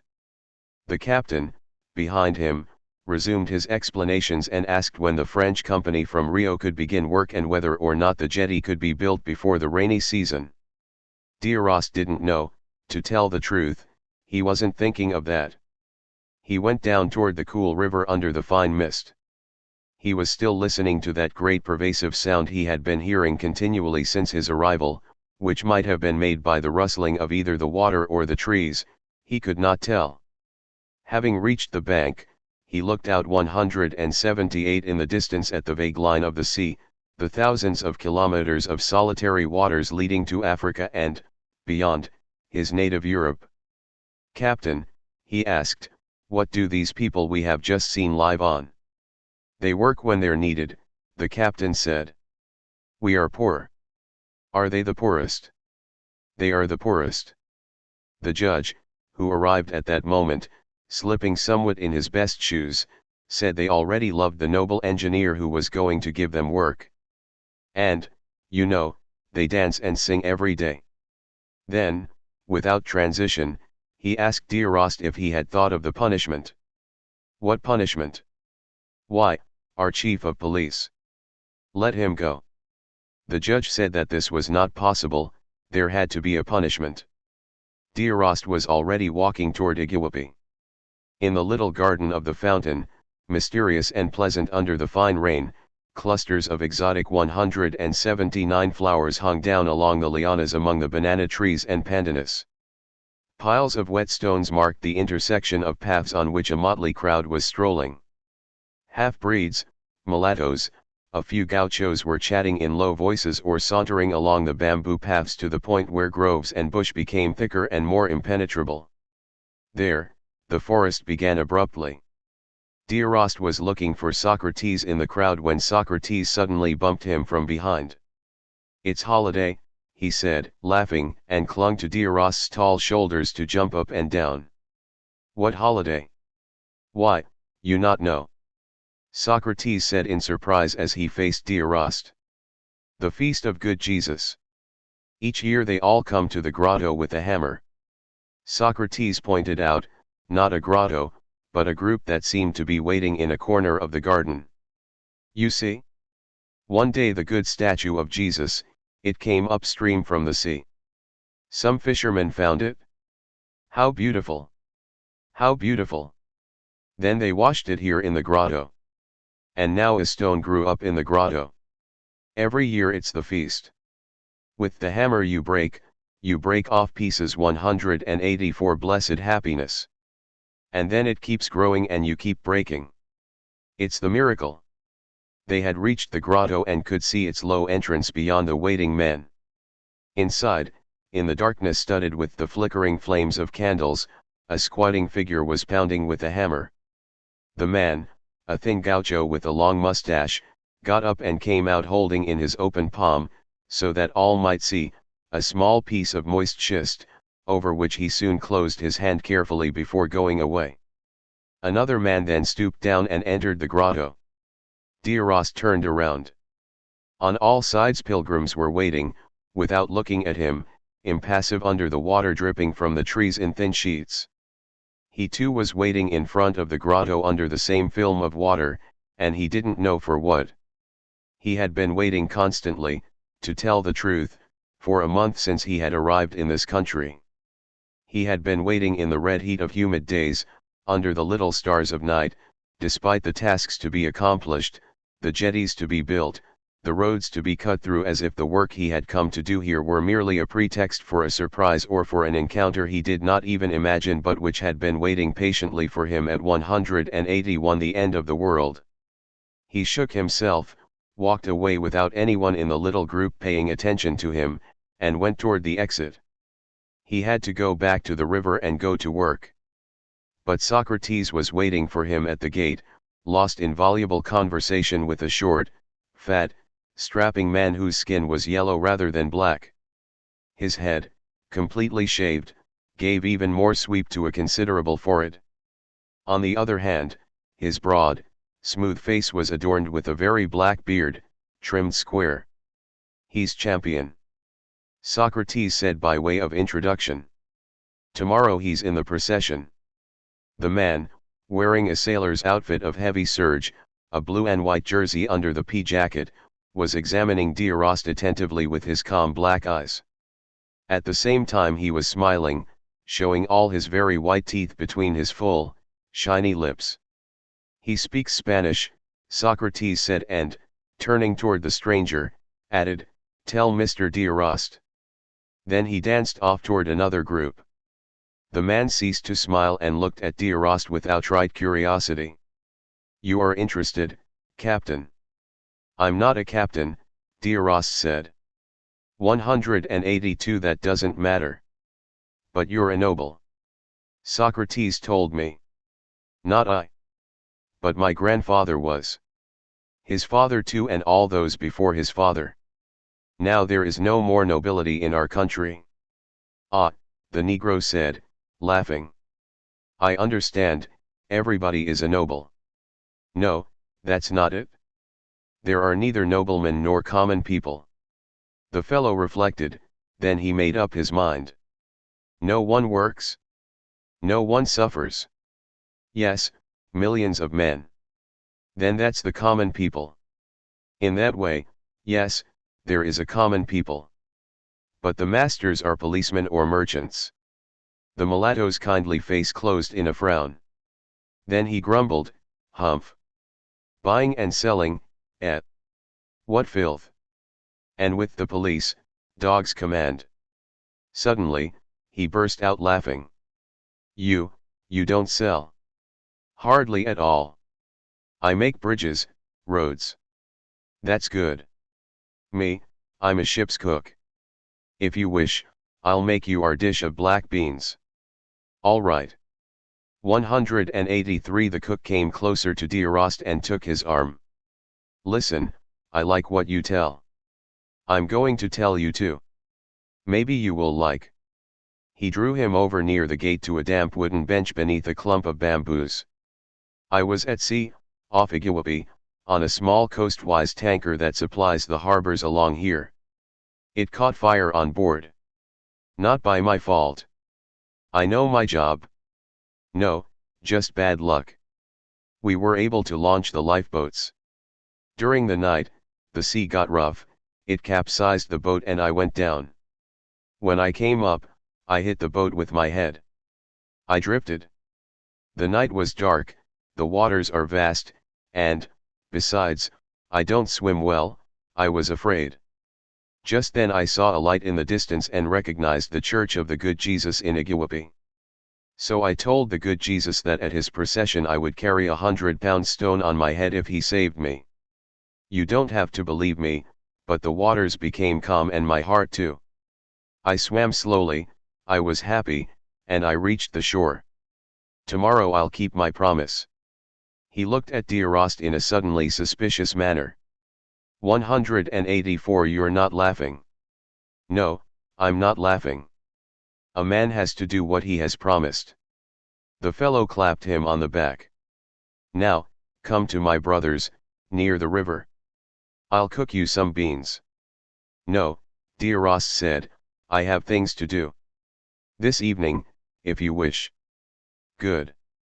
But tonight there's dancing and praying in the big hut. It's the feast for St. George. D'Arrost asked him if he danced too. The cook's face hardened suddenly, for the first time his eyes became shifty. No, no, I won't dance. Tomorrow I must carry the stone. It is heavy. I'll go this evening to celebrate the saint. And then I'll leave early. Does it last long? All night and a little into the morning. He looked at D'Arrost with a vaguely shameful look. Come to the dance. You can take me home afterward. Otherwise, I'll stay and dance. I probably won't be able to keep from it. You like to dance? Oh, yes. I like.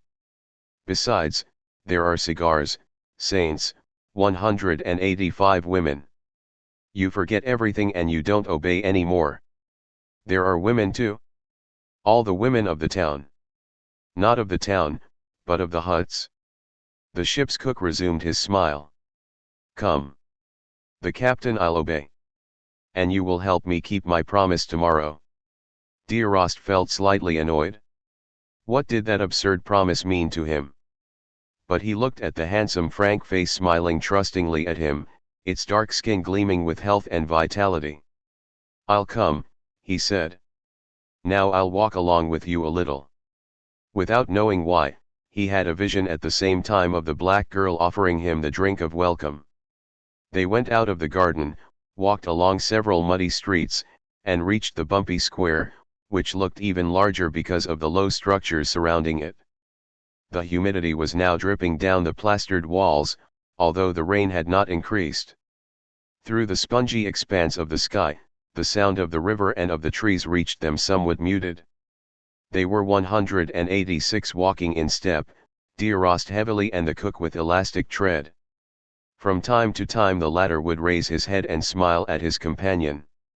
They went in the direction of the church, which could be seen above the houses, reached the end of the square, walked along other muddy streets now filled with aggressive smells of cooking. From time to time a woman, holding a plate or kitchen utensil, would peer out inquisitively from one of the doors and then disappear at once. They passed in front of the church, plunged into an old section of similar low houses, and suddenly came out on the sound of the invisible river behind the area of the huts that Derost recognized.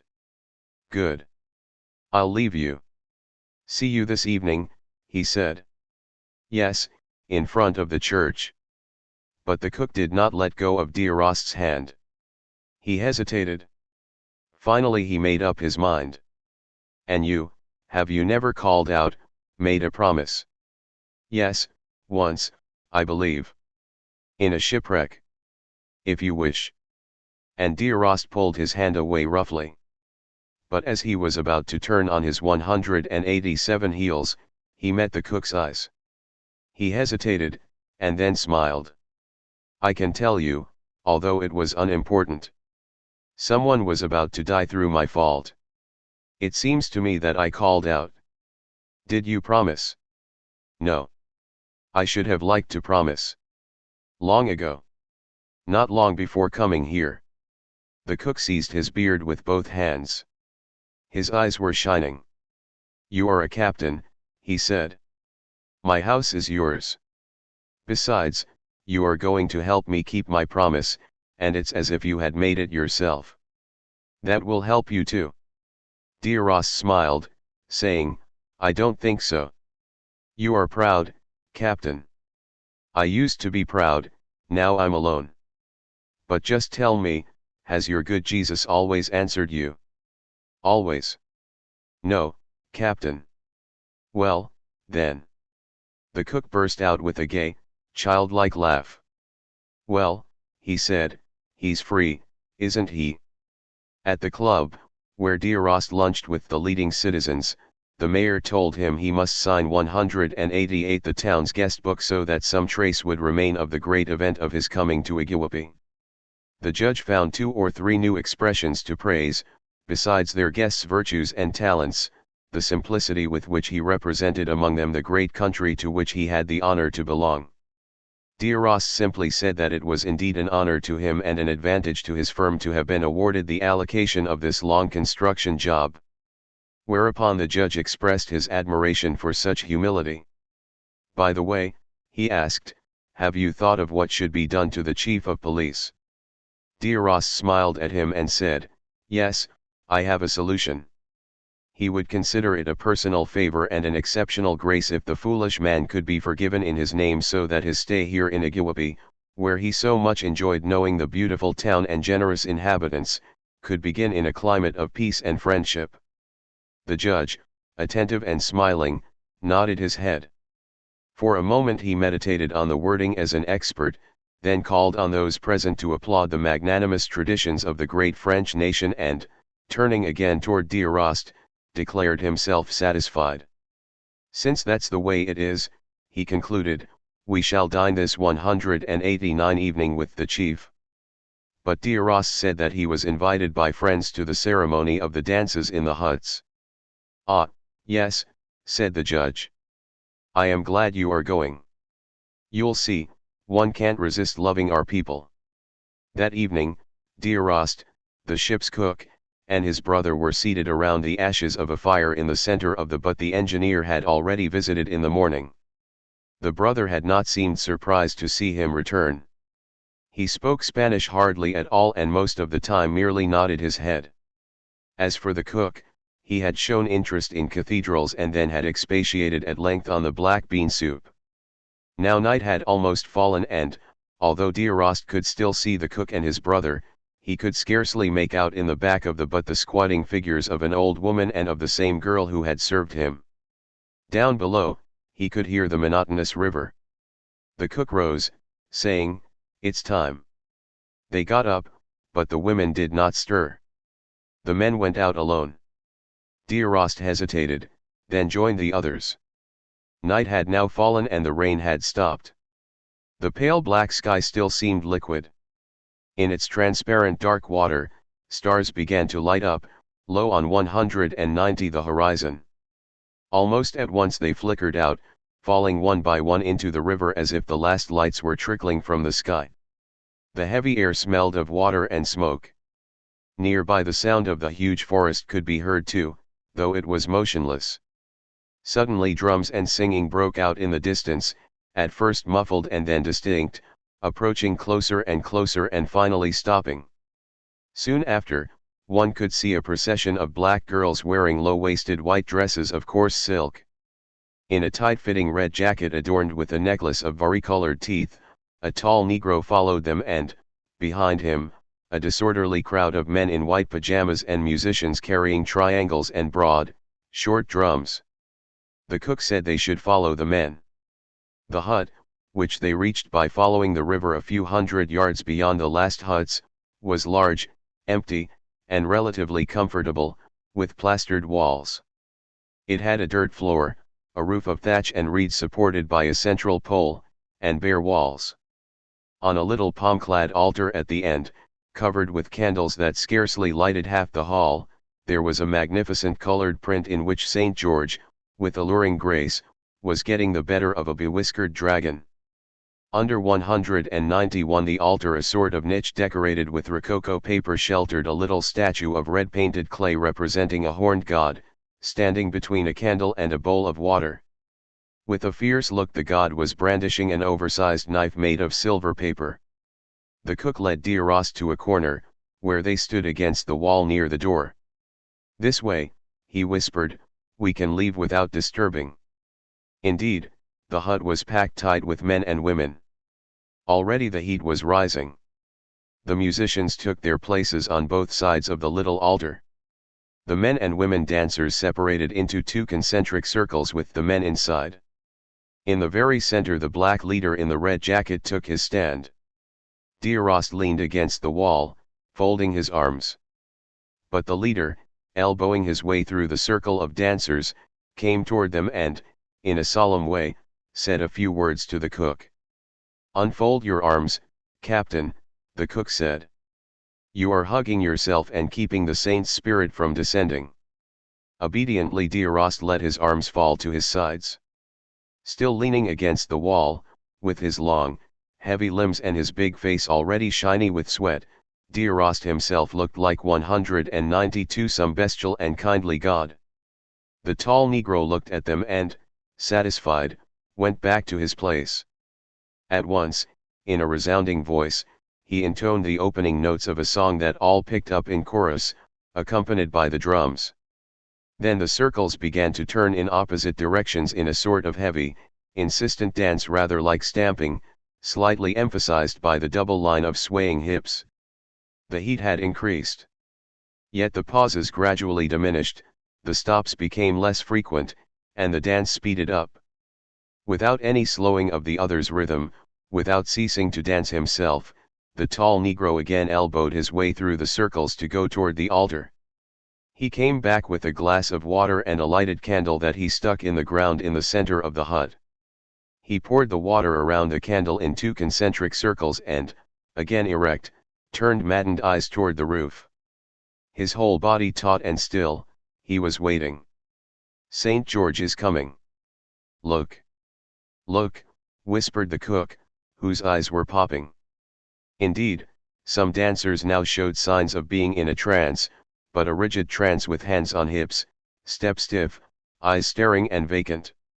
Others quickened their rhythm, bent convulsively backward, and began to utter inarticulate cries.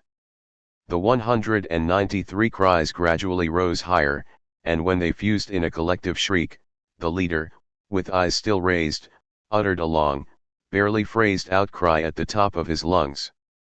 In it the same words kept recurring.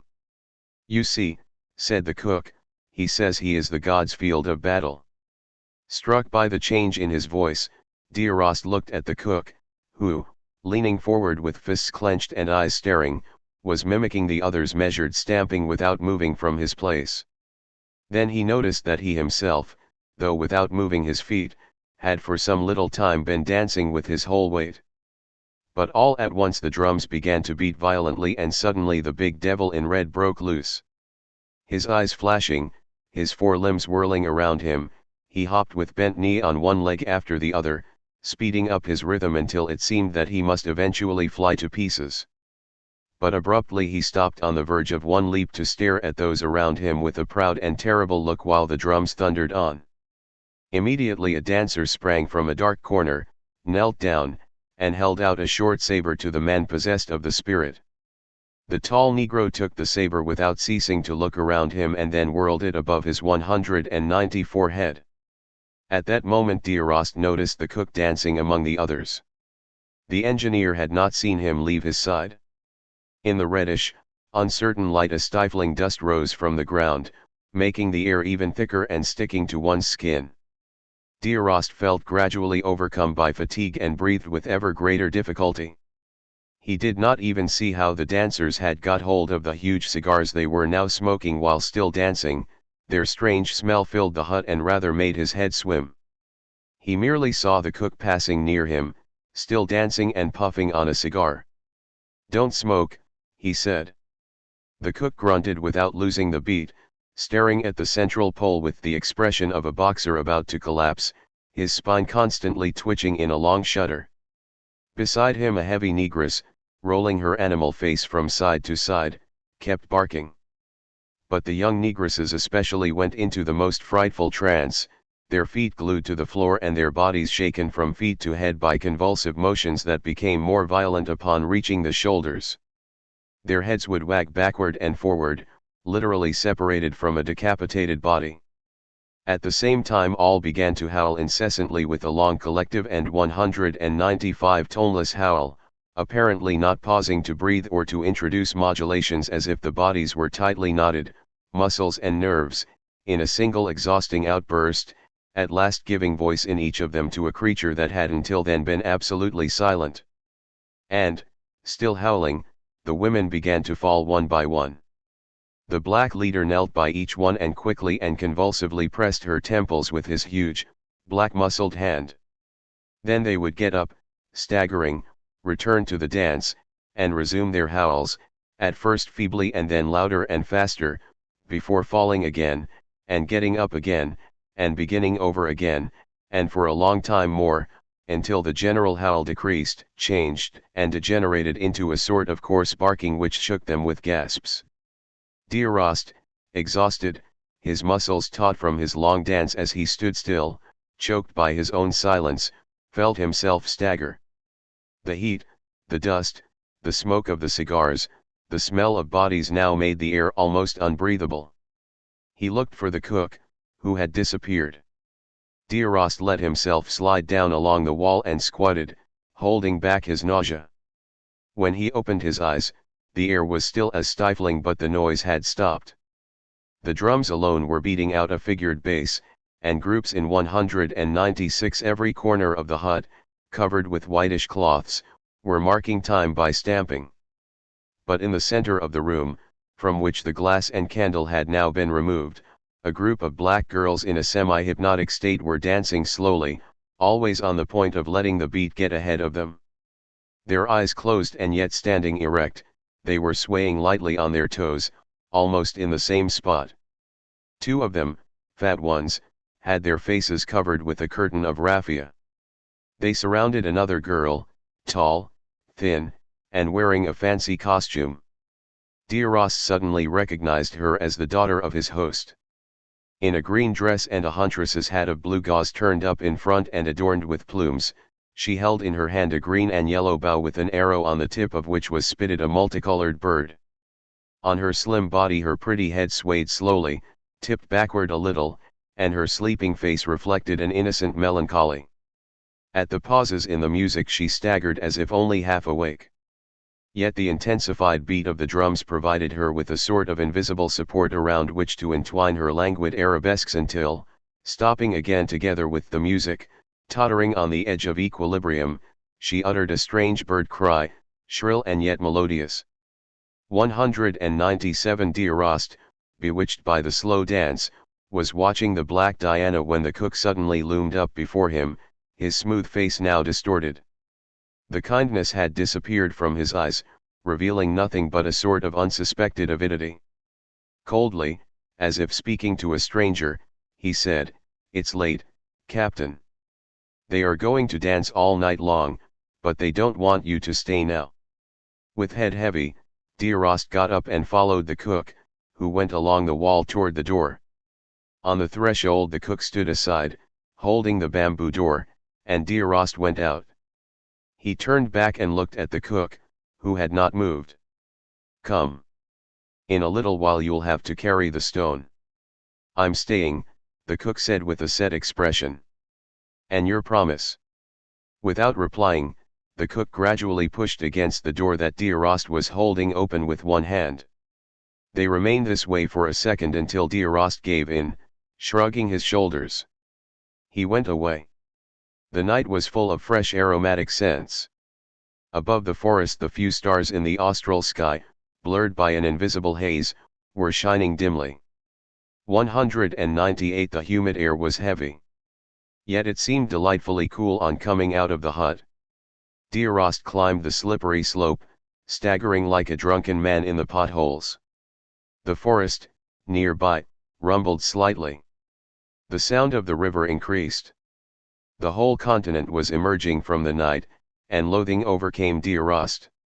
It seemed to him that he would have liked to spew forth this whole country, the melancholy of its vast expanses, the glaucous light of its forests, and the nocturnal lapping of its big deserted rivers. This land was too vast, blood and seasons mingled here, and time liquefied. Life here was flush with the soil, and, to identify with it, one had to lie down and sleep for years on the muddy or dried up ground itself. Yonder, in Europe, there was shame and wrath. Here, exile or solitude, among these listless and convulsive madmen who danced to die. But through the humid night, heavy with vegetable scents, the wounded bird's outlandish cry, uttered by the beautiful sleeping girl, still reached his ears. When Derost, his head in the vice of a crushing migraine, had awakened after a bad sleep, a humid heat was weighing upon the town and the still forest. He was waiting now under the hospital 199 portico, looking at his watch, which had stopped, uncertain of the time, surprised by the broad daylight and the silence of the town. The almost clear blue sky hung low over the first dull roofs. Yellowish Eurobus, transfixed by the heat, were sleeping on the house across from the hospital. One of them suddenly fluttered, opened his beak, ostensibly got ready to fly away, flapped his dusty wings twice against his body, rose a few inches above the roof, fell back, and went to sleep almost at once. The engineer went down toward the town. The main square was empty, like the streets through which he had just walked. In the distance, and on both sides of the river, a low mist hung over the forest. The heat fell vertically, and Derost looked for a shady spot. At that moment, under the overhang on one of the houses, he saw a little man gesturing to him. As he came closer, he recognized Socrates. "Well, Mr. Derost, you like the ceremony?" Derost said that it was too hot in the hut and that he preferred the sky and the night air. "Yes," Socrates said, "in your country there's only the mass. No one dances." He rubbed his hands, jumped on one foot, whirled about, laughed uproariously. "Not possible, they're not possible." 200 Then he looked at Derost inquisitively. "And you, are you going to mass?" "No." "Then, where are you going?" "Nowhere." "I don't know." Socrates laughed again. "Not possible. A noble without a church, without anything." Derost laughed likewise. "Yes, you see, I never found my place. So I left. Stay with us, Mr. Derost, I love you." "I'd like to, Socrates, but I don't know how to dance." Their laughter echoed in the silence of the empty town. "Ah," Socrates said, "I forget. The mayor wants to see you. He is lunching at the club." and without warning he started off in the direction of the hospital. "Where are you going?" Diarost shouted. Socrates imitated a snore. "Sleep." Soon the procession. And, half running, he resumed his snores. The mayor simply wanted to give Diarost a place of honor to see the procession. He explained it to the engineer while sharing with him a dish of meat and rice such as would miraculously cure a paralytic. First they would take their places on a balcony of the judge's house, opposite the church, 201 to see the procession come out. Then they would go to the town hall in the main street leading to the church, which the penitents would take on their way back. The judge and the chief of police would accompany Diarost, the mayor being obliged to take part in the ceremony. The chief of police was in fact in the club room and kept paying court to Diarost with an indefatigable smile, lavishing upon him incomprehensible but obviously well-meaning speeches. When Diarost left, the chief of police hastened to make a way for him, holding all the doors open before him. Under the burning sun, in the still empty town, the two men walked toward the judge's house. Their steps were the only sound heard in the silence. But all of a sudden a firecracker exploded in a neighboring street and flushed on every roof the heavy, awkward flocks of bald-necked Eurobus. Almost at once dozens of firecrackers went off in all directions, doors opened, and people began to emerge from the houses and fill the narrow streets. The judge told Diarost how proud he was to receive him in his unworthy house and led him up a handsome Baroque staircase painted chalky blue.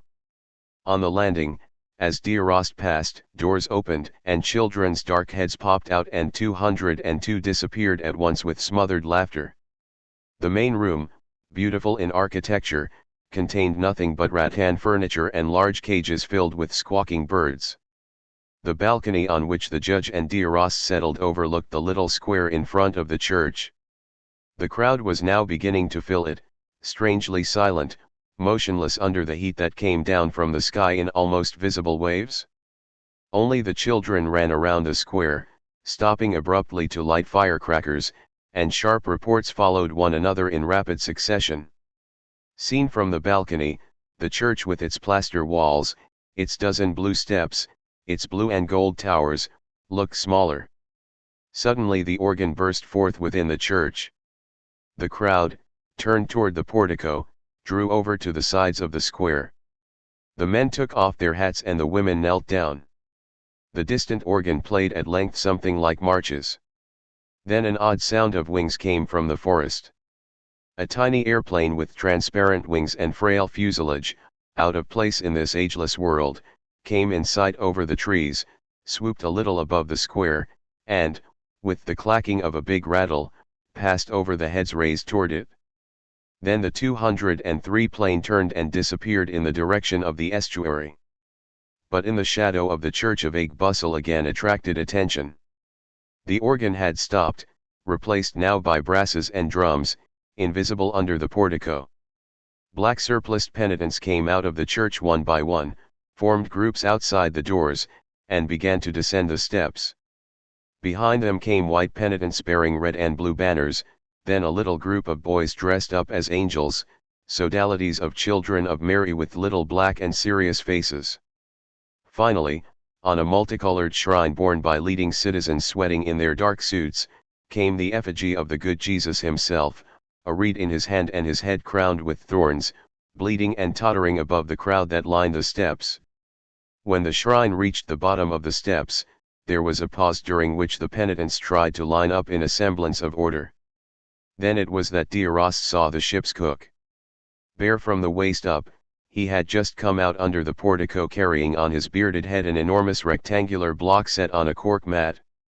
With steady tread he came down the church steps, the stone perfectly 204 balanced in the arch formed by his short, muscular arms. As soon as he fell in behind the shrine, the procession moved. From the portico burst the musicians, wearing bright-colored coats and blowing into beribboned brasses. To the beat of a quick march, the penitents hastened their step and reached one of the streets opening off the square. When the shrine had disappeared behind them, nothing could be seen but the cook and the last of the musicians. Behind them, the crowd got in motion amidst exploding firecrackers, while the plane, with a great rattle of its engine, flew back over the groups trailing behind. D'Arrost was looking exclusively at the cook, who was disappearing into the street now and whose shoulders he suddenly thought he saw sag. But at that distance he couldn't see well. Through the empty streets, between closed shops and bolted doors, the judge, the chief of police, and D'Arrost reached the town hall.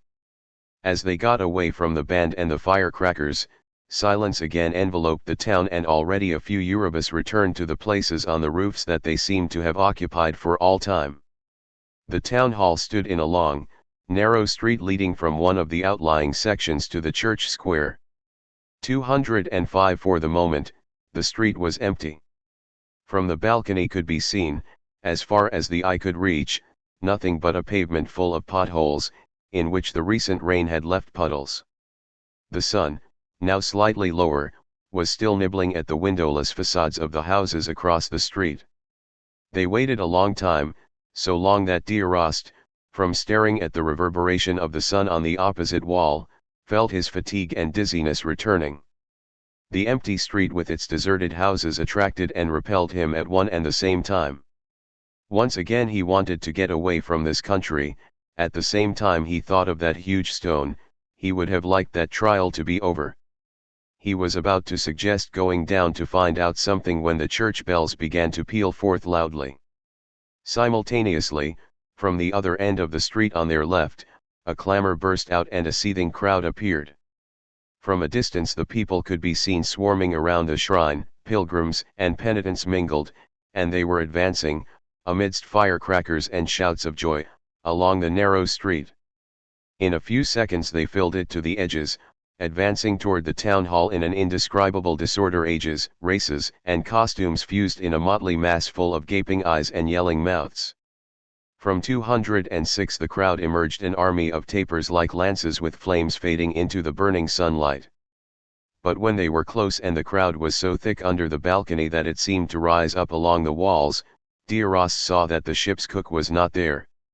Quick as lightning, without excusing himself, he left the balcony and the room, dashed down the staircase, and stood in the street under the deafening sound of the bells and firecrackers.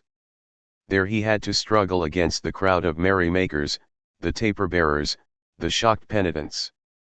But, bucking the human tide with all his weight, he cut a path in such an impetuous way that he staggered and almost fell when he was eventually free, beyond the crowd, at the end of the street.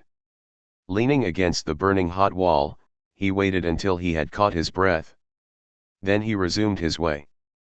At that moment a group of men emerged into the street. The ones in front were walking backward, and D'Arrost saw that they surrounded the cook. He was obviously dead tired.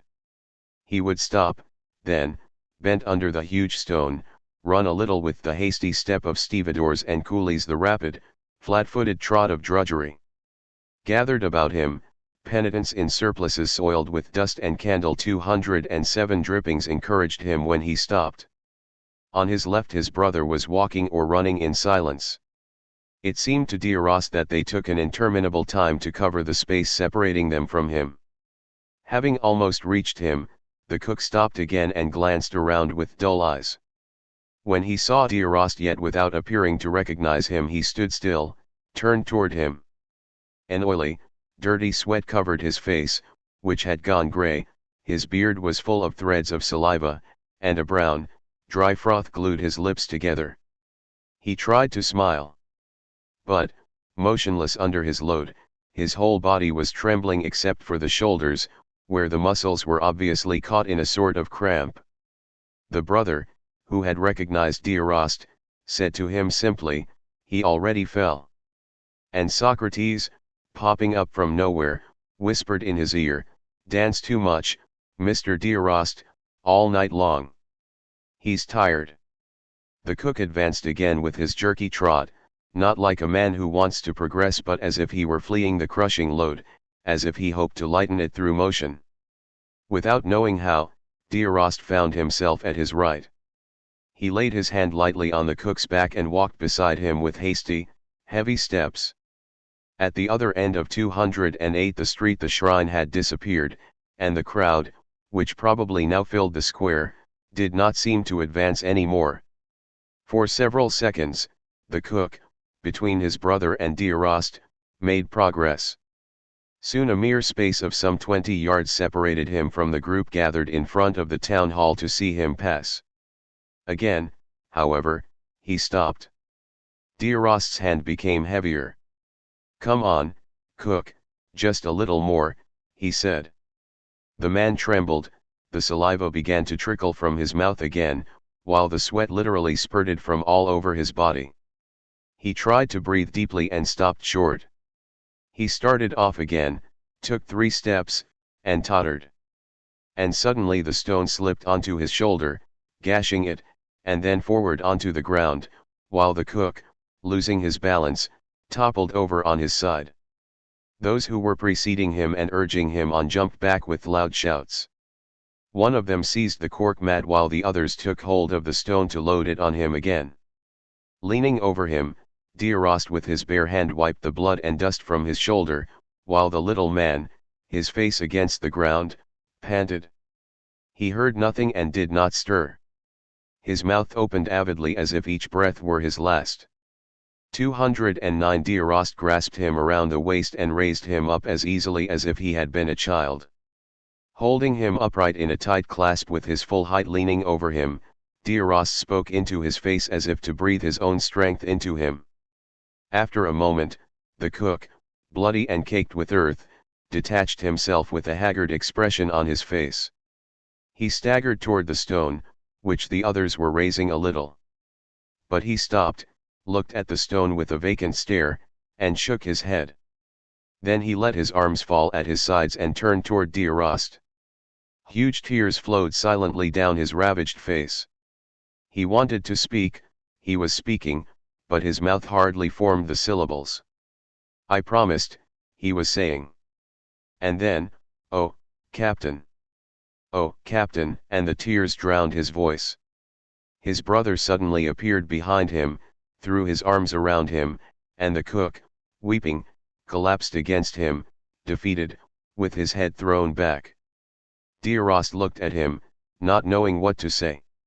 He turned toward the crowd in the distance, now shouting again. Suddenly he tore the cork mat from the hands holding it and walked toward the stone. He gestured to the others to hold it up and then he loaded it almost effortlessly. His head 210 pressed down under the weight of the stone, his shoulders hunched, and breathing rather hard, he looked down at his feet as he listened to the cook's sobs. Then with vigorous tread he started off on his own, without flagging covered the space separating him from the crowd at the end of the street, and energetically forced his way through the first rows, which stood aside as he approached. In the hubbub of bells and firecrackers he entered the square between 2 solid masses of onlookers, suddenly silent and gaping at him in amazement. He advanced with the same impetuous pace, and the crowd opened a path for him to the church. Despite the weight which was beginning to crush his head and neck, he saw the church and the shrine, which seemed to be waiting for him at the door. He had already gone beyond the center of the square in that direction when brutally, without knowing why, he veered off to the left and turned away from the church, forcing the pilgrims to face him. Behind him, he heard someone running. In front of him mouths opened on all sides. He didn't understand what they were shouting, although he seemed to recognize the one Portuguese word that was being constantly hurled at him. Suddenly 211 Socrates appeared before him, rolling startled eyes, speaking incoherently and pointing out the way to the church behind him. To the church! To the church, was what Socrates and the crowd were shouting at him. Yet D'Arrost continued in the direction in which he was launched. And Socrates stood aside, his arms raised in the air comically, while the crowd gradually fell silent. When D'Arrost entered the first street, which he had already taken with the cook and therefore knew it led to the river section, the square had become but a confused murmur behind him. The stone weighed painfully on his head now and he needed all the strength of his long arms to lighten it. His shoulders were already stiffening when he reached the first streets on the slippery slope. He stopped and listened. He was alone. He settled the stone firmly on its cork base and went down with a cautious but still steady tread toward the huts. When he reached them, his breath was beginning to fail, his arms were trembling under the stone. He hastened his pace, finally reached the little square where the cook's butt stood, ran to it, kicked the door open, and brusquely hurled the stone onto the still glowing fire in the center of 212 the room. And there, straightening up until he was suddenly enormous, drinking in with desperate gulps the familiar smell of poverty and ashes, he felt rising within him a surge of obscure and panting joy that he was powerless to name. When the inhabitants of the hut arrived, they found Dioros standing with his shoulders against the back wall and eyes closed. In the center of the room, in the place of the hearth, the stone was half buried in ashes and earth. They stood in the doorway without advancing and looked at Dioros in silence as if questioning him. But he didn't speak. Whereupon the brother led the cook up to the stone, where he dropped on the ground. The brother sat down too, beckoning to the others. The old woman joined him, then the girl of the night before, but no one looked at Dioros. They were squatting in a silent circle around the stone. No sound but the murmur of the river reached them through the heavy air. Standing in the darkness, Dioros listened without seeing anything, and the sound of the waters filled him with a tumultuous happiness. With eyes closed, he joyfully acclaimed his own strength, he acclaimed, once again, a fresh beginning in life. At that moment, a firecracker 213 went off that seemed very close. The brother moved a little away from the cook and, half turning toward Dioros but without looking at him, pointed to the empty place and said, "Sit down with us." About the author. Albert Camus was born in Mondovi, Algeria, in 1913, his death on January 4, 1960, cut short the career of the most important literary figure of the Western world. Camus spent the early years of his life in North Africa, where he began writing and doing work in the theater before he was 20, and then journalism took him to metropolitan France. From 1935 to 1938 he ran the theatrical company L'Équipe, and during the war he was one of the leading writers of the French resistance and editor of the underground newspaper Combat. In occupied France in 1942 he published the philosophical essay The Myth of Sisyphus and the novel The Stranger. Among his other major writings are the essay The Rebel, his plays, and 3 works of fiction, The Plague, The Fall, and Exile and the Kingdom. A collection of his essays, Resistance, Rebellion, and Death, was published posthumously in 1961. All the above titles are available in modern library or vintage editions. When Albert Camus was awarded the Nobel Prize for Literature in 1957, the official citation accompanying this highest honor said that he was selected because of his important literary production, which with clear-sighted earnestness illuminates the problems of the human conscience in our times.